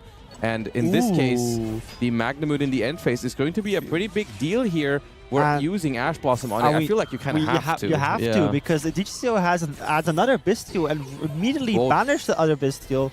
Mesuke has most of their interrupts just disappear. You lose both of your Blue Eyes White Dragons. Ooh, Feather Duster. This is very likely DGCO is playing Tenpai if Feather Duster is in their deck. Yeah, and that is forcing out the Drill Beam here. Of course, this is another huge thing that changed with Blue Eyes with the inclusion of the Primite cards. The fact that we now have access to a way to negate spell and traps. Okay, forcing the other set card with the Blaster. This is not a very usual use of Blaster in this deck, of course. This is normally something you are trying to banish Avoid. off of Gold Sarcophagus. That's why it's in the deck, but it can do this, of course. And it seems that we're going to the battle phase with the Magnamute forcing the Heretic Seals. This is a rather interesting, I think, situation here, because Genroku has been the normal summon of choice here for DGZO, which puts this Hieratic Seal in a very weird spot, because you can't really return Genroku to their hand, because it would just summon itself back. Which is an interaction that not everyone might be familiar with. I feel like that's happened to me at some point for the first time, where I have returned an opponent's Genroku to the hand, thinking that would solve the problem, and it has not solved the problem, because it is still added to the hand. Actually, it may have happened to me with a Snake Eyes Poplar at some point instead of a. I feel a Snake Eyes Poplar is very likely. Yeah. It seems that we're using the Heretic Spheres almost immediately, bouncing the Genroku, which. Either side's Mesuke has another point of interaction. Otherwise, I don't see how DCO doesn't end the game. And you know what? I think this was Mesuke's moment where they learned how that worked. Or they were checking if DCO toggled off. Ooh, fair enough. Okay, sure. Okay, yeah. I mean, if you toggled off, you can't use that. You could get, but you have a lot of time to turn the toggle back on, right? They have to like select what they want to return. I mean, you have to play for your win cards. I think this was the moment where they learned, and that's the last time that's going to happen to them. And I feel like most Yu-Gi-Oh players, there's certain interactions where you just have to have it happen once to you, and then you got it down, and then you're not going to do that again. And that's just that's why practicing and playing the game is so important to performing. I feel like that's one of those instances where you just don't think of Genroku as a card that is immune to those sort of effects that return it back to the hand. And you do it for the first time, and you're like, "Oh right, I did just add that card to their hand," and that is what it says on their condition to summon itself. So I think that was something. Maybe I don't know. To be fair though, if they just don't do that there, I mean, the game is over. Otherwise, the game is. It's better to try it.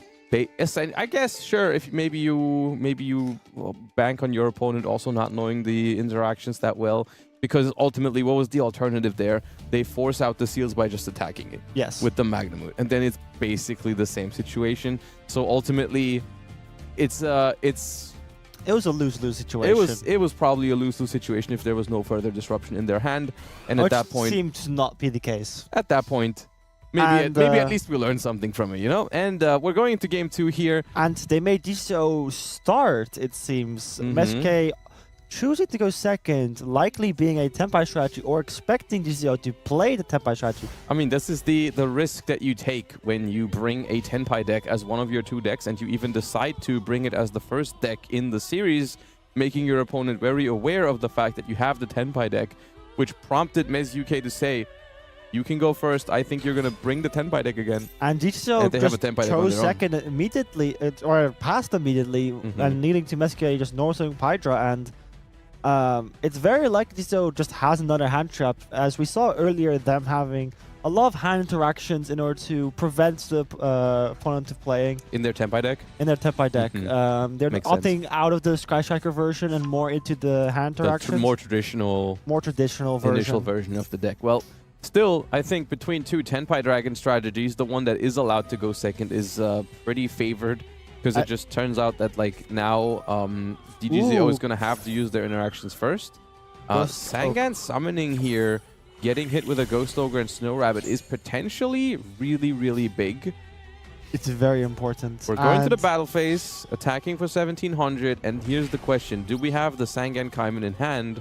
Or are we going to main phase 2? We're going to main phase 2. And this could be very dangerous for Mesuke, where DCO could have a Bestial Magnamute right now. Yeah. And, they don't. But the momentum has shifted, as Mesuke now no longer has that Sangan summoning for the rest of the game. It's also just a super volatile mirror match, because it's just at some point, if one of them actually gets to resolve one of their cards successfully, they are so far ahead. And in this case...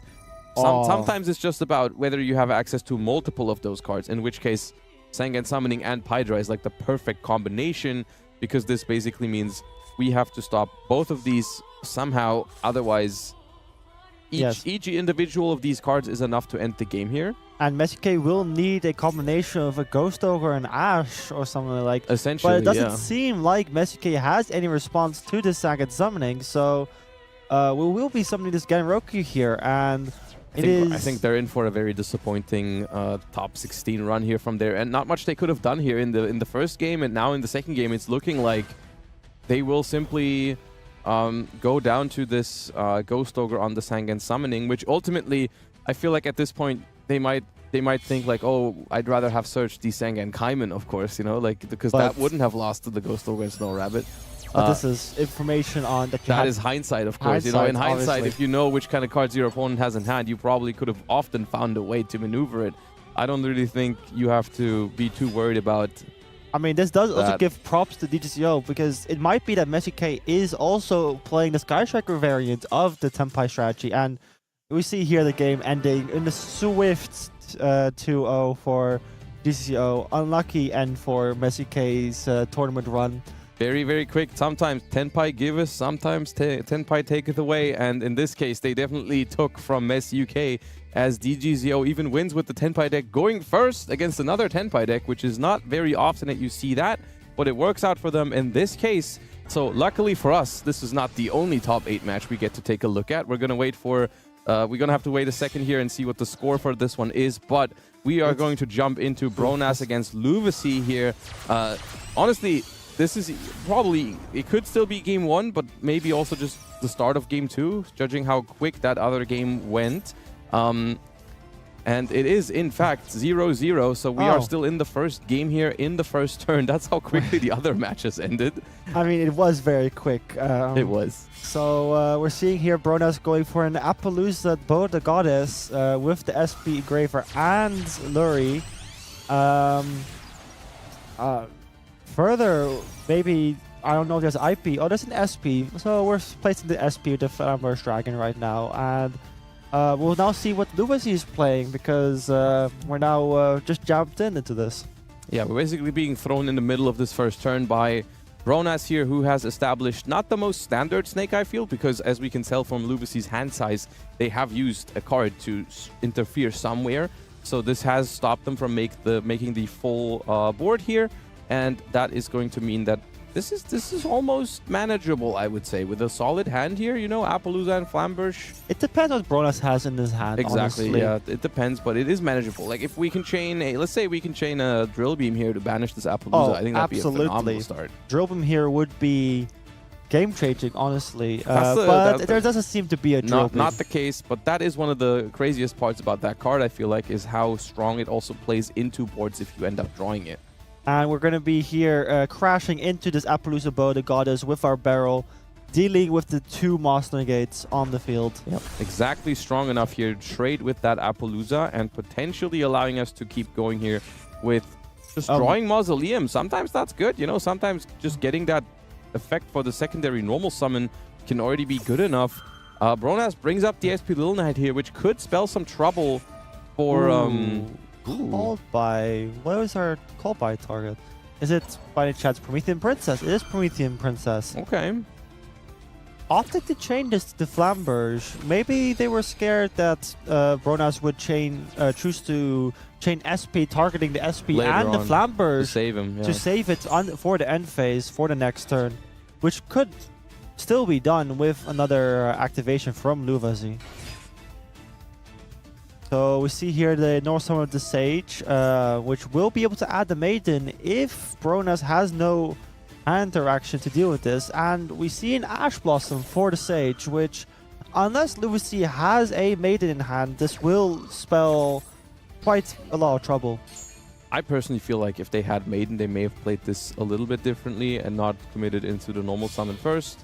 But nonetheless, they are going to get the Spirit with Eyes of Blue here. Here we can now choose to summon the Blue Eyes, but further, this doesn't quite do much. It's a Blue Eyes. It is a Blue Eyes, indeed. Oh, we seem to have missed a Zombie Vampire.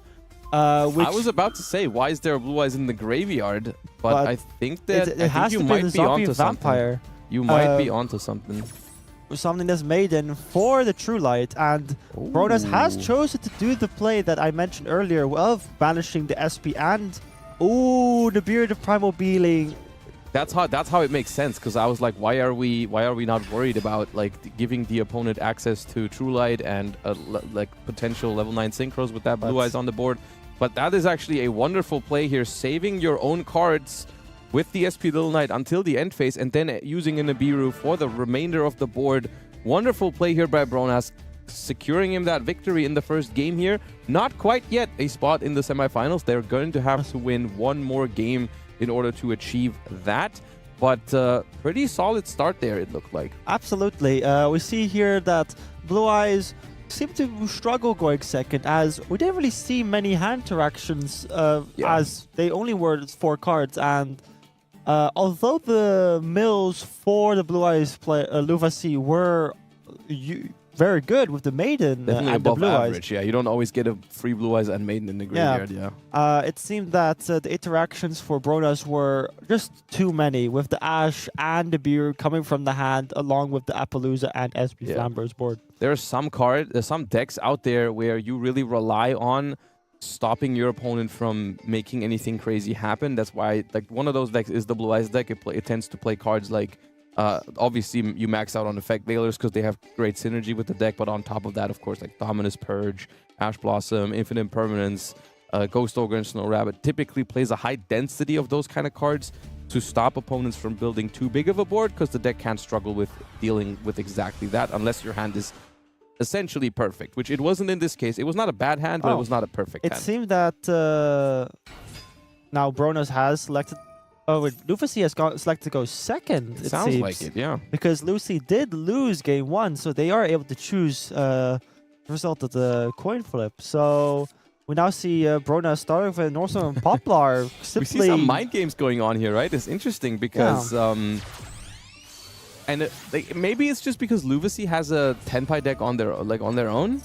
Maybe they'd be expecting Bronas to have switched to Tenpai themselves. Either way, this has been working out great in Bronas's favor here. They just brought the Snake Eye deck again and have been made to go first. Yeah, and Luvasi doesn't seem to have any interactions for Bronas's play right now, which either could spell that they have either drawn too many Tenpais, or they're playing the Sky Tracker variant of Tenpai.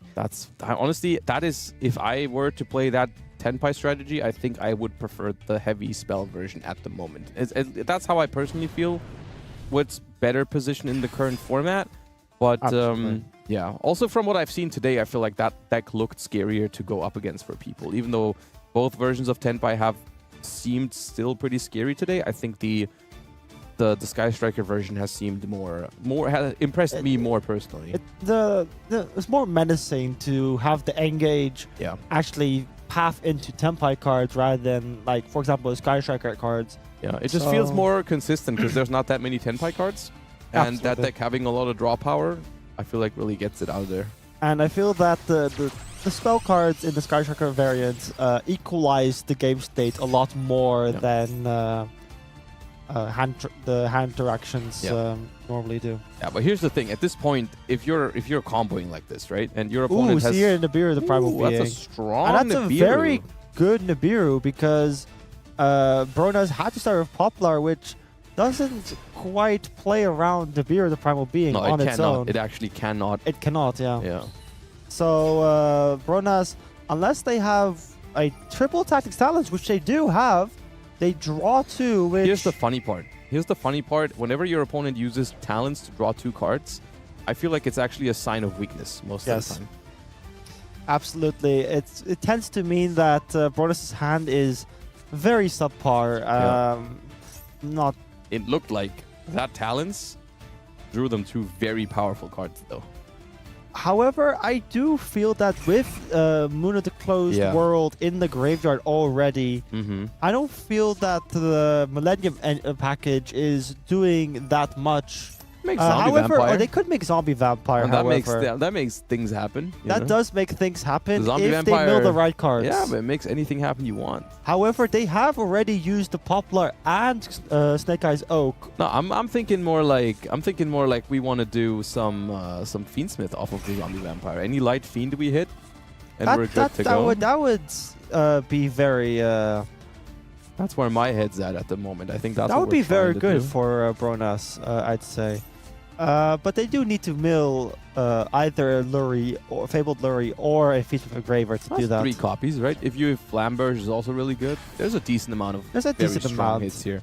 Also, Snake you Eye get Ash the, is also a fine one with, you get the free removal on the Nibiru here as well. which is also very good. We're still unsure what Lucy's playing. It's most likely Tempai strategy, but playing Nibiru does mean they're not playing the Skyshaker variant. Which Unless it's a very specific meta call where you say, like, I'm going to play the spell version of the deck, but I just think Nibiru is really good at the moment. but So I think the we're quite doing it. interesting part of that is I think we're going for it. oh, we're going for Zombie Vampire, Yeah, absolutely. Yeah. Now let's see. Oh, we're first going for a wanted draw, which we'll see. And now let's see if Zombie Vampire will be milling one of those light fiends. I like watching this card. It's so exciting. There's a light And there is fiend, an multiple light engraver. fiends. There I is told you. definitely an engraver. I told you, Zombie Vampire makes it happen. Absolutely. And that engraver will unlock the full Fiend Smith engine, which will enable a lot of bodies and potentially a Desiree on top. I think at this Oh. point, We're making a rank 6. rank 6 are Are we making Pilgrim Reaper? Pilgrim Ooh, Reaper. we're Have we treating- not sent enough cards to the graveyard yet? Oh, we already have a Feast Smith tracked. It's Bronas already drew off that wanted, I think, a Feast Smith tracked and just knew Okay. to but opting to not use the Pilgrim Reaper. What's the? I mean, they didn't want to hit the Oh, I Lurie. guess not hitting the Lyrie, yeah, right. But like, still, what are you expecting to hit from this Pilgrim Reaper? Oh, it seems that Lucy is playing. I saw Rescue's Impulse and Phantasme, so it seems to be Ooh. I think a special variant of Tempai, but with more of the draw versions of the hand I interactions. kind of like that, you know? It's very interesting. Although it's unlucky Lucy hasn't drawn any. It looks like they're playing a deck that plays a lot of cards that do something on the opponent's turn, and it seems like they've only drawn the Nibiru. Which definitely seems rather unfortunate in this case. Absolutely. Shuffling back the moon, meaning that I do believe we milled 2 copies of Feast of They have- Engraver, They no? have plenty of light feeds in So- rotation, but I don't think this Requiem can activate unless I missed something. Oh, it can. Oh, it. No, it's No, it equipped. can't. Oh. Oh, I don't think Bronas has realized this. Yep. I don't I think think they this just is an Look. ideal situation. Look. Unless they were trying to remove bodies from the field. Here's what hear me out though. The Requiem was summoned. Yes. And the Requiem had a yellow border on it. In Yes. which case, you are required to click it And it does have a yellow button, and because it can equip from the field. It has a yellow button, and if it glows yellow, must click. you click. All right. This is the Master Classic, as I would call it. Now we're going for a Princess, the Star of Flames. I don't know if we have enough Light Fiends to have an Engraver engrave and a Shuffle back. So I don't know how exactly we're going to end on a board here. Never you just mind. go- We you just go we have this Desiree. Desiree Yeah, you negate for Desiree stop the Appaloosa, princess. right? Obviously, I mentioned this earlier, but obviously now it's Look, we got there. Okay? We got there. We got there.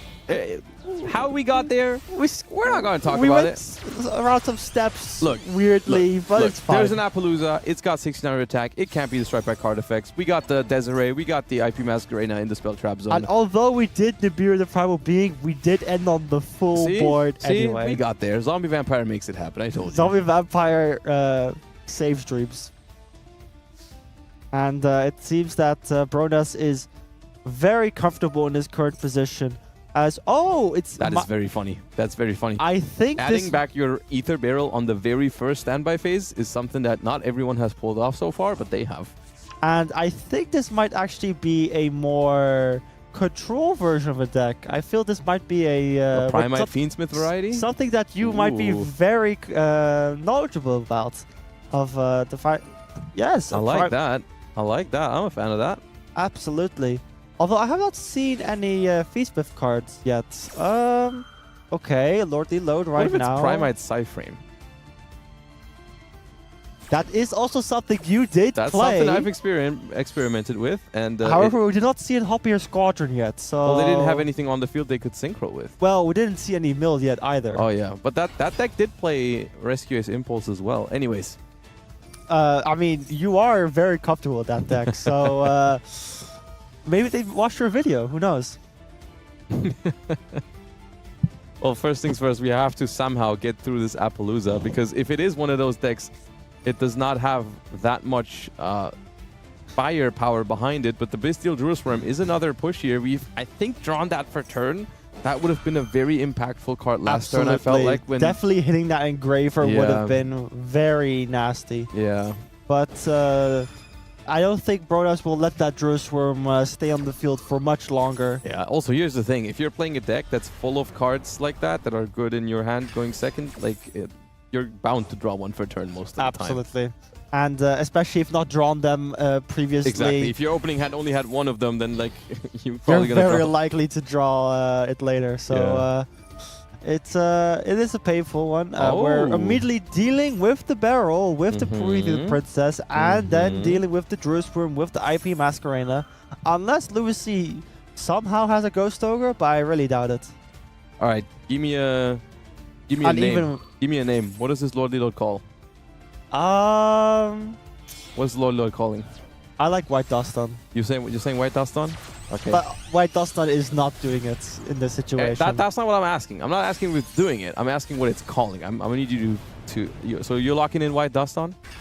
I like White Duston. All right, I'm he locking is in. the proudest of them all. I'm locking in Siphon Driver. I mean, that is very likely, but I fear the Cyframes. Please do it. Please activate it. I mean, if they do something to Driver, the game is as well as over. I still want them to see. I still want to see what it is. You know. I mean, they could go for a Cypher Gamma right now if they drew it. Imagine. Although I find that very strange otherwise, but sadly no Cypher Gamma. I mean, Appaloosa is also there in the first place, but Yeah. this is looking quite grim for Louis C right It is now. looking grim, but I want to see what the Lordly Load is calling. At least, please call something. Please, It's calling something. come on. What is it calling? Let it be White Dust on. Cypher No! Driver. It is Cypher Driver. I think it is your deck that See- you played earlier. So here's the thing, right? I'm gonna defend them right now because in this particular game, the deck did not look super convincing. But here's the thing: I'm familiar with this deck, and this deck plays like, I don't know, 30 cards that interact with your opponent when you go second, and they drew one. I mean, I'd say that's very unfortunate. It's a very unfortunate hand. And noting about this Typhon, they cannot activate this Typhon, although they can attack over one of these monsters. But it's a big Typhon, you know. I do think that the game is as well as over unless Lucy has magically manifested another hand trap in their hand. Look, we're gonna be fine. Oh, we're not even attacking over anything, because we're making a Linkaribo. We can attack over the Linkaribo. We can force the Linkaribo. It seems that this is the end of the road for Lucy and his Psychic Frame Driver's look. dreams. No, I respect it. I respect bringing that deck to the tournament. I definitely respect making it all the way into the top 8 with it. Absolutely. Even though it is very unfortunate that the first time I think we're seeing it on stream today, it decides not to perform.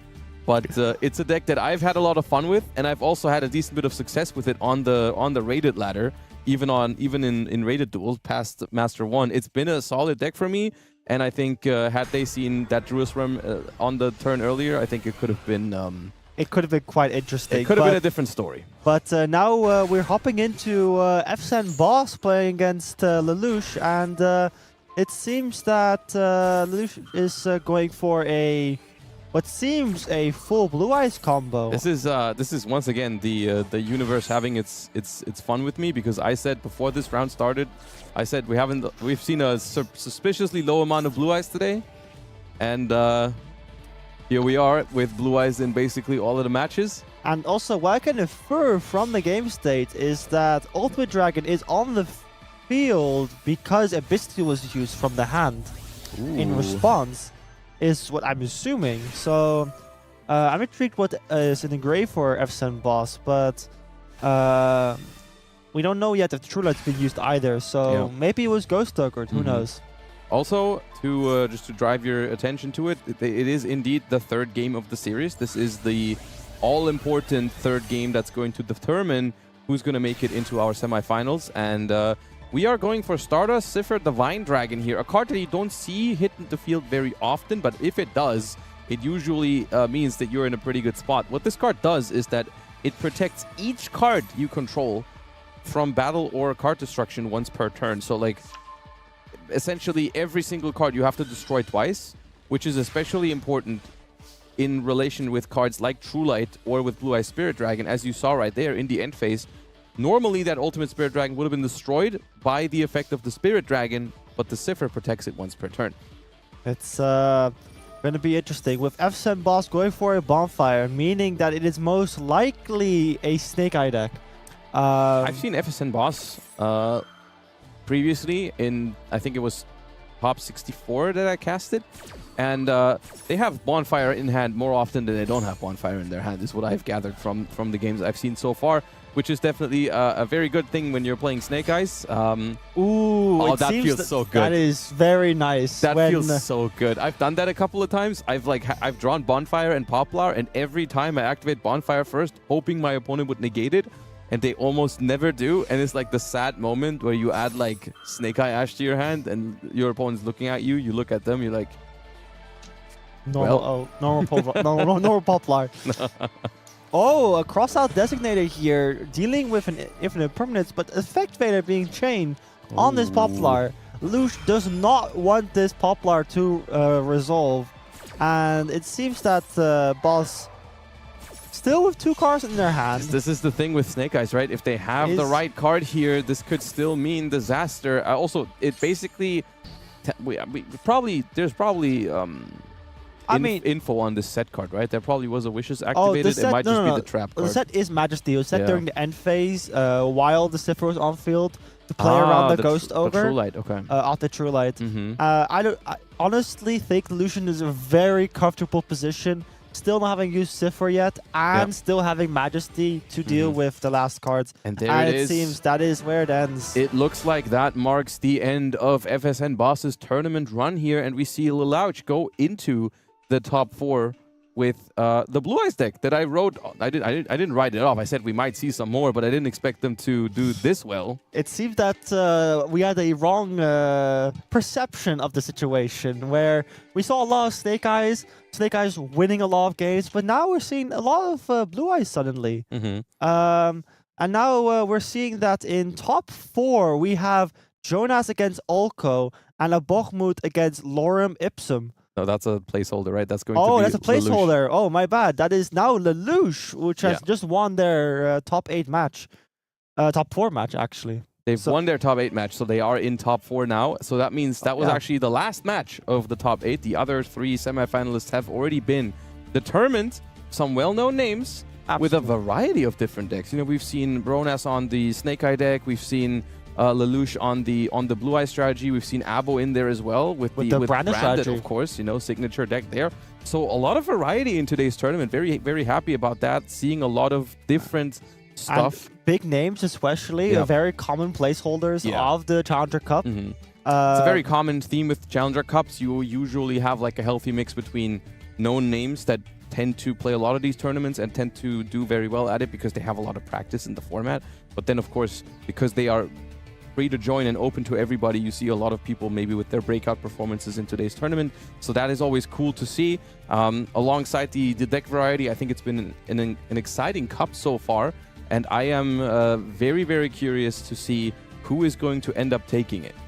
Absolutely. I am very intrigued which person will come out on top. And I mean, you'll see with the next casters in the next round coming up any minute now. I don't know exactly. I don't know exactly when we're going to be moving over to the top 4. I think they are just now settling the pairings for it. I think they're going to be pairing the players and seeding them in a second. I think we have one match that might still be about to be finished.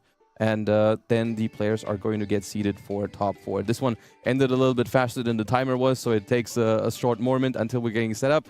But I think we are about to get ready to move to a very short break. It's not going to be very long. All the matches have now been set up, and I think we are headed into the semifinals, followed by the finals very, very shortly. We're going to head to a very short break, and we'll see you guys with the semifinals and new casting duo in just a moment.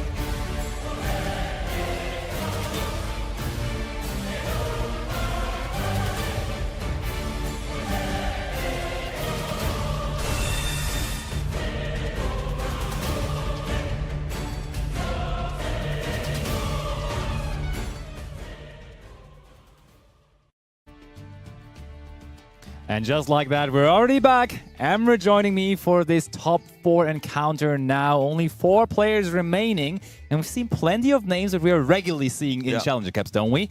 Some of them certainly have won some of your Challenger Cups before as well. Yeah. So with those left, what do you think? Who's going to win this all now? I think, I mean, you can't really make a prediction, right? They're really all really good players. For sure, absolutely, 100%. I'm rooting for Bronas. Okay, I really like okay. Bronas. I think he's a really funny guy. We can see the bracket just here. It's Abo Hamoud. That is always someone to be having in the equation as well, so he might be doing it. Jonas and Ollie on the other bracket. And I think we don't have Abo's opponent yet, because as we can see, Boss and Lelouch are 1-1 against each other.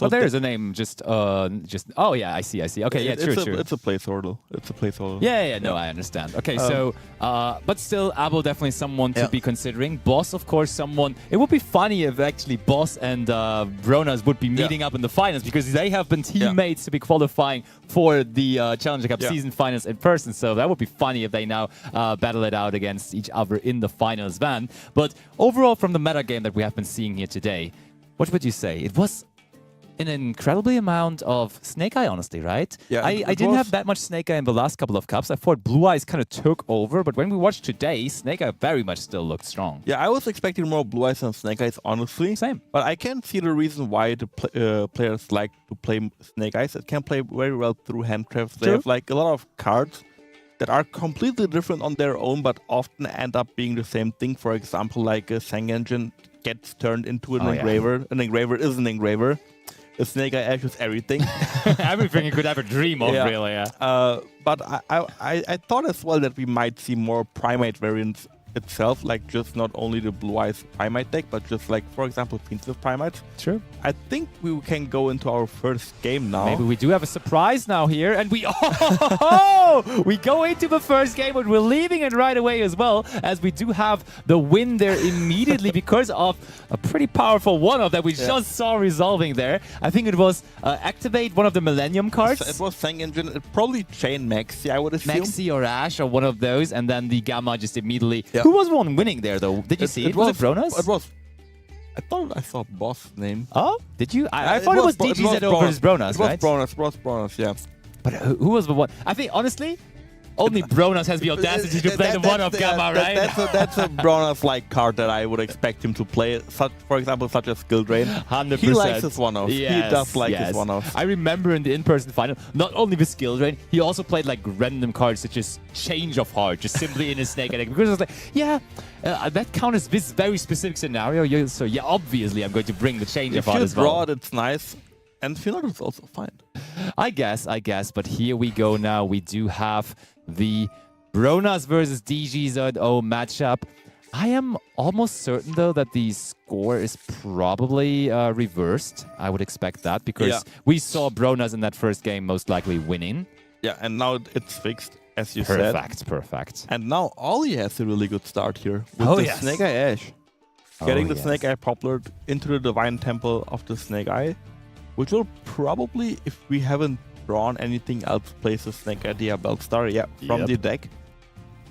Very much so. And I think it's interesting between these two because they do have different approaches to the Challenger Cup format overall, because we see DGZO in previous rounds using the Snake Eye deck, but also the Tenpai Dragon strategy, therefore definitely having a clear plan for when going first and when going second. And on the other hand, Bronas, I think at least in multiple of my Challenger Cups, he has just been using two different variants of the Snake Eye deck, and therefore he has just been figuring out which version of the deck is better into going first and going second, and just switching around with the non-engine basically, but just still sticking to the same deck overall. And I mean, Bronas has had some massive success with the Snake Eye deck, so it's very easy to understand that he just likes to play it and he just is so good at it. I think both approaches are fine. I think it really depends on the player what they prefer. 100%. I do agree. I personally would probably queue as my second deck something that's even better going second than just another version of my first deck. But I can also see like just having like the same deck twice with like different non-engines also be a really great option. I do totally agree. I think Snake Eye is just so universally good that it, with that deck specifically does work. But with other decks, I would just be too scared of my opponent just having a matchup where my first deck just can't really, or my only deck then in that case would not be really well into it. And therefore, I wouldn't be really afraid of just having the one deck. But as I said, with Snake Eye, it's probably all right because it just plays so well into so many different decks. What I personally don't like is the dynamic if you play Tenpai is if you lose game one, win game one afterwards, your opponent can decide if they want to go first or not. And if you want to queue your Tenpai deck in and they make you go first because they expect that, you probably lost the game before it even started. That's a gamble that if I'm confident in my decks, would personally take. But if I feel like, which is like a pretty reasonable way to like play against a good player, is like just try to high roll the opponent. For sure, for sure. I think with the Tenpai, if you are having a Tenpai Dragon deck in your inventory for those Challenger Cups by being it one of your two decks, I feel like playing it in game one actually is a pretty reliable thing to do, because in game one, it's just very unlikely that your opponent is going to send you first. But one thing that definitely needs to be considered then is that you need to be prepared for game two and game three still. But for the moment, it does not look like DGZO is going to play any Tenpai of the second game.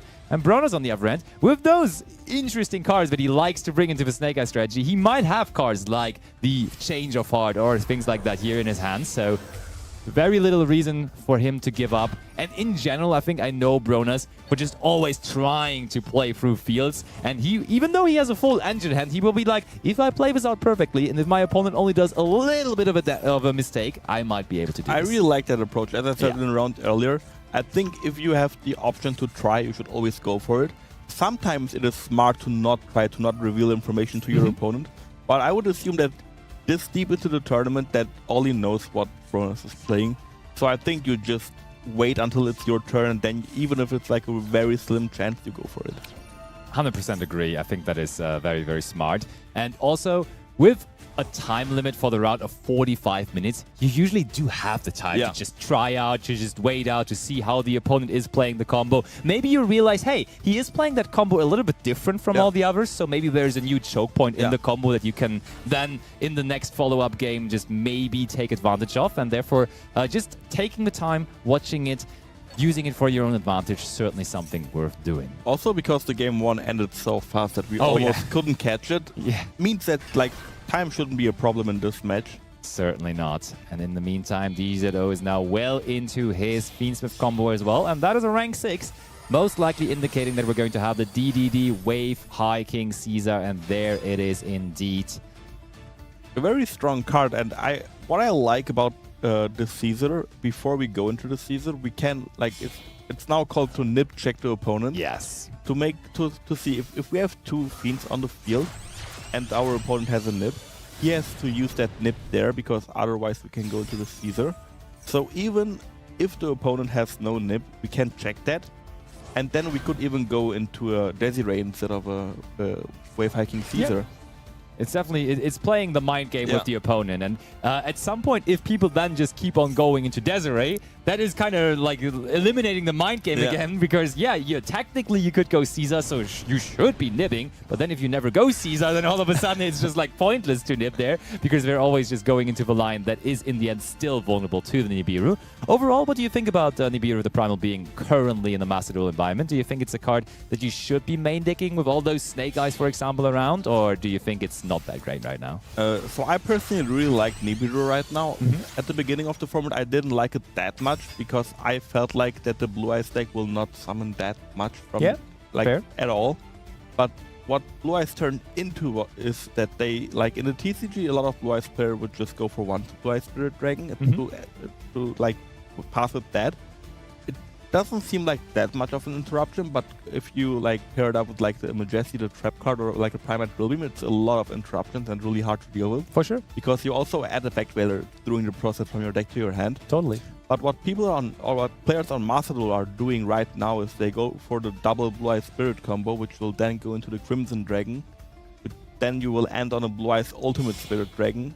And I think the Stardust Sapphire Dragon, which is also a Monster Negate and a pop. And if they go for that combo, which basically almost every player does at this point, you can really punish that with Nibiru. So that is where you do feel like the Nibiru is worth running. And we do see DGZO now placing the Nightmare Phoenix into the Spell and Trap Zone, just to probably immediately send it away again with the original Sinful Spoilers here. So it's not there for long. But, of course, meaning that we're not going to have the chance to put that good old reliable IP Masquerade into the Spell and Trap Zone anymore. And correct me if I'm wrong, but I think that Snake IO came from the hand there. It did, yeah. One thing that Nightmare Phoenix can do in the Spell and Trap Zone is if we summon it with the Flumber's Dragon of the Divine Temple of the Snake Eyes, if we co-link it to Appaloosa, it can't be destroyed by battle. That's also one thing that's really important to like keep in mind if you play against that board. But instead of having IP in the Spell and Trap Zone, we're ending with an IP on the field, which is probably even better. Yeah. Fair enough, that works for sure. And there is also a set Spell and Trap card rounding off the turn, and Bronas just confident as per usual, just immediately activating the Fiend Smith Engraver.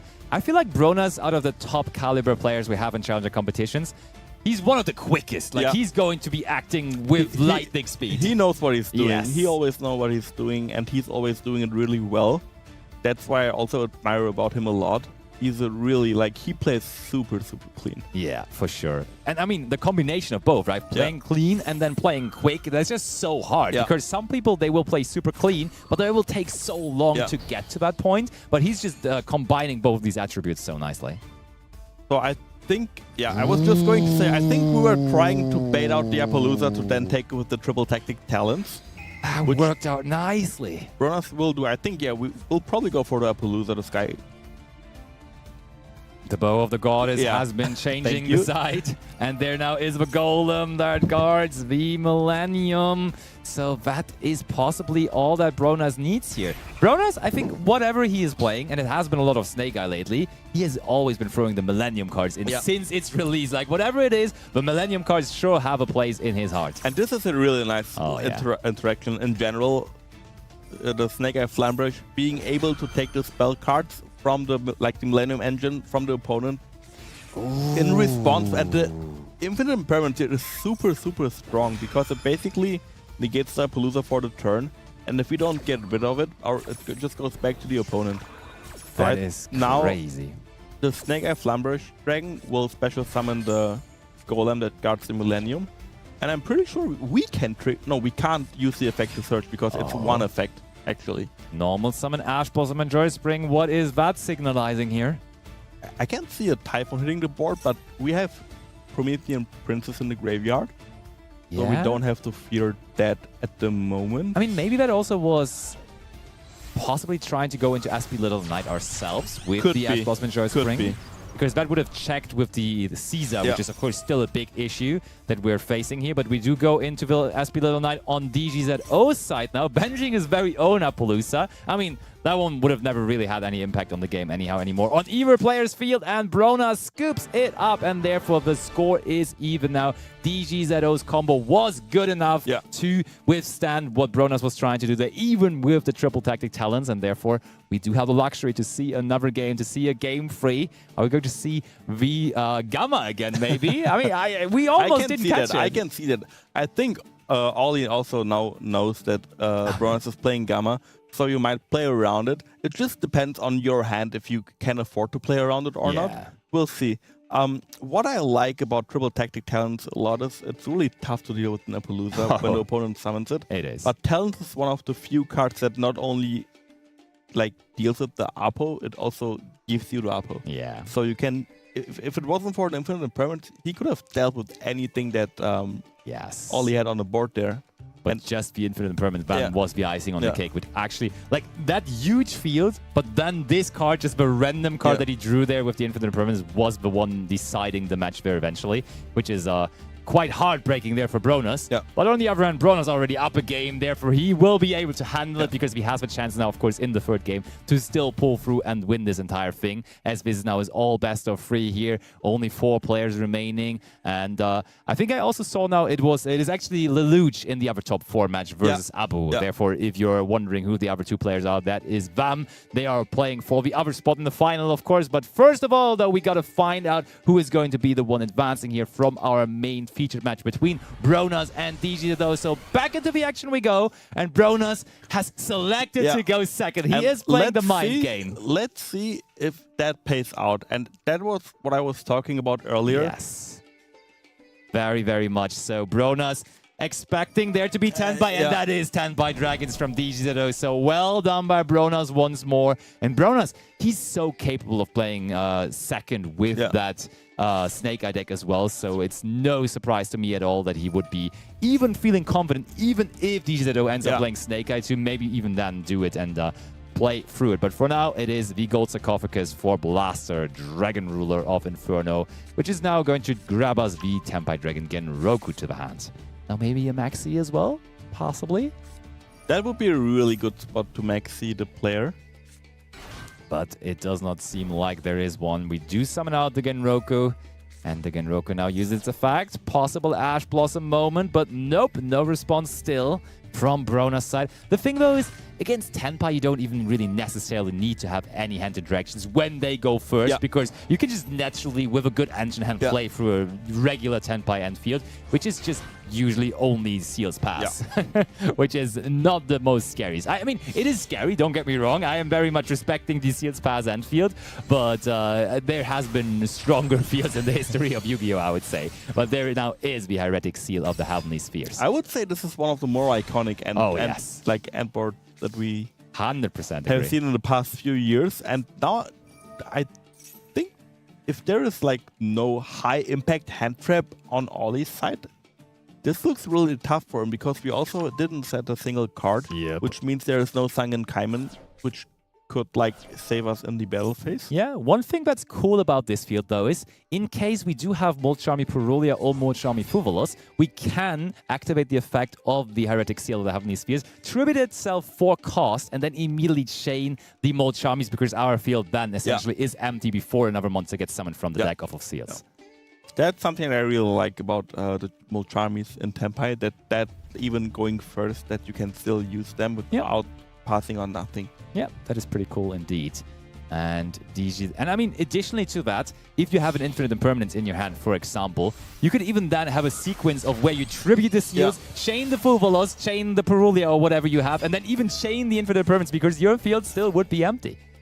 You just got to make sure that you chain the Molchami first and then the impermanence, because otherwise you have the impermanence on the field and can't activate the Molchami anymore, which would be a crucial mistake. But we see now the effect of Fiend Smith Rec Room resolving, summoning out Engraver, and honestly, when we let Bronas get to that part, I think Molchami Fuvolos is not in our hand, because we would have certainly changed it to that.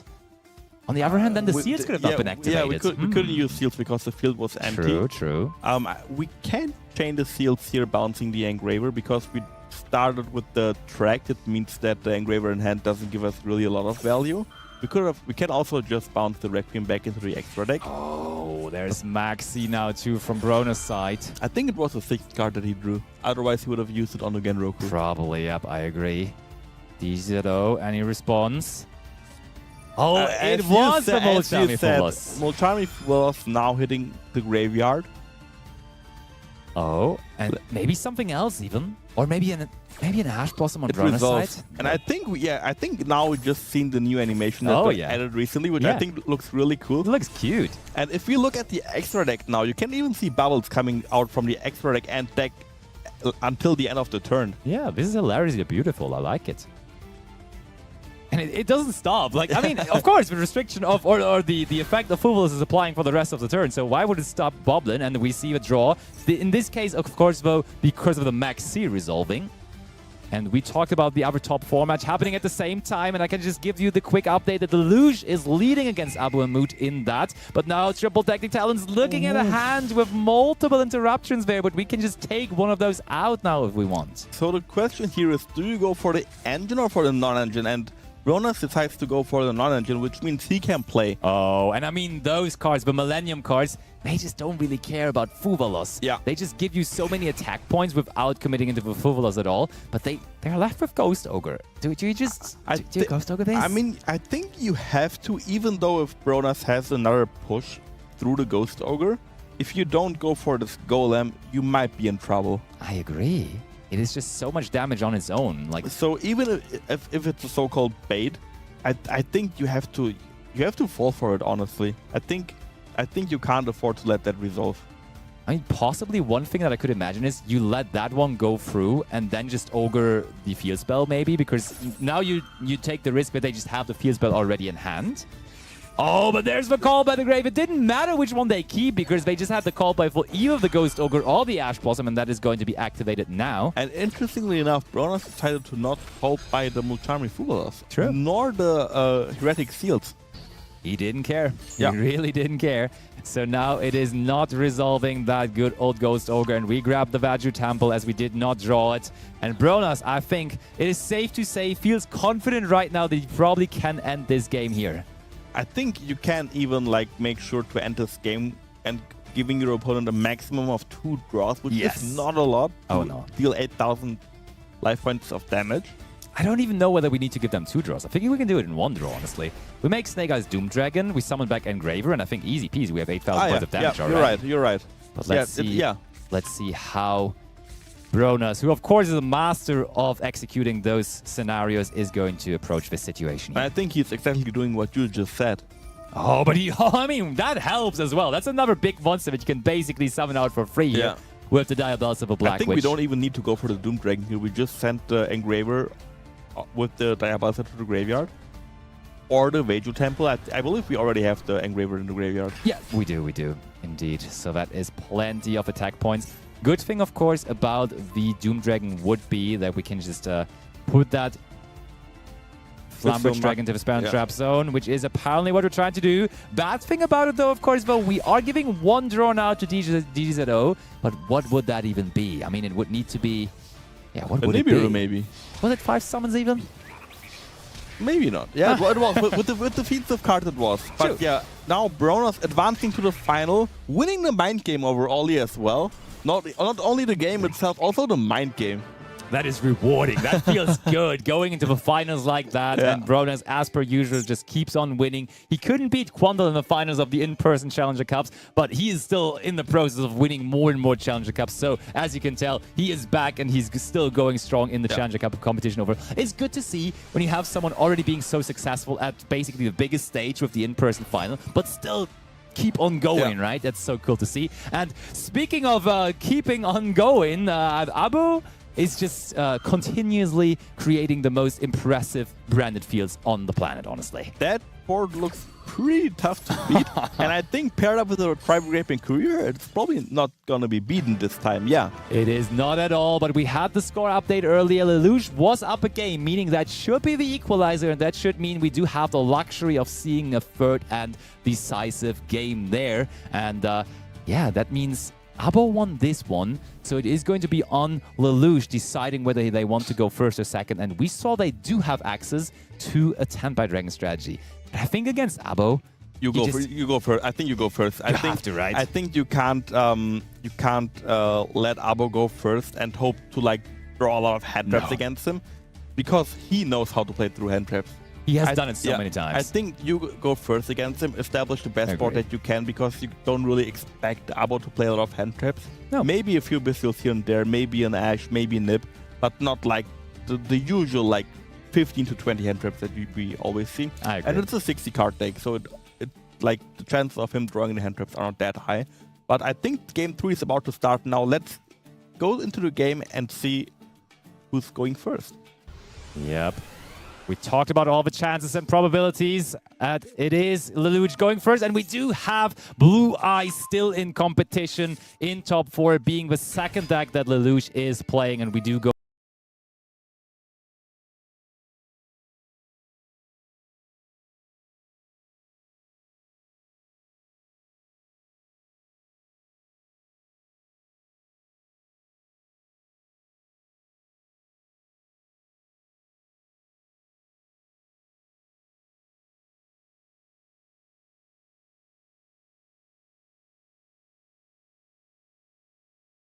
And cards as well, if I draw like that. Surely. So usually Seals never leaves the field without summoning another dragon from the deck, but when it gets used for a fusion summon like that, it will not bring out another monster. So we may have now successfully played around these Seals and also a possible Majesty that is set. And I think there's Drill Beam set as well, right? Yeah. Which possibly might not be able to activate either. Yeah. They do need another normal monster or a Primate monster in the hand for it. Or a Primate spell card that's not Drill Beam, True. that also works. True, true. I think the plan from Lelouch was to use the shields to bounce a card, then special summon a Blue Eyes to have that normal monster on the field to use the Drill Beam. But that Alba Lenados made sure that all of this is not working anymore. Oh, I'm trying to figure this one out, because as soon as Abo sets a monster, you have to assume that it's Fallen of Albus. But you can't do anything about it. I mean, you can activate the seals and put that Lordy Load into your hand, right? That does at least give you access to the Drill Beam being live. Yeah, I think that's what you could have done, and the more I think about it, the more I You like probably it. have to, right? Yeah, I didn't think about it. Maybe Lelouch also didn't think about it, but that's probably the correct play, I would say, just to make sure that you have at least one interruption if it goes like into the worst case scenario. Yeah. I mean, maybe they also just do have another way to activate that Drill Beam, which would make it a little bit easier. But also, just imagine the set card actually is Majesty. Maybe we could have then special summoned our Blue Eyes and then activated the Majesty. Or wait, no, we don't even need to activate the Majesty, but we get a Blue Eyes into the graveyard just like that. Or can Seal actually summon out non-effect monsters? Is that possible? Surely it can, yeah, right? it can, yeah. So, I mean, yeah, that would be good to get another Blue Eyes into rotation. But now we're in the battle phase. Abo has a lot of monsters on the field with plenty of attack points. Is there possibly maybe a super polymerization to make sure that this is the last turn right away? Or do we head into a main phase 2 here? Oh, it is the main phase 2. So Lelouch gets another turn. 1500 life points might sound a lot, but against Branded, if you know that they have Masquerade in their extra deck, it's only 2 effects that we can afford to use. Ooh, Drill Beam is live. Look at that. They do activate it, meaning they must have a Blue Eyes White Dragon in the hand to reveal. What are we banishing here? I think the Cartesia. I agree, but what is Impermed here? I mean, it must be the Cartesia that is The Impermed Cartesia got currently. Impermed, yeah. So we can't target it with the Drill Beam, so we get rid of the Albalenados instead. Also fair enough. Yeah, I think it's fine to do that because you can get the Drill Beam back for basically for free, because the barrel will return to your... No, it won't return because the Blue Eyes got banned. Yep, true. Now another Primate Lordly Load, though, being activated. But Abo does have Cartesia still very much well and alive. And I mean, if you want to use Cartesia, you kind of have to do it now, because otherwise they have Drill Beam again, right? I think that Lelouch will go for the barrel here. Yeah, you might be first. right. And then, yeah, true. Then you can still just do it on that. I think there is no monster in his hand. I mean, we know about the Blue Eyes, but the Ash Blossom and Joyous Spring is really strong here. Especially when you realize that they're already through both of their Blue Eyes, right? So Lordy Load can't even special summon out another Blue Eyes from the deck anymore. It can. The one from the hand. Oh, it can summon it from the hand, but that's just at least not that much value, yeah, it right? doesn't feel that great if you... I mean, you have to do it here, but it doesn't feel that great. Yeah, certainly. do agree. So how do we summon it out now? Do we summon it in attack position? It can only be summoned in defense. Oh, that is the answer right away. True.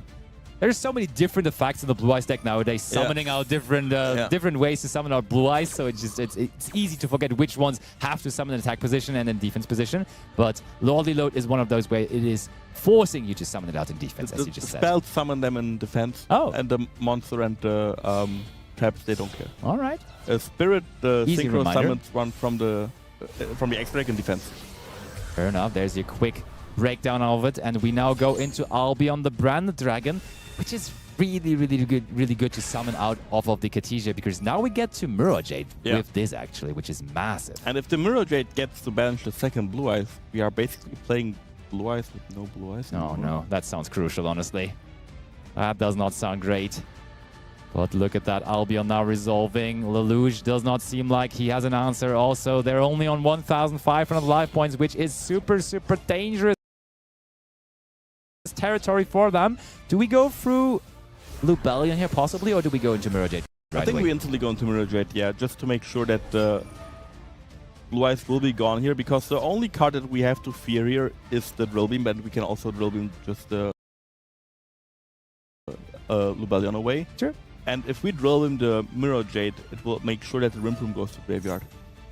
That is Because it true. sends the Rimp Room for cost. Indeed, and now the Katija goes back to the hand in the end phase. That means Lelouch is passing on nothing essentially except 2 Lordly Loads, and those do not have a whole lot of attack points as their spell cards. And Abo therefore probably only needs to go into the battle phase here to seal this and move on into another final of a Challenger Cup. Congratulations to Lelouch for advancing all the way to top 4, but in the end, it is the all-time strongest branded player we have in European competition, and that, of course, is Abo Hamoud. Yeah, Branded's strongest soldier here advancing to the finals. Once again, he just doesn't stop. What a final here to have for that kind of a Challenger Cup. Bronas against Abo, like two all-time real high performers. I think that's a really nice final that we will see soon. 2 really great players. I think the decks are obvious what they will play. It's gonna be Snake Eyes against Branded. And both players certainly have played that matchup plenty of times before. They probably have played against each other plenty of times now. That probably already was a Challenger Cup final before, to Multiple be fair. times, I would Multiple assume, times. For you and for me in both of our Challenger Cups, for sure, I would imagine. But yeah, I mean, it's definitely one to look out for, because we do have the guarantee that there is going to be high-class gameplay now, because both of them are just so insane at the game. Yeah. Which is really nice to see. So I think we are just going to throw it over to a super short break. But as this was the second game of top 4, we have the certainty to just be live with the finals right after. So don't go anywhere. And we are going to be back just after one short clip for the finals.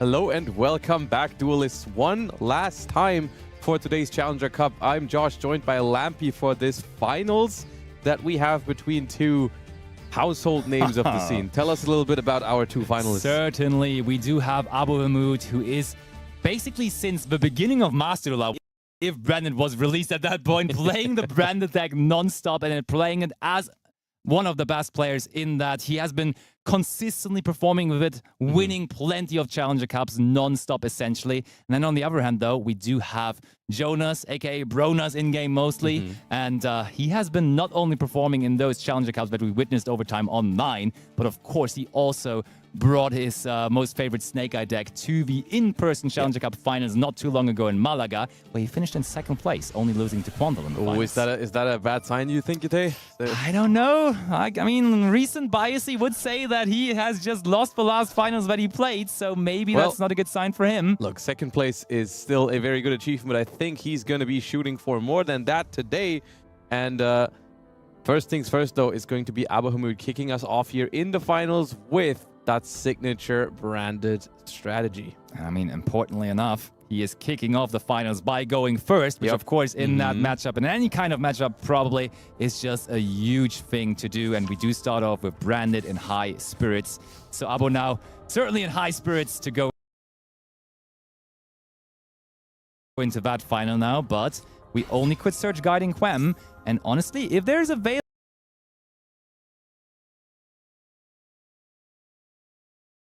or an imperm on that Guiding Quem, the Virtuous, it might be problematic, but seems like we are resolving this. There was a short little moment there, though, where we did think about doing something to this Guiding Quem, so there was at least the possibility of a interruption being used.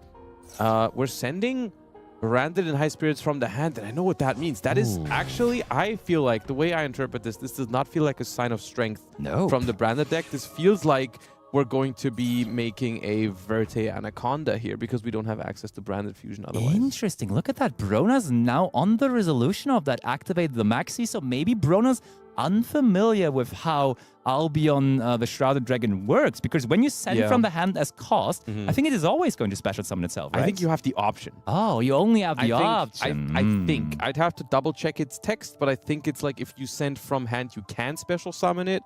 Maybe you have to. You might be right on that. Either way, sometimes when a card activates that is 99% of the time used in a certain way, you just assume that that's how the opponent is using it right now.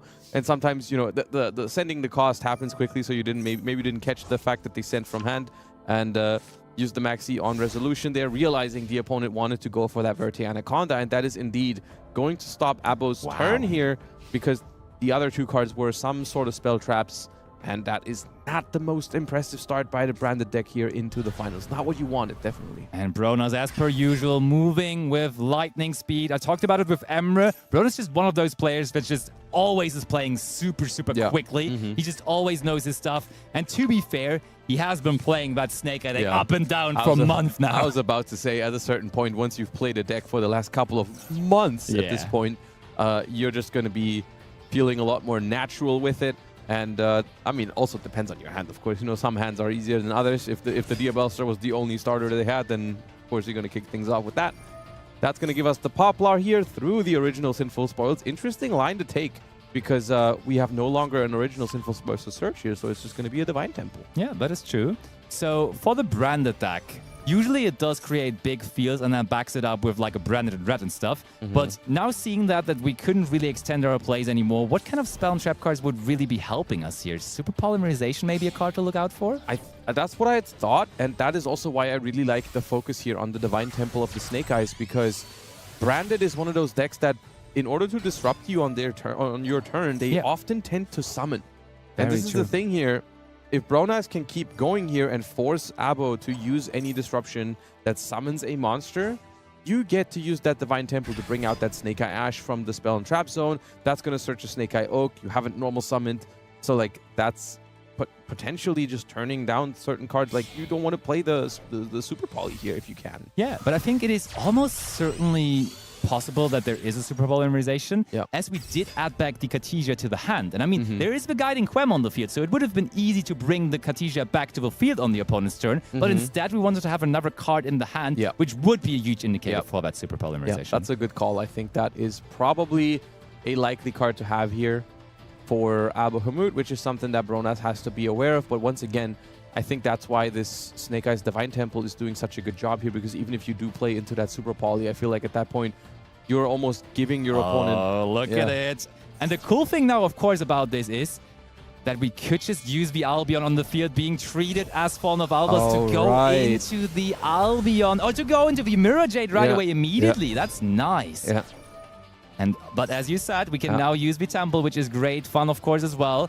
Good thing now, of course, for Abo as well is the Katija found its way back into the graveyard, meaning that the Quem is going to bring it back. Indeed. This is the thing I think that differentiates like someone who maybe just started playing Branded and someone who's been playing Branded forever. It's like even the moments where it feels okay. All right, maybe I spoke too soon. Well, that has nothing to do with the Branded player in this case, of course. But what I was about to say is like sometimes even the simple setups, if you maximize how you play those, then you can still get a lot out of stuff that doesn't look very strong. This is not the first time we're seeing Bronas use a Gamma on their own turn. I think that happened in top 4 already and gave them a very quick victory. And all of a sudden, this has turned around rather dramatically, I feel like, where it was maybe on par a second ago. This Gamma felt like it definitely shifts the favor into Bronas. Yeah, Brona's the master of playing funny one-offs, basically, in their deck. Still remembering, of course, from the in-person Challenger Cup Finals, where he just played Skill Drain in the main deck of his 48-card Snake Eye deck, because why not? I think he actually even had a logical explanation for it, because I think he said something like, yeah, I wanted to have that against Ritual Beast, because I knew Herman was there. And that was his explanation for it. Okay, I heard him say something else, which was, I want to have an unpredictable deck in a tournament where it was a very small field, so like people would see what I'm playing, but if I play like everything, then they can't really take any true. He said that for it. sure as well, which is a funny approach. I mean, it does to some degree make sense. Certainly a logic. I give him that for sure. Whether you agree with it or not, it is a logic. But the thing is, the way he proposed it to us, it was in a very, very likable way. So I gave him the benefit of the doubt in that case. But here we go now for Granguignol's Graveyard Effect to bring out Guiding Quem, first of all. I mean, ultimately, Yu-Gi-Oh! Is a very personal... You can personalize it a lot. You know, you can play decks the way you want them to. And that's for sure. And I mean, he's doing it super successfully. So exactly. That's the thing, right? The success is kind of speaking for itself, right? Where in Yu-Gi-Oh! There's definitely room for just making the things you like work and making them work in the way that you like them. Of course, I mean, Snake Eyes here is not the most off-the-wall pick here, but I feel like the approaches that Bronas is bringing to Snake Eyes are usually a little bit different from what you see other people do, so that's cool. Totally. So that is going to be a Link Summon now with the driver that we got for free there, and it is the Nightmare Phoenix. So the last possible interaction here for Abo is also being gone after. It's still Mirror Jade, though, right? There's still Mirror Jade. Yeah, it is. You're right. But that, of course, is known. The set card is unknown. We did get the Fallen of Albus into a graveyard, though, so that could be an indicator of having that Branded and Red set there. When if you already have a Mirror Jade, well, how powerful is a fusion that you can make with Branded Red? Ooh, okay. Called by the Grave, and deciding not to use Called by the Grave on the Max C is interesting. It was Max C. Yeah, I think it's because they saw exactly what they could do with the cards they had. You know, they had a lot of potential. This was potentially a very strong turn for Abo if there wasn't that Gamma. You know, they would have had a lot of disruption for Bronas' plays. And Called by the Grave ultimately is also a very strong defensive card, especially against Snake Eyes. If you can hit that Snake Eye Ash or Oak when they're trying to summon out the Flamberge from the deck, you can hit the Flamberge itself. But there is now a Snake Eye Oak, and that one does not care whether the Snake Eye Ash is in the graveyard or banished, because we can summon it back anyways.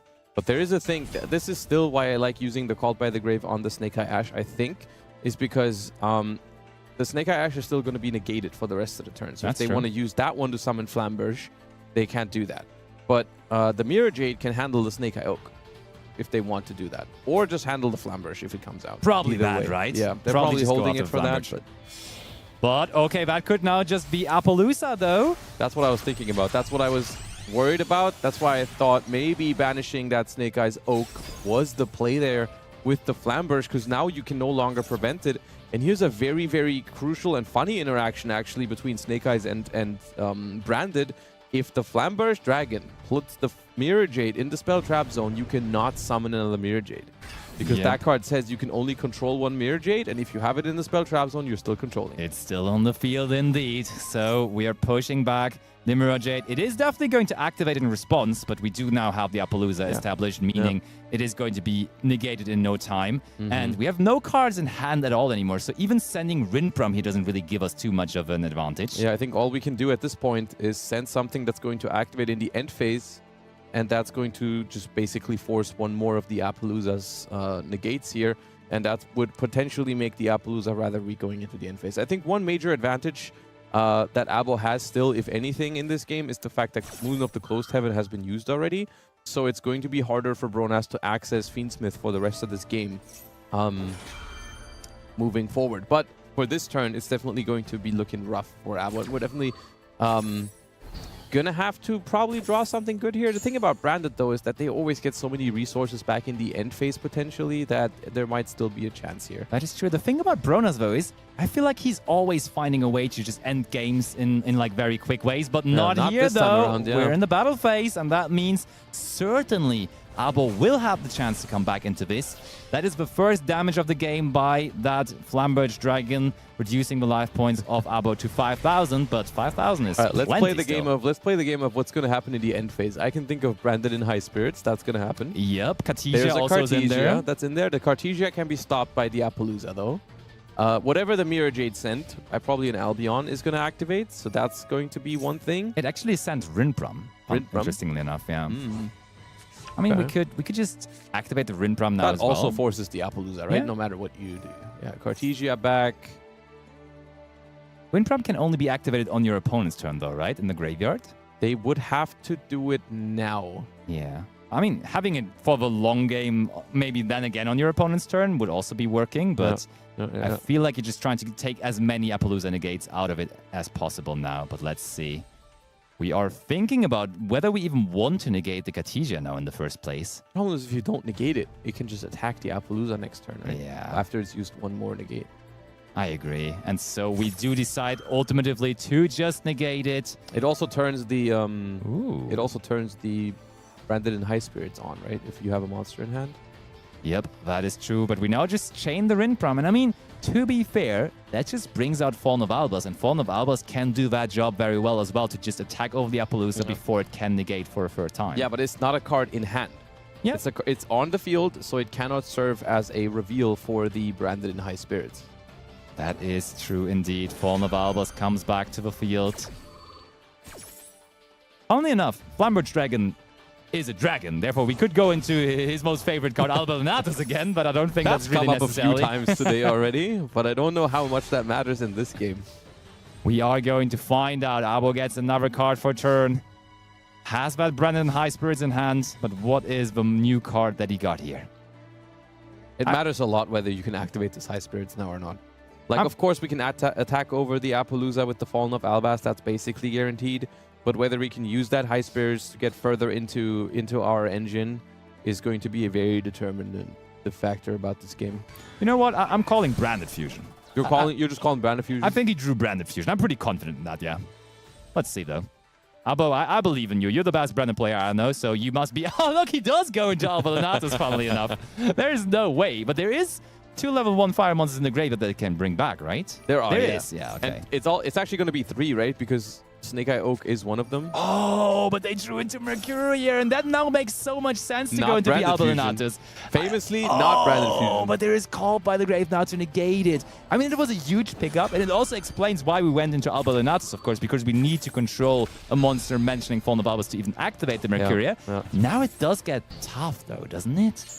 I mean, that definitely is not something you can now reveal for Branded in High Spirits. So that card in hand basically does not matter. And the follow-up that Bronas is going to have from these cards is phenomenal. Yeah, it's massive indeed. And therefore, it looks like this is finally, but ultimately, swinging into the direction of Bronas to maybe finally also overcome his finals curse after losing to Quandle in the in-person. At least finals. here for Game 1, it's looking very, very good here for Bronas. Especially showing the second copy of Original Sinful Spoils there, a trend that we've been seeing a lot recently to have more access to your Snake Eye cards that way. So we played 2 copies of the original. And there's still one Fallen of Albaz/Albion the Shrouded Dragon in the graveyard that's going to be sending a branded card from the deck to the graveyard.